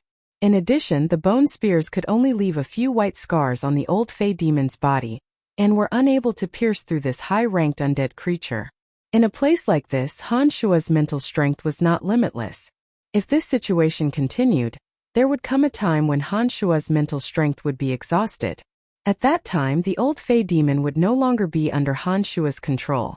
This kind of high-level old Fey demon would certainly be able to destroy Han Shua's soul, which had traversed an immeasurable distance to arrive at this place.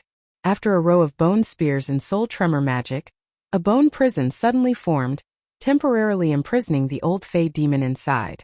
Han Shua saw that the old Fey demon hadn't reacted to the soul tremor magic and didn't continue to stay in this area. His formless body quickly flew far away, like an ordinary resentful spirit drifting in the netherworld. In the dusky sky of the netherworld, resentful spirits often floated past. These resentful spirits only had the simplest consciousness and would often become the food of higher-ranked undead creatures. They were also the nutrients that Han Shua used to refine some magical creatures.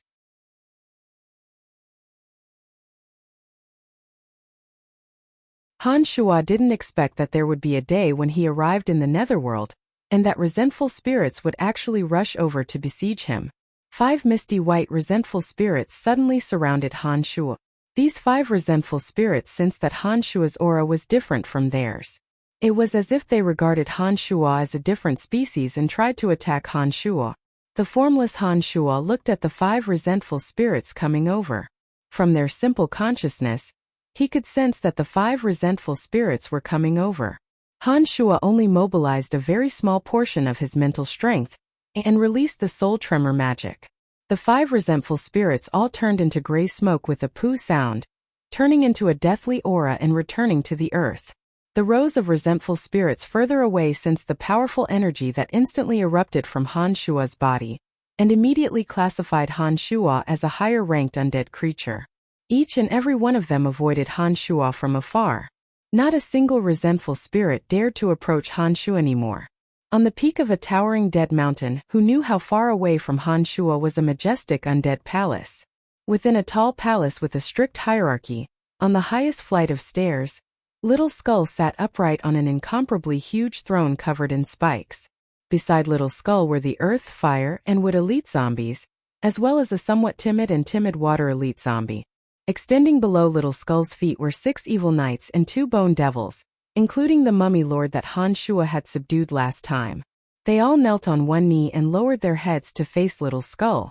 On the ice-cold walls of the palace, the flying bone devil that Little Skull had modified hung upside down in a corner. Many gargoyles curled up their bodies and remained motionless. Behind the evil knights were a few numb hate warriors and zombie warriors. They were like dutiful guards, standing ramrod straight with unwavering loyalty, as if they were ready to serve the little skeleton at any time. "My lord, why do you have to leave?" The mummy lord that he had subdued last time asked humbly with his head lowered. "You all look after this place well. I will return soon." Little Skull did not reply. He only gave an order as a superior. The powerful existence of the Eastern Dead Sea might come soon. "You all guard this place well. Do not attack anyone when I am not here." "Yes, my lord." The higher-ranked undead creatures below all answered respectfully. Facing Little Skull, who was even more ferocious than them, they, who were originally overlords of a region, had no choice but to lower their proud heads. "Retreat and guard your respective territories." Little Skull's dignified consciousness was conveyed. Apart from the 3 evil knights that had been refined by Han Shua's demonic arts, the other evil knights and mummy lords all obeyed his orders and retreated. "Father is coming. This world is a bit different from the material world.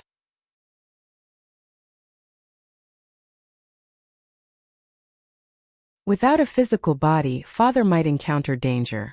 I must go and protect him," Little Skull said to the Earth Elite zombie, and the others after the subordinates had retreated. "We'll go too." The Earth Elite zombie rubbed his head and said naively, "We also want to see Father in this world." "No, you all stay here and look after our home. Those subordinates don't have the strength to protect the safety of this place. I can only trust you all, because we all have the same bloodline." Little Skull instructed and said, "Don't worry. After I find Father, I will bring him back." As soon as he finished speaking, the flying bone devil that was hanging upside down on the palace suddenly spread its wings and soared in front of Little Skull. The 7 bone spurs on Little Skull's back shook and shot at the bone devil that he had modified. The huge bone devil's wings, which were connected by rotten flesh, flapped and carried Little Skull away from the lofty peak of the dead mountain.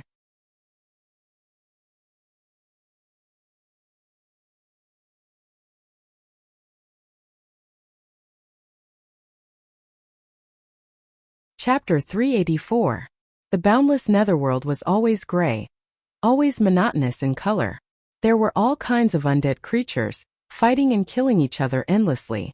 There was no sign of life. There was no alternation of day and night, no concept of time, only deathly stillness and desolation.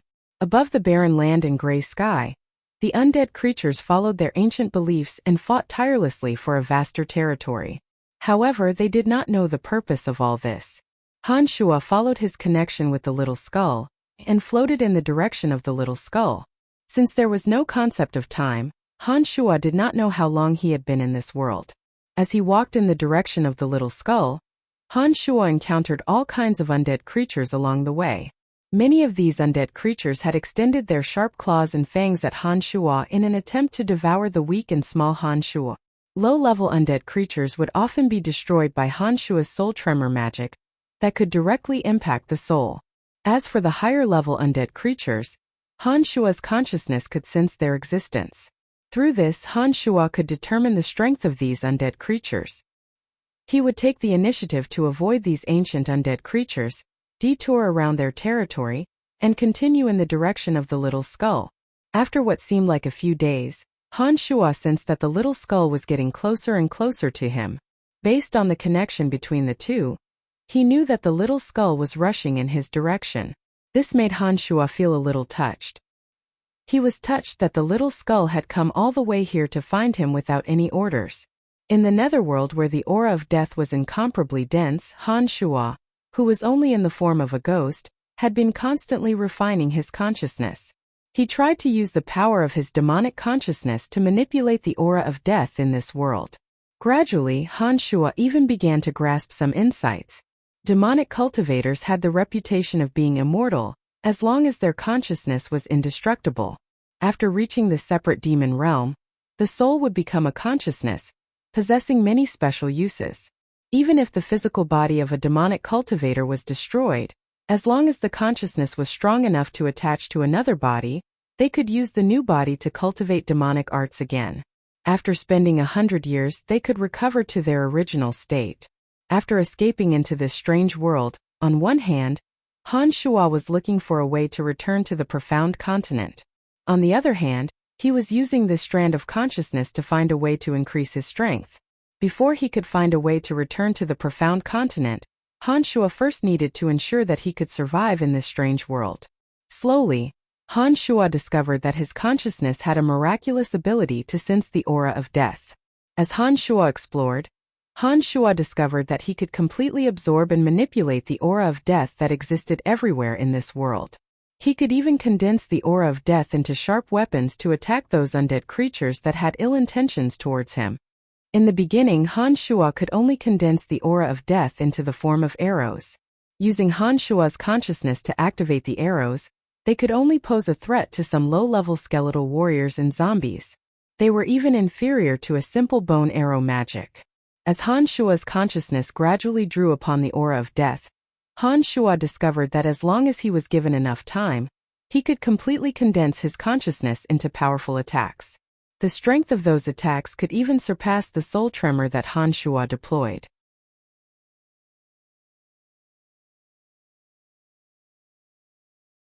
After a few more days, Han Shuo gradually discovered that condensing the aura of death with his consciousness could produce even more wondrous uses. Han Shuo even tried to use some high-quality skeletons to condense a dense, crystal-like aura of death within the bones, forging a skeleton body that was as white as jade for himself. This pure white skeleton contained the aura of death condensed by Han Shuo's consciousness. Under the relentless compression of Han Shuo's consciousness, the aura of death condensed into crystal-like spots hidden within the bones. However, the quality of the bones that came from ordinary skeletal warriors really wasn't that great. When Han Shuo tried to condense more aura of death within them, the bones couldn't withstand it and exploded. Han Shuo's use of this sparkling and translucent skeleton really did frighten many undead creatures that tried to attack him.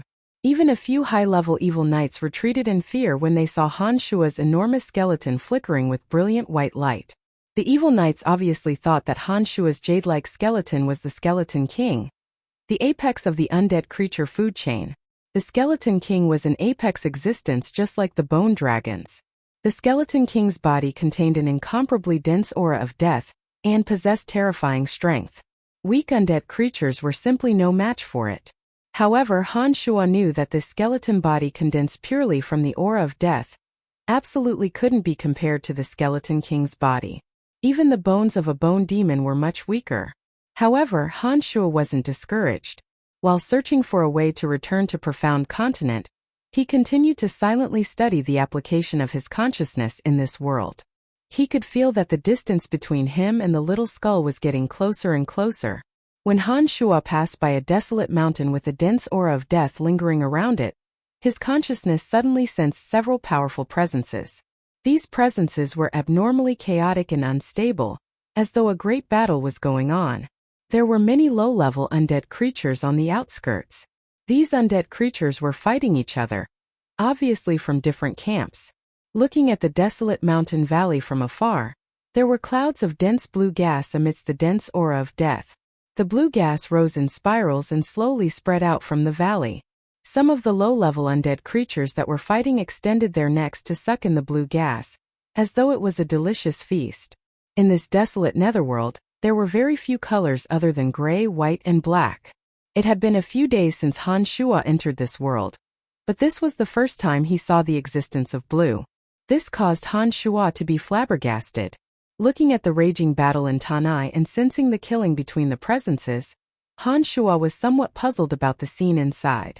While Han Shuo was puzzled, the dense blue gas slowly spread to the area where Han Shuo was located.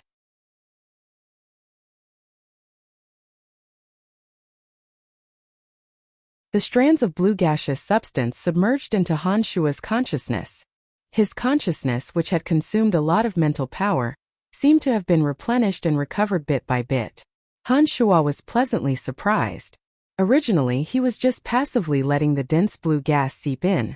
However, when Han Shuo sensed the benefits of the blue gas to the mental power inside his consciousness, he immediately began to operate his consciousness. Little by little, he analyzed the blue gas lingering around Tanai and used the power of his consciousness to slowly pull and absorb it. During this period of time, Han Shuo had been studying how to use the power of his consciousness to manipulate the ubiquitous deathly energy of the undead world. Regarding this blue gas, which was completely different in nature, but had the same characteristics of the undead world's aura, Han Shuo very quickly figured out the trick to absorbing it. When Han Shuo's consciousness was operating at full strength, a large portion of the deathly energy that pervaded from the center of the valley was pulled by Han Shuo's consciousness and slowly submerged into Han Shuo's consciousness. Han Shuo had consumed a lot of mental power. Following the innumerable strands of blue gas, he recovered little by little. The numerous undead creatures on the outskirts of the valley were still fighting fiercely. Broken bones and rotten flesh were everywhere on the gray earth. Under the orders of their respective masters, these low-ranked undead creatures fought with all their might. Midway, they didn't forget to greedily absorb the wisps of dense blue gas that drifted and dispersed. After a short while, Han Shuo used his consciousness to absorb a lot of blue gas. His mental power had recovered to 80% of what it was when he came. There was no longer any dense blue gas spreading from the center of the valley. The blue gas further away was either absorbed by the numerous undead creatures or disappeared between heaven and earth. Han Shuo, in the form of a pure white skeleton, stood in an area extremely far away from the valley. After hesitating for a while, he suddenly walked towards the center of the valley. At the same time, Han Shuo sensed that the little skull was getting closer and closer. There was definitely something mysterious in the center of the valley. Han Shuo could sense it from the dense blue gas that was spreading out. Things that could increase one's mental strength were rarely heard of in the profound continent. Han Shuo didn't expect that there would be such a special thing in this strange and desolate world. What made Han Shuo even more apprehensive was that when the dense blue gas was absorbed by Han Shuo's consciousness, there was actually a vague sense of familiarity. At first, Han Shuo didn't react. It was only when the dense blue gas stopped spreading from Tanai and Han Shuo stopped absorbing that Han Shuo reacted. It seemed that when Han Shuo absorbed some kind of special energy at the bottom of the cemetery of death that greatly increased his mental strength, the energy he absorbed seemed to be somewhat similar to when he absorbed the dense blue gas. However, the energy last time was incomparably enormous, directly allowing Han Shuo to possess the mental strength of a grand magus. Although the dense blue gas he just absorbed was far inferior to the energy last time, its aura was indeed somewhat similar. I wonder what exactly is in the valley that can emit such a bizarre blue gas. It was precisely with such doubts in mind that although Han Shuo had sensed a few undead creatures that could threaten his existence in Tanai, he still decided to rush in to take a look. Perhaps he would be able to dispel some of his doubts in the valley. A skeleton that was as white as jade, slightly taller than the average skeletal warrior, about 1.8 meters tall, was heading towards the source of the battle.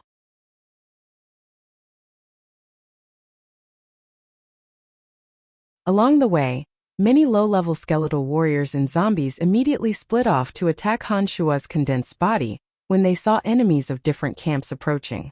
Along the way, Han Shuo's consciousness began to condense the aura of death. When those skeletal warriors and zombie warriors surrounded him, a crescent-shaped, grayish-white beam of light condensed from the aura of death suddenly shot out from the front of his tall skeleton. The first dozen or so skeletal warriors and zombie warriors that surrounded him were hit by the beam of light condensed from the aura of death. Their frail souls couldn't withstand it and collapsed one after another.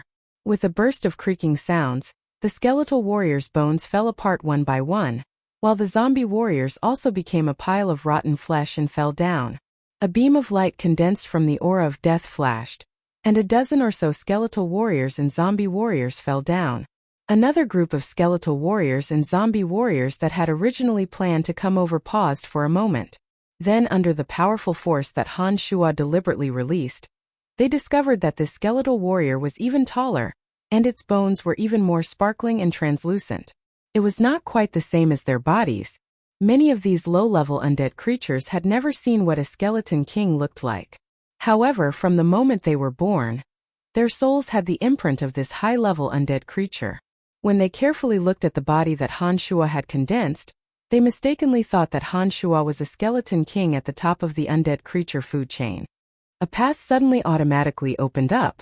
These undead creatures were still fighting each other, but none of them intercepted Han Shuo, as if they were ignoring Han Shuo's existence. However, Han Shuo knew that this was a kind of instinctive submission to high-level undead creatures. The path that automatically opened up led straight to the depths of the valley. These low-level undead creatures knew that Han Shuo's goal was the depths of the valley, so they naturally opened up a path for him. Clang. Clang. Han Shuo's consciousness drove this condensed skeleton body and walked step by step towards the valley. The surrounding undead creatures were still in full swing, and there was no longer a single low-level undead creature intercepting Han Shuo. In the center of the valley, those formidable undead existences were still fighting each other. Han Shuo could sense their strength. As he gradually ventured deeper, Han Shuo gradually slowed down his pace. He began to carefully observe the situation around him, preparing to leave as soon as possible if the situation was unfavorable for him. There were even more undead creatures fighting in the surroundings. There were many hate warriors and a few evil knights mixed in. Han Shuo knew that he was close to his target.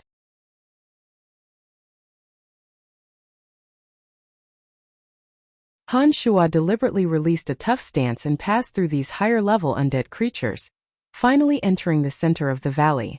What first reflected in Han Shuo's eyes was a pitch-black spring. A malevolent plant was floating in the middle of the spring. It had many branches and looked somewhat frightening, like a man-eating flower that displayed its evil beauty to its heart's content. Tens of thousands of withered branches and leaves held up a cloud of blue smoke. Within the blue smoke was a teardrop the size of an eyeball, like a sapphire that burst forth with a resplendent and bizarre luster.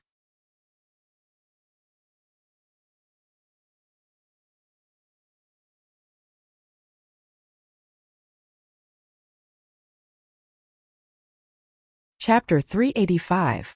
In this world of monotonous colors, Han Shuo was stunned to see such a bright color. In the center of the pitch-black spring, there was a malevolent plant. Its withered branches and leaves were lush and grotesque, supporting a mass of blue smoke that curled around a hazy blue cloud. Within it, there was a sapphire-like resplendent teardrop that circulated with a dazzling radiance. It was certain that the blue smoke that had just spread out from Tanai should have come from the frightening plant in the center of the spring. The beautiful blue smoke curling up in spirals was enough to prove this fact. From Han Shuo's point of view, he could clearly see that the masses of misty blue smoke were flowing out from the teardrop-like liquid in the center of the spring. The pitch-black spring was filled with a deathly stillness and desolation. This kind of strange spring would always nurture malevolent undead creatures and plants. There would never be any friendly existences. Han Shuo carefully observed for a moment and discovered that there were many black seaweed-like plants floating in the spring. These plants were one with the spring water, their tentacle-like streamers extending along the swaying spring water, seeming to want to grab something and pull it into the bottom of the spring. After taking in the panoramic view of the scene in the center of the valley, Han Shuo's gaze began to wander around the spring. Only then did he notice the few undead creatures that were still fighting around the spring water. A mummy lord, a drifting specter, and a 5 to 6 meter tall knight riding a flaming horse and wielding a broadsword. These three high-ranked undead creatures surrounded the center of the spring and fought fiercely. Han Shuo only swept a glance before focusing his attention on the huge knight riding the flaming horse. This huge knight wielded a huge rusty broadsword that was about 2 meters long and was filled with a dense aura of rotting corpses. His appearance was somewhat similar to the evil knight, but his arms, knees, and shoulders had barbs that were connected to his body. He was also much taller than the evil knight. Han Shuo had some impression of this huge knight. A long time ago, when the little skull was still not very powerful, Han Shuo had received a distress message from the little skull. At that time, Han Shuo had anxiously summoned the little skull to the profound continent.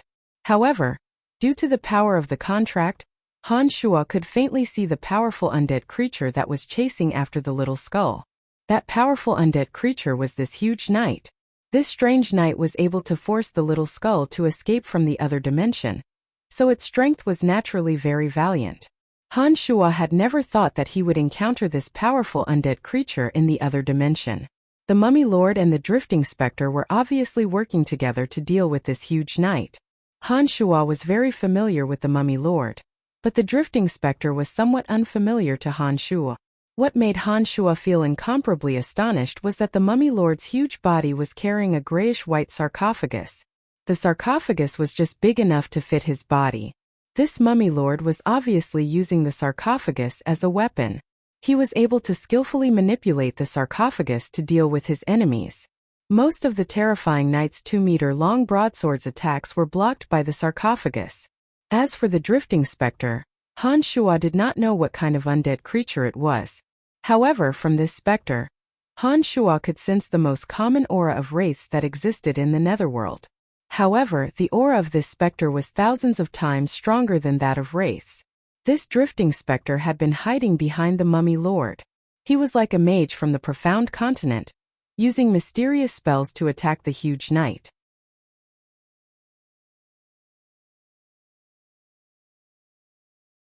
Waves of gray shockwaves shot out from the direction of the spectre and attacked the huge knight's body.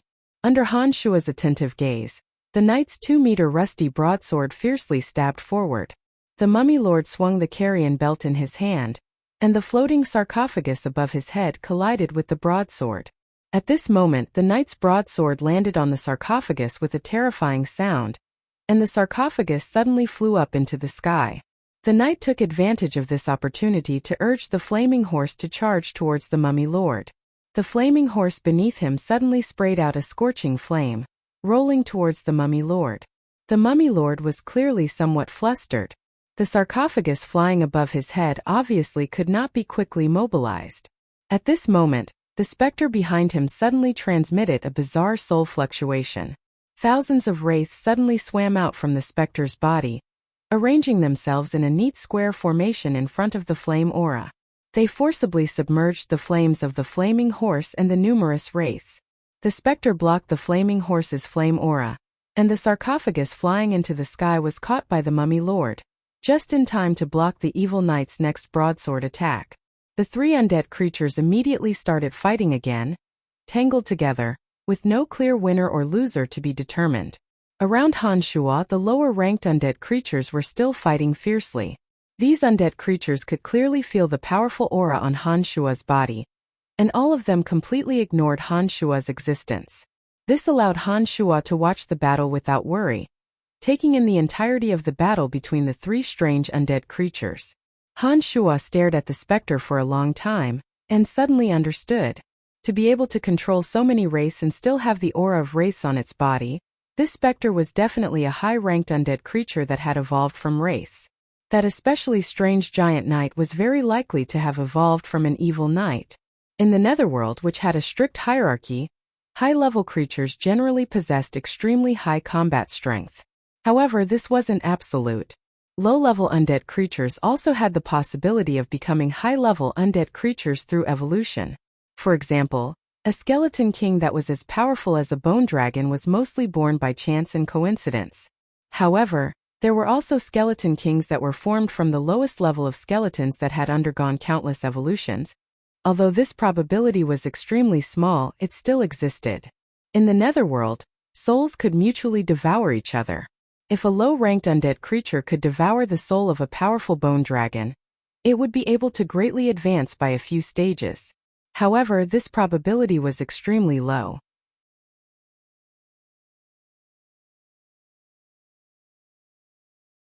Generally, weak undead creatures would only instinctively submit and flee when faced with an existence that was a level higher than them. They absolutely wouldn't dare to attack unless they had a master. Under the master's command, they would only attack without regard for their own lives. However, even if they attacked when faced with an even stronger undead creature that was a level higher than them, there was absolutely no chance of them surviving. They would definitely be killed by an existence that was a level higher than them, not to mention devouring the soul energy of a higher level. Those low-ranked undead creatures that could evolve, for the most part, happened to encounter a higher-ranked undead creature that was about to be killed by a stronger existence. When the stronger existence wasn't around, they took advantage of the situation and devoured the soul energy of a higher-ranked undead creature. For example, a powerful bone dragon could kill or seriously injure a group of hate creatures with a single breath. To a bone dragon, the soul energy of a low-ranked undead creature like a hate creature was simply uninteresting to them. If there was a zombie or skeleton warrior in the vicinity after the bone dragon left, they could take advantage of the situation and devour the soul of a high-ranked hate creature. When this extremely low probability of happening repeatedly to a low-ranked undead creature, the low-ranked existence that devoured the souls of many high-ranked undead creatures would gradually evolve into a high-ranked undead creature that transcended the restrictions of birth. This wisp of soul was perhaps this extremely astonishing luck. Han Shuo watched as the wisp of soul and the mummy joined hands to resist the knight's attack. He then looked at the drop of sapphire liquid that contained a strange energy held by the sinister plant's 1,000 hands in the center of the mountain spring. His heart was indecisive as he didn't know if he should take advantage of this opportunity to make his move. It seemed that these three powerful undead creatures were also preparing to fight over the drop of liquid in the center of the mountain spring. The enormous knight's strength was incomparably astonishing. Han Shua's condensed body of a fake skeleton king shouldn't be able to withstand a single blow from the knight's broadsword. In addition, the wisp of soul and the mummy lord weren't benevolent creatures. Han Shua didn't have the confidence to deal with them without his main body. However, the sapphire-like liquid in the center of the mountain spring let Han Shua know that it could increase mental strength. This kind of good thing had never been heard of in the profound continent. Having finally arrived at this place with great difficulty, the greed in Han Shua's heart couldn't be contained. Just as Han Shua was hesitating again and again, Han Shua sensed that the little skull was getting closer and closer. All of a sudden, the knight that was chasing after the mummy lord and the wisp of soul became extremely irritable. After a series of frenzied attacks with no results, the knight suddenly gave up and urged the flaming horse to charge straight towards the plant in the center of the mountain spring. The mummy lord and the wisp of soul paused for a moment, then hastily attacked the knight. The mummy lord's sarcophagus fell towards the knight with a loud bang, while the wisp of soul released thousands of wraiths that charged towards the knight. The enormous knight's rusty broadsword swept across, and a rotting aura that could topple mountains and overturn seas rippled out. The thousands of wraiths suddenly turned into ashes and smoke, and the sarcophagus was smashed into the air by his fist. Afterwards, a dignified consciousness spread out from the enormous knight's body. "You two despicable and cowardly existences. That fellow from the 10,000-meter Death Mountain Temple is coming.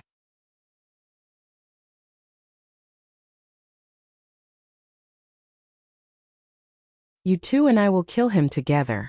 The serene luster gem in the dead water belongs to you. I only want that fellow's soul force. How about it?" When the mummy lord and the wisp of soul saw that the evil knight had given up and transmitted such a consciousness, they were clearly a bit flustered. The two fellows communicated with each other for a moment, and then the wisp of soul transmitted a faint consciousness. "All right, the three of us will make a vow together to abide by this agreement." Han Shua watched the three powerful undead creatures communicate from afar. From their conversation, Han Shua understood that the enormous knight had sensed the existence of the little skull. Their tone indicated that they were afraid of the little skull. Han Shua didn't think that in this netherworld, the little skull from the 10,000-meter Death Mountain Temple would actually have such great power. The enormous knight, the mummy lord, and the wisp of soul had decided to join hands because they were apprehensive of the little skull's existence. The fact that the three of them dared to stay behind to deal with the little skull showed that they had some confidence in themselves. Han Shua, who had been watching from afar for a while, thought for a moment, then walked out from the group of low-level undead creatures. "Me too, count me in." Han Shua transmitted a message through his consciousness, expressing his opinion to the three undead creatures. At the beginning, Han Shuo was just standing together with a group of low-level undead creatures on the outskirts of the valley.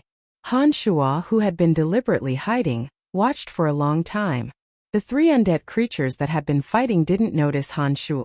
When Han Shuo slowly walked out from afar, it immediately caused the three undead creatures to panic. The three undead creatures were clearly panicking at first, frightened by Han Shuo's skeleton king form. However, these three powerful undead creatures were different from the low-level undead creatures that had given way to Han Shuo. They could feel from Han Shuo's aura that was completely different from the skeleton king's. Moreover, Han Shuo's aura wasn't as frightening as the skeleton king's. After being startled, the huge knight reacted and transmitted a message to Han Shuo, "Cowardly peeper. What can you pay? What do you want?" "I want a third of the serene luster gems. I can help you deal with that guy together." Han Shuo transmitted a message through his consciousness. "That depends on whether you have the strength or not." The knight impatiently transmitted a message and urged the flaming horse to charge at Han Shuo. Rotting aura that could topple mountains and overturn seas spread out from his body, converging on the broadsword as it pierced towards Han Shuo. Han Shuo was startled and hastily chanted an incantation. On one hand, he let the dense bone spears attack the 5-meter-tall giant knight.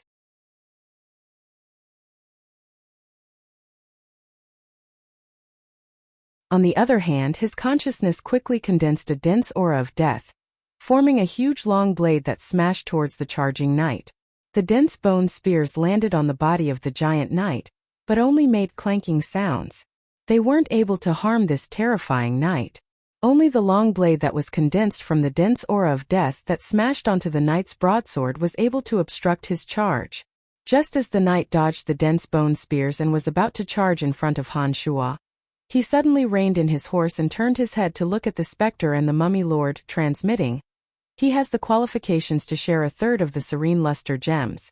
Do the two of you have any objections?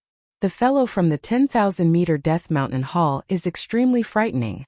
There will be more hope if we add a helper." The two undead creatures hesitated for a moment.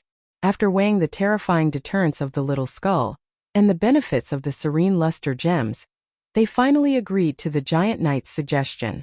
It could be said that they classified Han Shuo as an ally.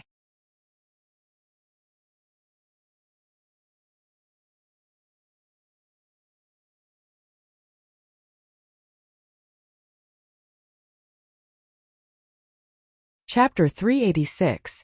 As soon as the three undead creatures agreed to Han Shuo's participation, Han Shuo immediately began to communicate with the little skull. Due to the close distance, Han Shuo was able to easily convey his thoughts to the little skull. The little skull quickly flew over on the bone devil and very cleverly understood Han Shuo's intentions. Once the three undead creatures saw that Han Shuo had agreed, they didn't make a move on the serene luster gems in the spring water.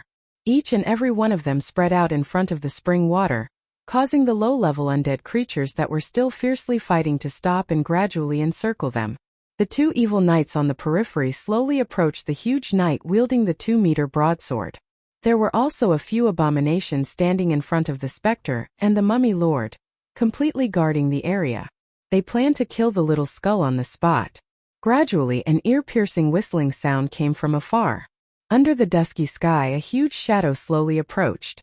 The wings connected by the mutated bone devil were 5 to 6 meters long when fully extended. In addition to the frightening bone spikes all over its body, this bone devil that could fly had a very strong deterrent force. On the back of the flying bone devil, more than 10 sparkling and translucent white bones were gathered together to form a cushion. The little skull on top was holding onto a slender and sharp bone spike. Its purple demon eye shone brightly, and its small body emitted a terrifying might. The huge knight pointed the 2-meter rusty broadsword at the little skull that was flying over on the bone devil. Its angry consciousness spread out. "This time you won't be able to escape.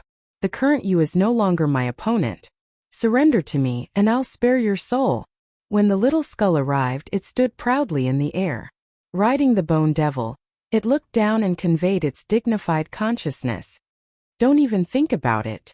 I'd rather have my soul obliterated than become your slave." The knight bellowed and ordered the surrounding undead creatures that had surrendered to him, "Kill this damned skeleton for me." At the same time that the knight shouted, The Mummy Lord and the Spectre simultaneously gave their subordinates the order to attack. Hundreds and thousands of undead creatures rushed towards the little skeleton riding the bone demon like a swarm of locusts.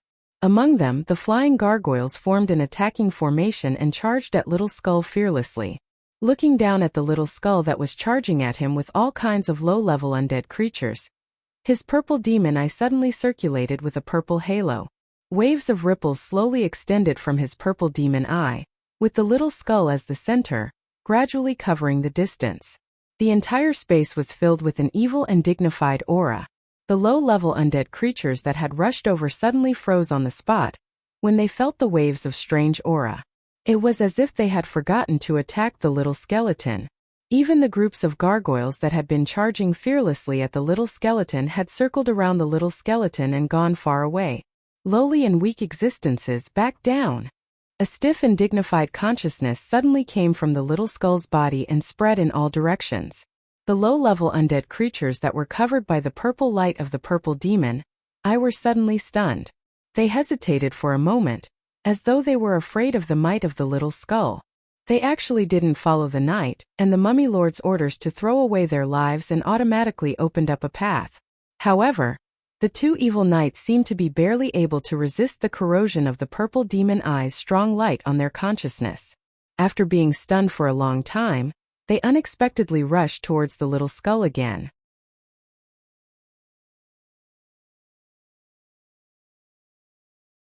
Halfway through, the two evil knights casually picked up a few skeleton warriors beside them, dismantled their bones, and shot them at the little skull who was riding the bone devil in the sky. Pa! Pa! Pa! Before the bone spikes could get close to the little skull swept the extremely long bone spike in his hand, and an earth-shattering aura of death surged forth. The bone spikes that were shooting towards him all exploded in the air. The little skull didn't seem to care about the two evil knights at all. He continued to look at the four undead creatures, including Han Shuo from afar, and transmitted his consciousness: "If you don't submit, then your soul will disappear." The bone demon beneath him suddenly flew out, aiming straight for the 5-meter-tall knight. The 3-meter-long bone spear in Little Skeleton's hand was tightly gripped in Little Skeleton's hand. An enormous aura of death accompanied by a dense killing intent assaulted Little Skeleton's face. The Mummy Lord's sarcophagus was the first to be thrown, and it smashed towards the bone devil under the little skull. Once again, thousands of wraiths flew out of the ghost's body and neatly arranged themselves to entangle with the little skull. The giant knight spurred his flaming horse forward, raising his head to look at the little skeleton whizzing towards him. The 2-meter-long broadsword flew out of his hand along with the momentum of his charge, chopping down at the little skeleton. That tremendous force contained an impressive momentum, appearing to be full of power. The knight pulled the spear back, and the spear absorbed the dense death aura around it like a sponge absorbing water. Then the spear stabbed forward like lightning, and the knight's broadsword fell to the ground with a clang. The bone devil's wings, which were connected by the rotten corpses, flung the Mummy Lord's sarcophagus to the side. As for the wraiths that were attacked by the ghost, they were blocked by the purple light of the purple demon eye before they could even get close to the little skull. It was as if an invisible barrier had suddenly formed, and the hundreds of wraiths could not break through the barrier at all. Han Shuo cooperated and shot out 2 rows of bone spears. Similarly, the bone spears could not penetrate the invisible barrier formed by the purple light of the purple demon eye, and they fell from the sky one after another. This surprised Han Shuo. He couldn't figure out how the eye of the demon Dadera, who was worshipped by the forest troll, could have such a magical effect under the control of the little skull. Han Shuo's mental power was at the level of a grand magus, so the bone spears shot out were full of momentum. Although they could not pierce through some incomparably solid physical defenses, this kind of invisible barrier should be able to block the wraiths in the state of nothingness, but it should not be able to block the bone spears with full penetrating power.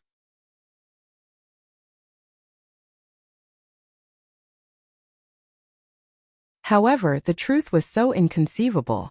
Han Shuo gradually felt that the little skull was becoming more and more mysterious. The little skull blocked the attacks of the 4 creatures, including Han Shuo. The bone devil turned around and flew towards the Mummy Lord and the ghost.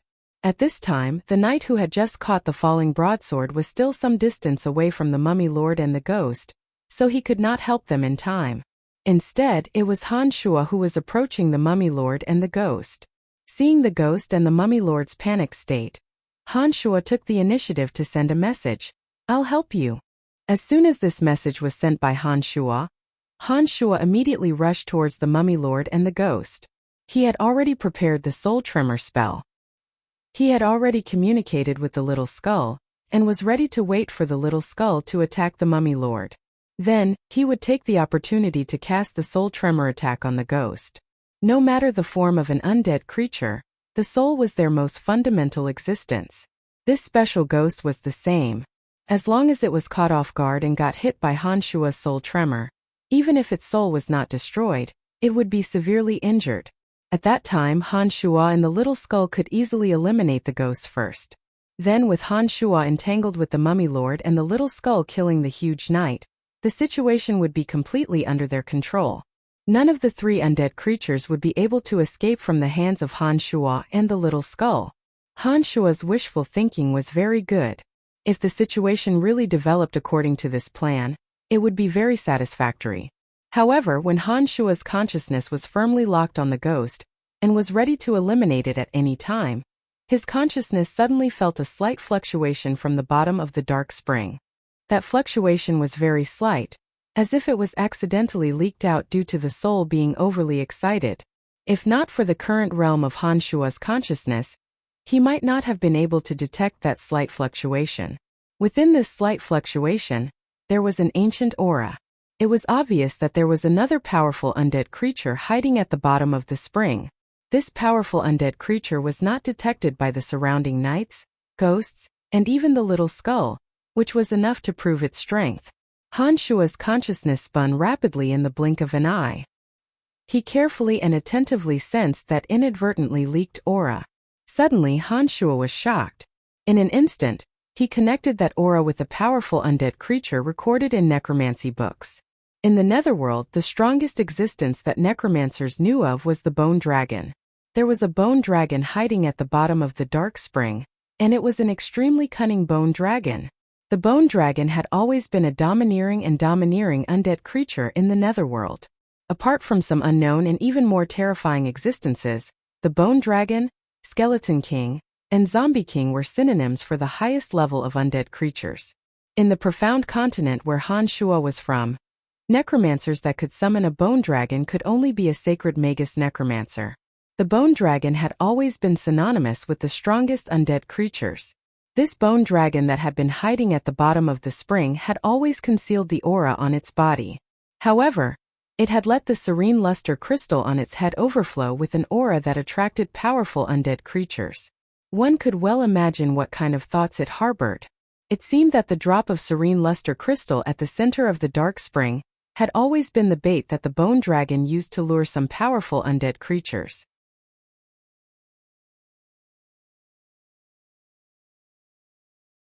The enormous mummy knight lord, as well as that wisp of specter Han Shuo, had all fallen into the bone dragon's trap. If it wasn't for Han Shuo's consciousness suddenly sensing a slight fluctuation that was caused by the bone dragon's excitement, Han Shuo knew that the ultimate winner this time would be the bone dragon. Han Shuo, who was charging towards that wisp of specter, suddenly communicated with Little Skull. He described everything that his consciousness had just sensed to Little Skull, and then asked Little Skull if he had the strength to defeat the bone dragon. "Father, I will definitely be able to slay the bone dragon in the future, but not now. I don't have the strength for the time being." Little Skull sent a message. On one hand, he explained that he had unlimited possibilities to evolve, and on the other hand, he stated the fact that he didn't have the strength for the time being. When he heard that the current Little Skull wasn't a match for the bone dragon, Han Shuo's mind quickly turned. As he charged towards the specter, he immediately gave another order to Little Skull. The mummy lord's sarcophagus fiercely smashed towards Little Skull. That wisp of specter drifted back erratically. It was unknown how he released magic, but the wraiths that floated out of his body suddenly condensed into a huge wraith's net, trapping towards Little Skull. Han Shuo released a white bone shield. The huge ferocious white bone shield suddenly blocked in front of the mummy lord. establishing a solid defense for the Mummy Lord and the wisp of Spectre. With that, the Mummy Lord and Spectre let out a sigh of relief and continued to attack Little Skull with all their might. Little Skull, who was riding on the Bone Demon, was about to be wrapped up by the Wraith's net cast by the wisp of Spectre. However, the Bone Demon suddenly changed its direction and fell towards the direction of the dark spring. Then, before the undead creatures could react, the 7 bone spurs on Little Skull's back suddenly burst out, shooting towards the ferocious plant. The 3-meter-long javelin-like bone spur in his hand fiercely pierced into the center of the spring. A terrifying roar suddenly came from the bottom of the lifeless spring. The pitch-black spring water instantly boiled, setting off huge waves. The bone spear condensed with the surrounding surging death aura fiercely sank into the bottom of the boiling spring. It seemed to have pierced the extremely cunning bone dragon, causing the bone dragon to temporarily be unable to fly out from the bottom. At this moment, the 7 bone spurs on Little Skull's body shot towards the sinister and strange plant, completely cutting off the plant's roots. The serene luster crystal that was held up by thousands of withered branches and leaves began to emit faint blue smoke. The 7 bone spurs that had cut off the plant took the opportunity to hold up the serene luster crystal. In the blink of an eye, it flew into Little Skull's hand.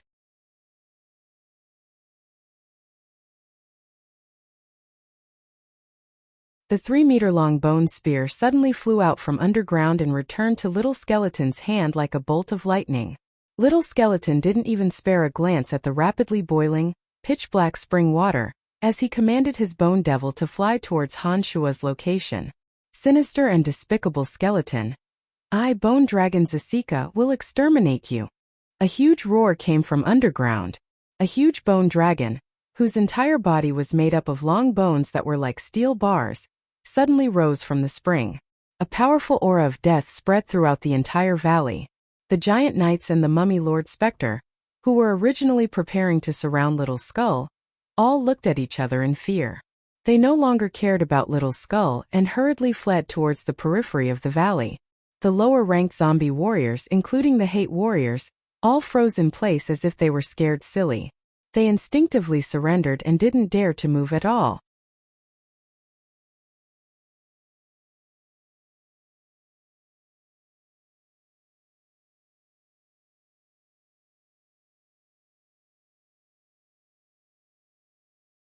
Chapter 387. This was an extremely cunning bone dragon, Zasika. Its body was about 15 meters long. Its pure white bones were thick and sturdy, as though they were cast from the toughest iron and stone. Its entire body overflowed with strands of concentrated death chi. When it roared loudly, all of Tanai's high-level undead creatures scattered and fled in all directions. Those low-level undead creatures stood there motionlessly, trembling under the pressure of the bone dragon's enormous aura. The bone dragons of the Netherworld were different from the ordinary dragons of the Profound Continent. They were special existences of the dragon race that were born in the Netherworld. From the moment they appeared, they possessed extremely powerful strength. Because their entire body was cast from pure white bones, they were immune to the vast majority of physical and magical attacks. The peculiar environment of the Netherworld created such a peculiar creature. At the same time, they were also adroit manipulators of the death chi in the Netherworld. They even possessed some of the mystical attack power of the dragon's breath. Compared to the ordinary dragons of the Profound Continent, their strength was much higher. The gigantic knight and the Mummy Lord Spectre that originally planned to besiege the Little Skull had already started to scatter and flee in all directions when the bone dragon's roar sounded. They no longer cared about besieging the Little Skull. Taking advantage of the fact that Bone Dragon Zasika wasn't paying attention, he retrieved the Little Skull's serene luster gem and directly flew towards Han Shua. When he was about to reach Han Shua's side, Han Shua abandoned the skeleton body condensed from the death chi. His consciousness floated to the side of the Little Skull. When Han Shua's consciousness fell beside the Little Skull stuffed the serene luster gem into Han Shua's consciousness in the form of a vengeful spirit without a second thought. Then, he urged the bone devil to similarly flee into the distance. As soon as the bone dragon flew out from the pitch-black spring, it first emitted the imposing aura of a high-ranked undead creature. When the numerous undead creatures all fled, it fixed its gaze on the little skeleton that was quickly getting further away and roared, You can't escape, treacherous and despicable skeleton. The bone dragon let out a long roar in the boundless sky and chased after the little skull. The bone devil beneath the little skull was also transformed by the little skull, using the bones of a super-ranked magical beast from the forbidden land of the profound continent. In such a netherworld, the transformed bone devil's flying speed was actually extremely fast. The bone dragon's Asika that was rushing over like lightning was unable to catch up in a short period of time. At this moment, the serene luster gem that the little skull had casually stuffed into Han Shua's consciousness suddenly blended with the mental strength within Han Shua's consciousness. In a split second, a mysterious mental strength energy surged into Han Shua's consciousness, gradually converging and fusing with the mental strength within. Han Shua quivered and shuddered. He suddenly reacted. This method of increasing mental strength was exactly the same as the feeling when Han Shua received mental strength from the Cemetery of Death. In a split second, Han Shua was almost certain that the mental strength that poured into Han Shua's mental strength in the Cemetery of Death was also a serene luster gem. However, this wasn't the time to ponder why the Cemetery of Death would have a serene luster gem. Having experienced it last time, Han Shua immediately absorbed the mental strength that flowed into his consciousness from the serene luster gem to his heart's content, desperately seizing the opportunity to digest the mystical power of the serene luster gem.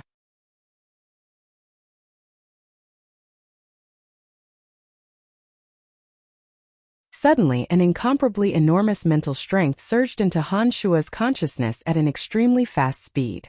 A piercing pain instantly spread, and soon after, Han Shua felt dizzy and his vision blurred, not knowing what to do. Oh! A loud and clear cry of pain sounded. On the profound continent, Han Shua's main body held the skeletal staff in his hand and howled incessantly. His originally muddle-headed eyes gradually regained clarity. An enormous mental strength was still flowing in his brain. Han Shua suddenly felt that his left hand was holding a hard object. When he lowered his head to look, it was actually that mysterious skeletal staff. Han Shua was startled, but soon after he became wild with joy. He understood that he had inexplicably returned to the profound continent from the netherworld. Amidst his excitement, Han Shua didn't think too much about it. He hastily discarded all distracting thoughts and merged the pure mental strength that had flowed into his consciousness with his original one. His heart was filled with an enormous sense of joy. After an unknown amount of time, Han Shua gradually sensed that the mental strength he had obtained from the netherworld's serene luster gem had been completely absorbed. Then, an intense call from Little Skull from the netherworld was transmitted over. Han Shua suddenly recalled his experience when he had just escaped into the other dimension. He recalled that Little Skull was still being chased by that bone dragon's Asika. Little Skull's call from the other dimension was obviously a distress signal. Without any hesitation, Han Shua chanted the lowest grade necromancy summoning spell. Little Skull, who was riding the bone dragon, suddenly descended into this underground secret chamber. Little Skull was safe and sound. However, the bone demon he was riding had more than 10 bones broken. It seemed that it was destroyed by that bone dragon. As soon as he descended from the other dimension, Little Skull patted his chest like a human and sent a message to Han Shua. That cunning bone dragon is really very scary. However, I will definitely make him pay the price in the future. Han Shua looked at the little skull in front of him. His heart was filled with endless emotions. This little skull, who had the ambition to slaughter the bone dragon, was this the guy who helped him throw the trash in the middle of the night? Father, how did you enter my world? Little Skull's purple demon eye glistened as he stared at Han Shua and asked. Han Shua gradually got used to the way Little Skull addressed him. Hearing this, he smiled bitterly and shook his head, saying, I don't know either. However, I understand that it has something to do with this skeletal staff. For the time being, I still haven't figured out what's going on. However, I think I will figure out the situation very soon. Han Shua explained to Little Skull. Then he frowned and asked Little Skull, do you know what the serene luster crystal that I absorbed is?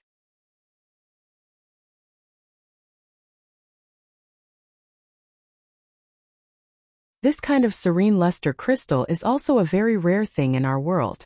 It can temper our soul and make our soul more pure. It is very beneficial for our evolution. Little Skull explained, paused for a moment, and then continued, Father, in our world, There are also some special things in special life forms. For example, that specter was evolved from a vengeful spirit. That tall knight was a soul from another plane that fell into our world and absorbed the aura of death, using the body of the evil knight to evolve. Little Skull seemed to be planning to explain the world he was familiar with to Han Shuo. He patiently explained the situation of the undead world to Han Shuo, as if to clear away Han Shuo's misunderstanding of the undead paradise. From Little Skull's description, Han Shuo gradually understood that his understanding of the undead world was still a bit one-sided. It turned out that the undead creatures that existed in the undead world were not just those that he knew from necromancy books. Those undead creatures that he knew from necromancy books were originally known by the ancient necromancers, and they were also undead creatures that had found the correct summoning incantations. In addition, there were some evolved or mutated undead creatures, or strange undead creatures that were naturally born from the aura of death in special situations and special places. These were undead creatures that the necromancers had never known or successfully summoned. These special existences were equally powerful, and some were even more powerful than the bone dragons. However, as the necromancers of the past had never encountered them, nor did they have the means to summon them, they did not exist in the necromancy books. However, Little Skull, who had lived in the undead paradise for so long, naturally understood some of the peculiarities that the necromancers of the past did not know about. According to Little Skull's narration, Han Shuo also knew that the undead world was also divided into regions and territories. Some of the most ancient and most powerful existences all occupied vast territories and fought endlessly with each other. There were also extremely powerful undead creatures that even possessed the terrifying strength to tear apart the bindings of the planes and use their own strength to cross over to the outside world. Just as Han Shuo was slowly digesting Little Skull's words, Little Skull suddenly transmitted a message, "Father, I should go back." After a long period of time, as Han Shuo still had a mental connection with the Earth and Fire Elite zombies, he could completely send Little Skull to the side of the Earth and Fire Elite zombies. Then, Little Skull and Bone Dragon Zasika would be separated by tens of thousands of miles, and that Bone Dragon would naturally be unable to threaten Little Skull again. Han Shuo gave Little Skull such a reminder, nodded with a smile, and sent Little Skull to the Netherworld. After Little Skull left, Han Shuo was still pondering over Little Skull's description of Han Shuo. Some of what Little Skull had said just now was beyond Han Shuo's understanding, causing Han Shuo to be unable to adapt for a moment. From Little Skull's description, Han Shuo had a new understanding of the Netherworld. He also clearly knew that the world was not quite the same as what he had originally imagined. It seemed that not every creature in the Netherworld could be summoned by necromancers. There were many powerful undead existences that transcended the bindings of the planes, and definitely could not be trapped by the power of a necromancer's contract. Shaking his head, Han Shuo no longer thought about matters related to the other world. Han Shuo chanted an incantation, and with a mental strength, rows of bone spears took shape in front of Han Shuo, quietly hovering in the air without moving.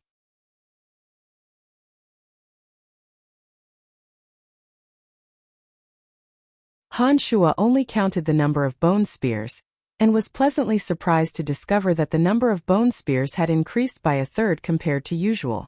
This meant that Han Shuo's mental strength had indeed received a substantial increase. Although his mental strength was also at the Grand Magus realm, the higher one's mental strength was, the more powerful the magic released would be. Han Shuo was now able to release the bone spear technique. To be able to produce so many bone spears, it was enough to show that Han Shuo's mental strength had indeed received a substantial increase in the other world. The Serene Luster Crystal is truly a good item. Only, why would a Serene Luster Crystal appear under the Cemetery of Death? And why is the skeletal staff able to allow souls to escape into the other world? Could it be that the Cemetery of Death and the Netherworld's creatures have some sort of connection? Han Shuo furrowed his brows and began to ponder inwardly.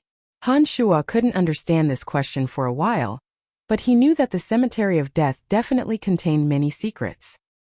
He was prepared to properly explore the Cemetery of Death after a period of time, and see if there was anything he hadn't discovered yet. After his consciousness had escaped into the Netherworld, Han Shuo had lost the concept of time. Now that he had returned to the profound continent, Han Shuo didn't know how much time had passed. He hastily returned from the secret room to the Count's mansion, and called Steward Kalas over. When Steward Kalas came over, he hastily said, "My Lord Count, where have you been these past few days? That Miss Phoebe has come over 3 times to see you. Also, His Majesty the King wants you to enter the palace to see him. In addition, there's also some bad news about you that's been circulating outside. I'm worried to death." What bad news? Han Shuo first grasped the main point and asked Kalas about the news that was unfavorable to him. This is Steward Kalas hemmed and hawed. After Han Shuo glared at him, he replied somewhat fearfully, "There's a rumor that you're a member of the Calamity Church. Ordinary people don't know much about this Calamity Church, but some nobles and people with status all know that the Calamity Church is an evil church." When these words were spoken, Han Shuo was horrified. In the eyes of some great nobles, the Calamity Church was synonymous with evil demons. On the continent, there shouldn't be many people who knew of the Calamity Church's existence that had a good impression of them. Han Shuo had never dared to have too much contact with people from the Calamity Church because he was afraid of leaving people with this kind of impression. He didn't expect that this kind of situation would occur even after he kept his distance from them. Without thinking too much, Han Shuo also knew who had spread the rumor. Apart from the Church of Light and some of Lawrence's political enemies, Han Shuo didn't have many enemies in the Lancelot Empire.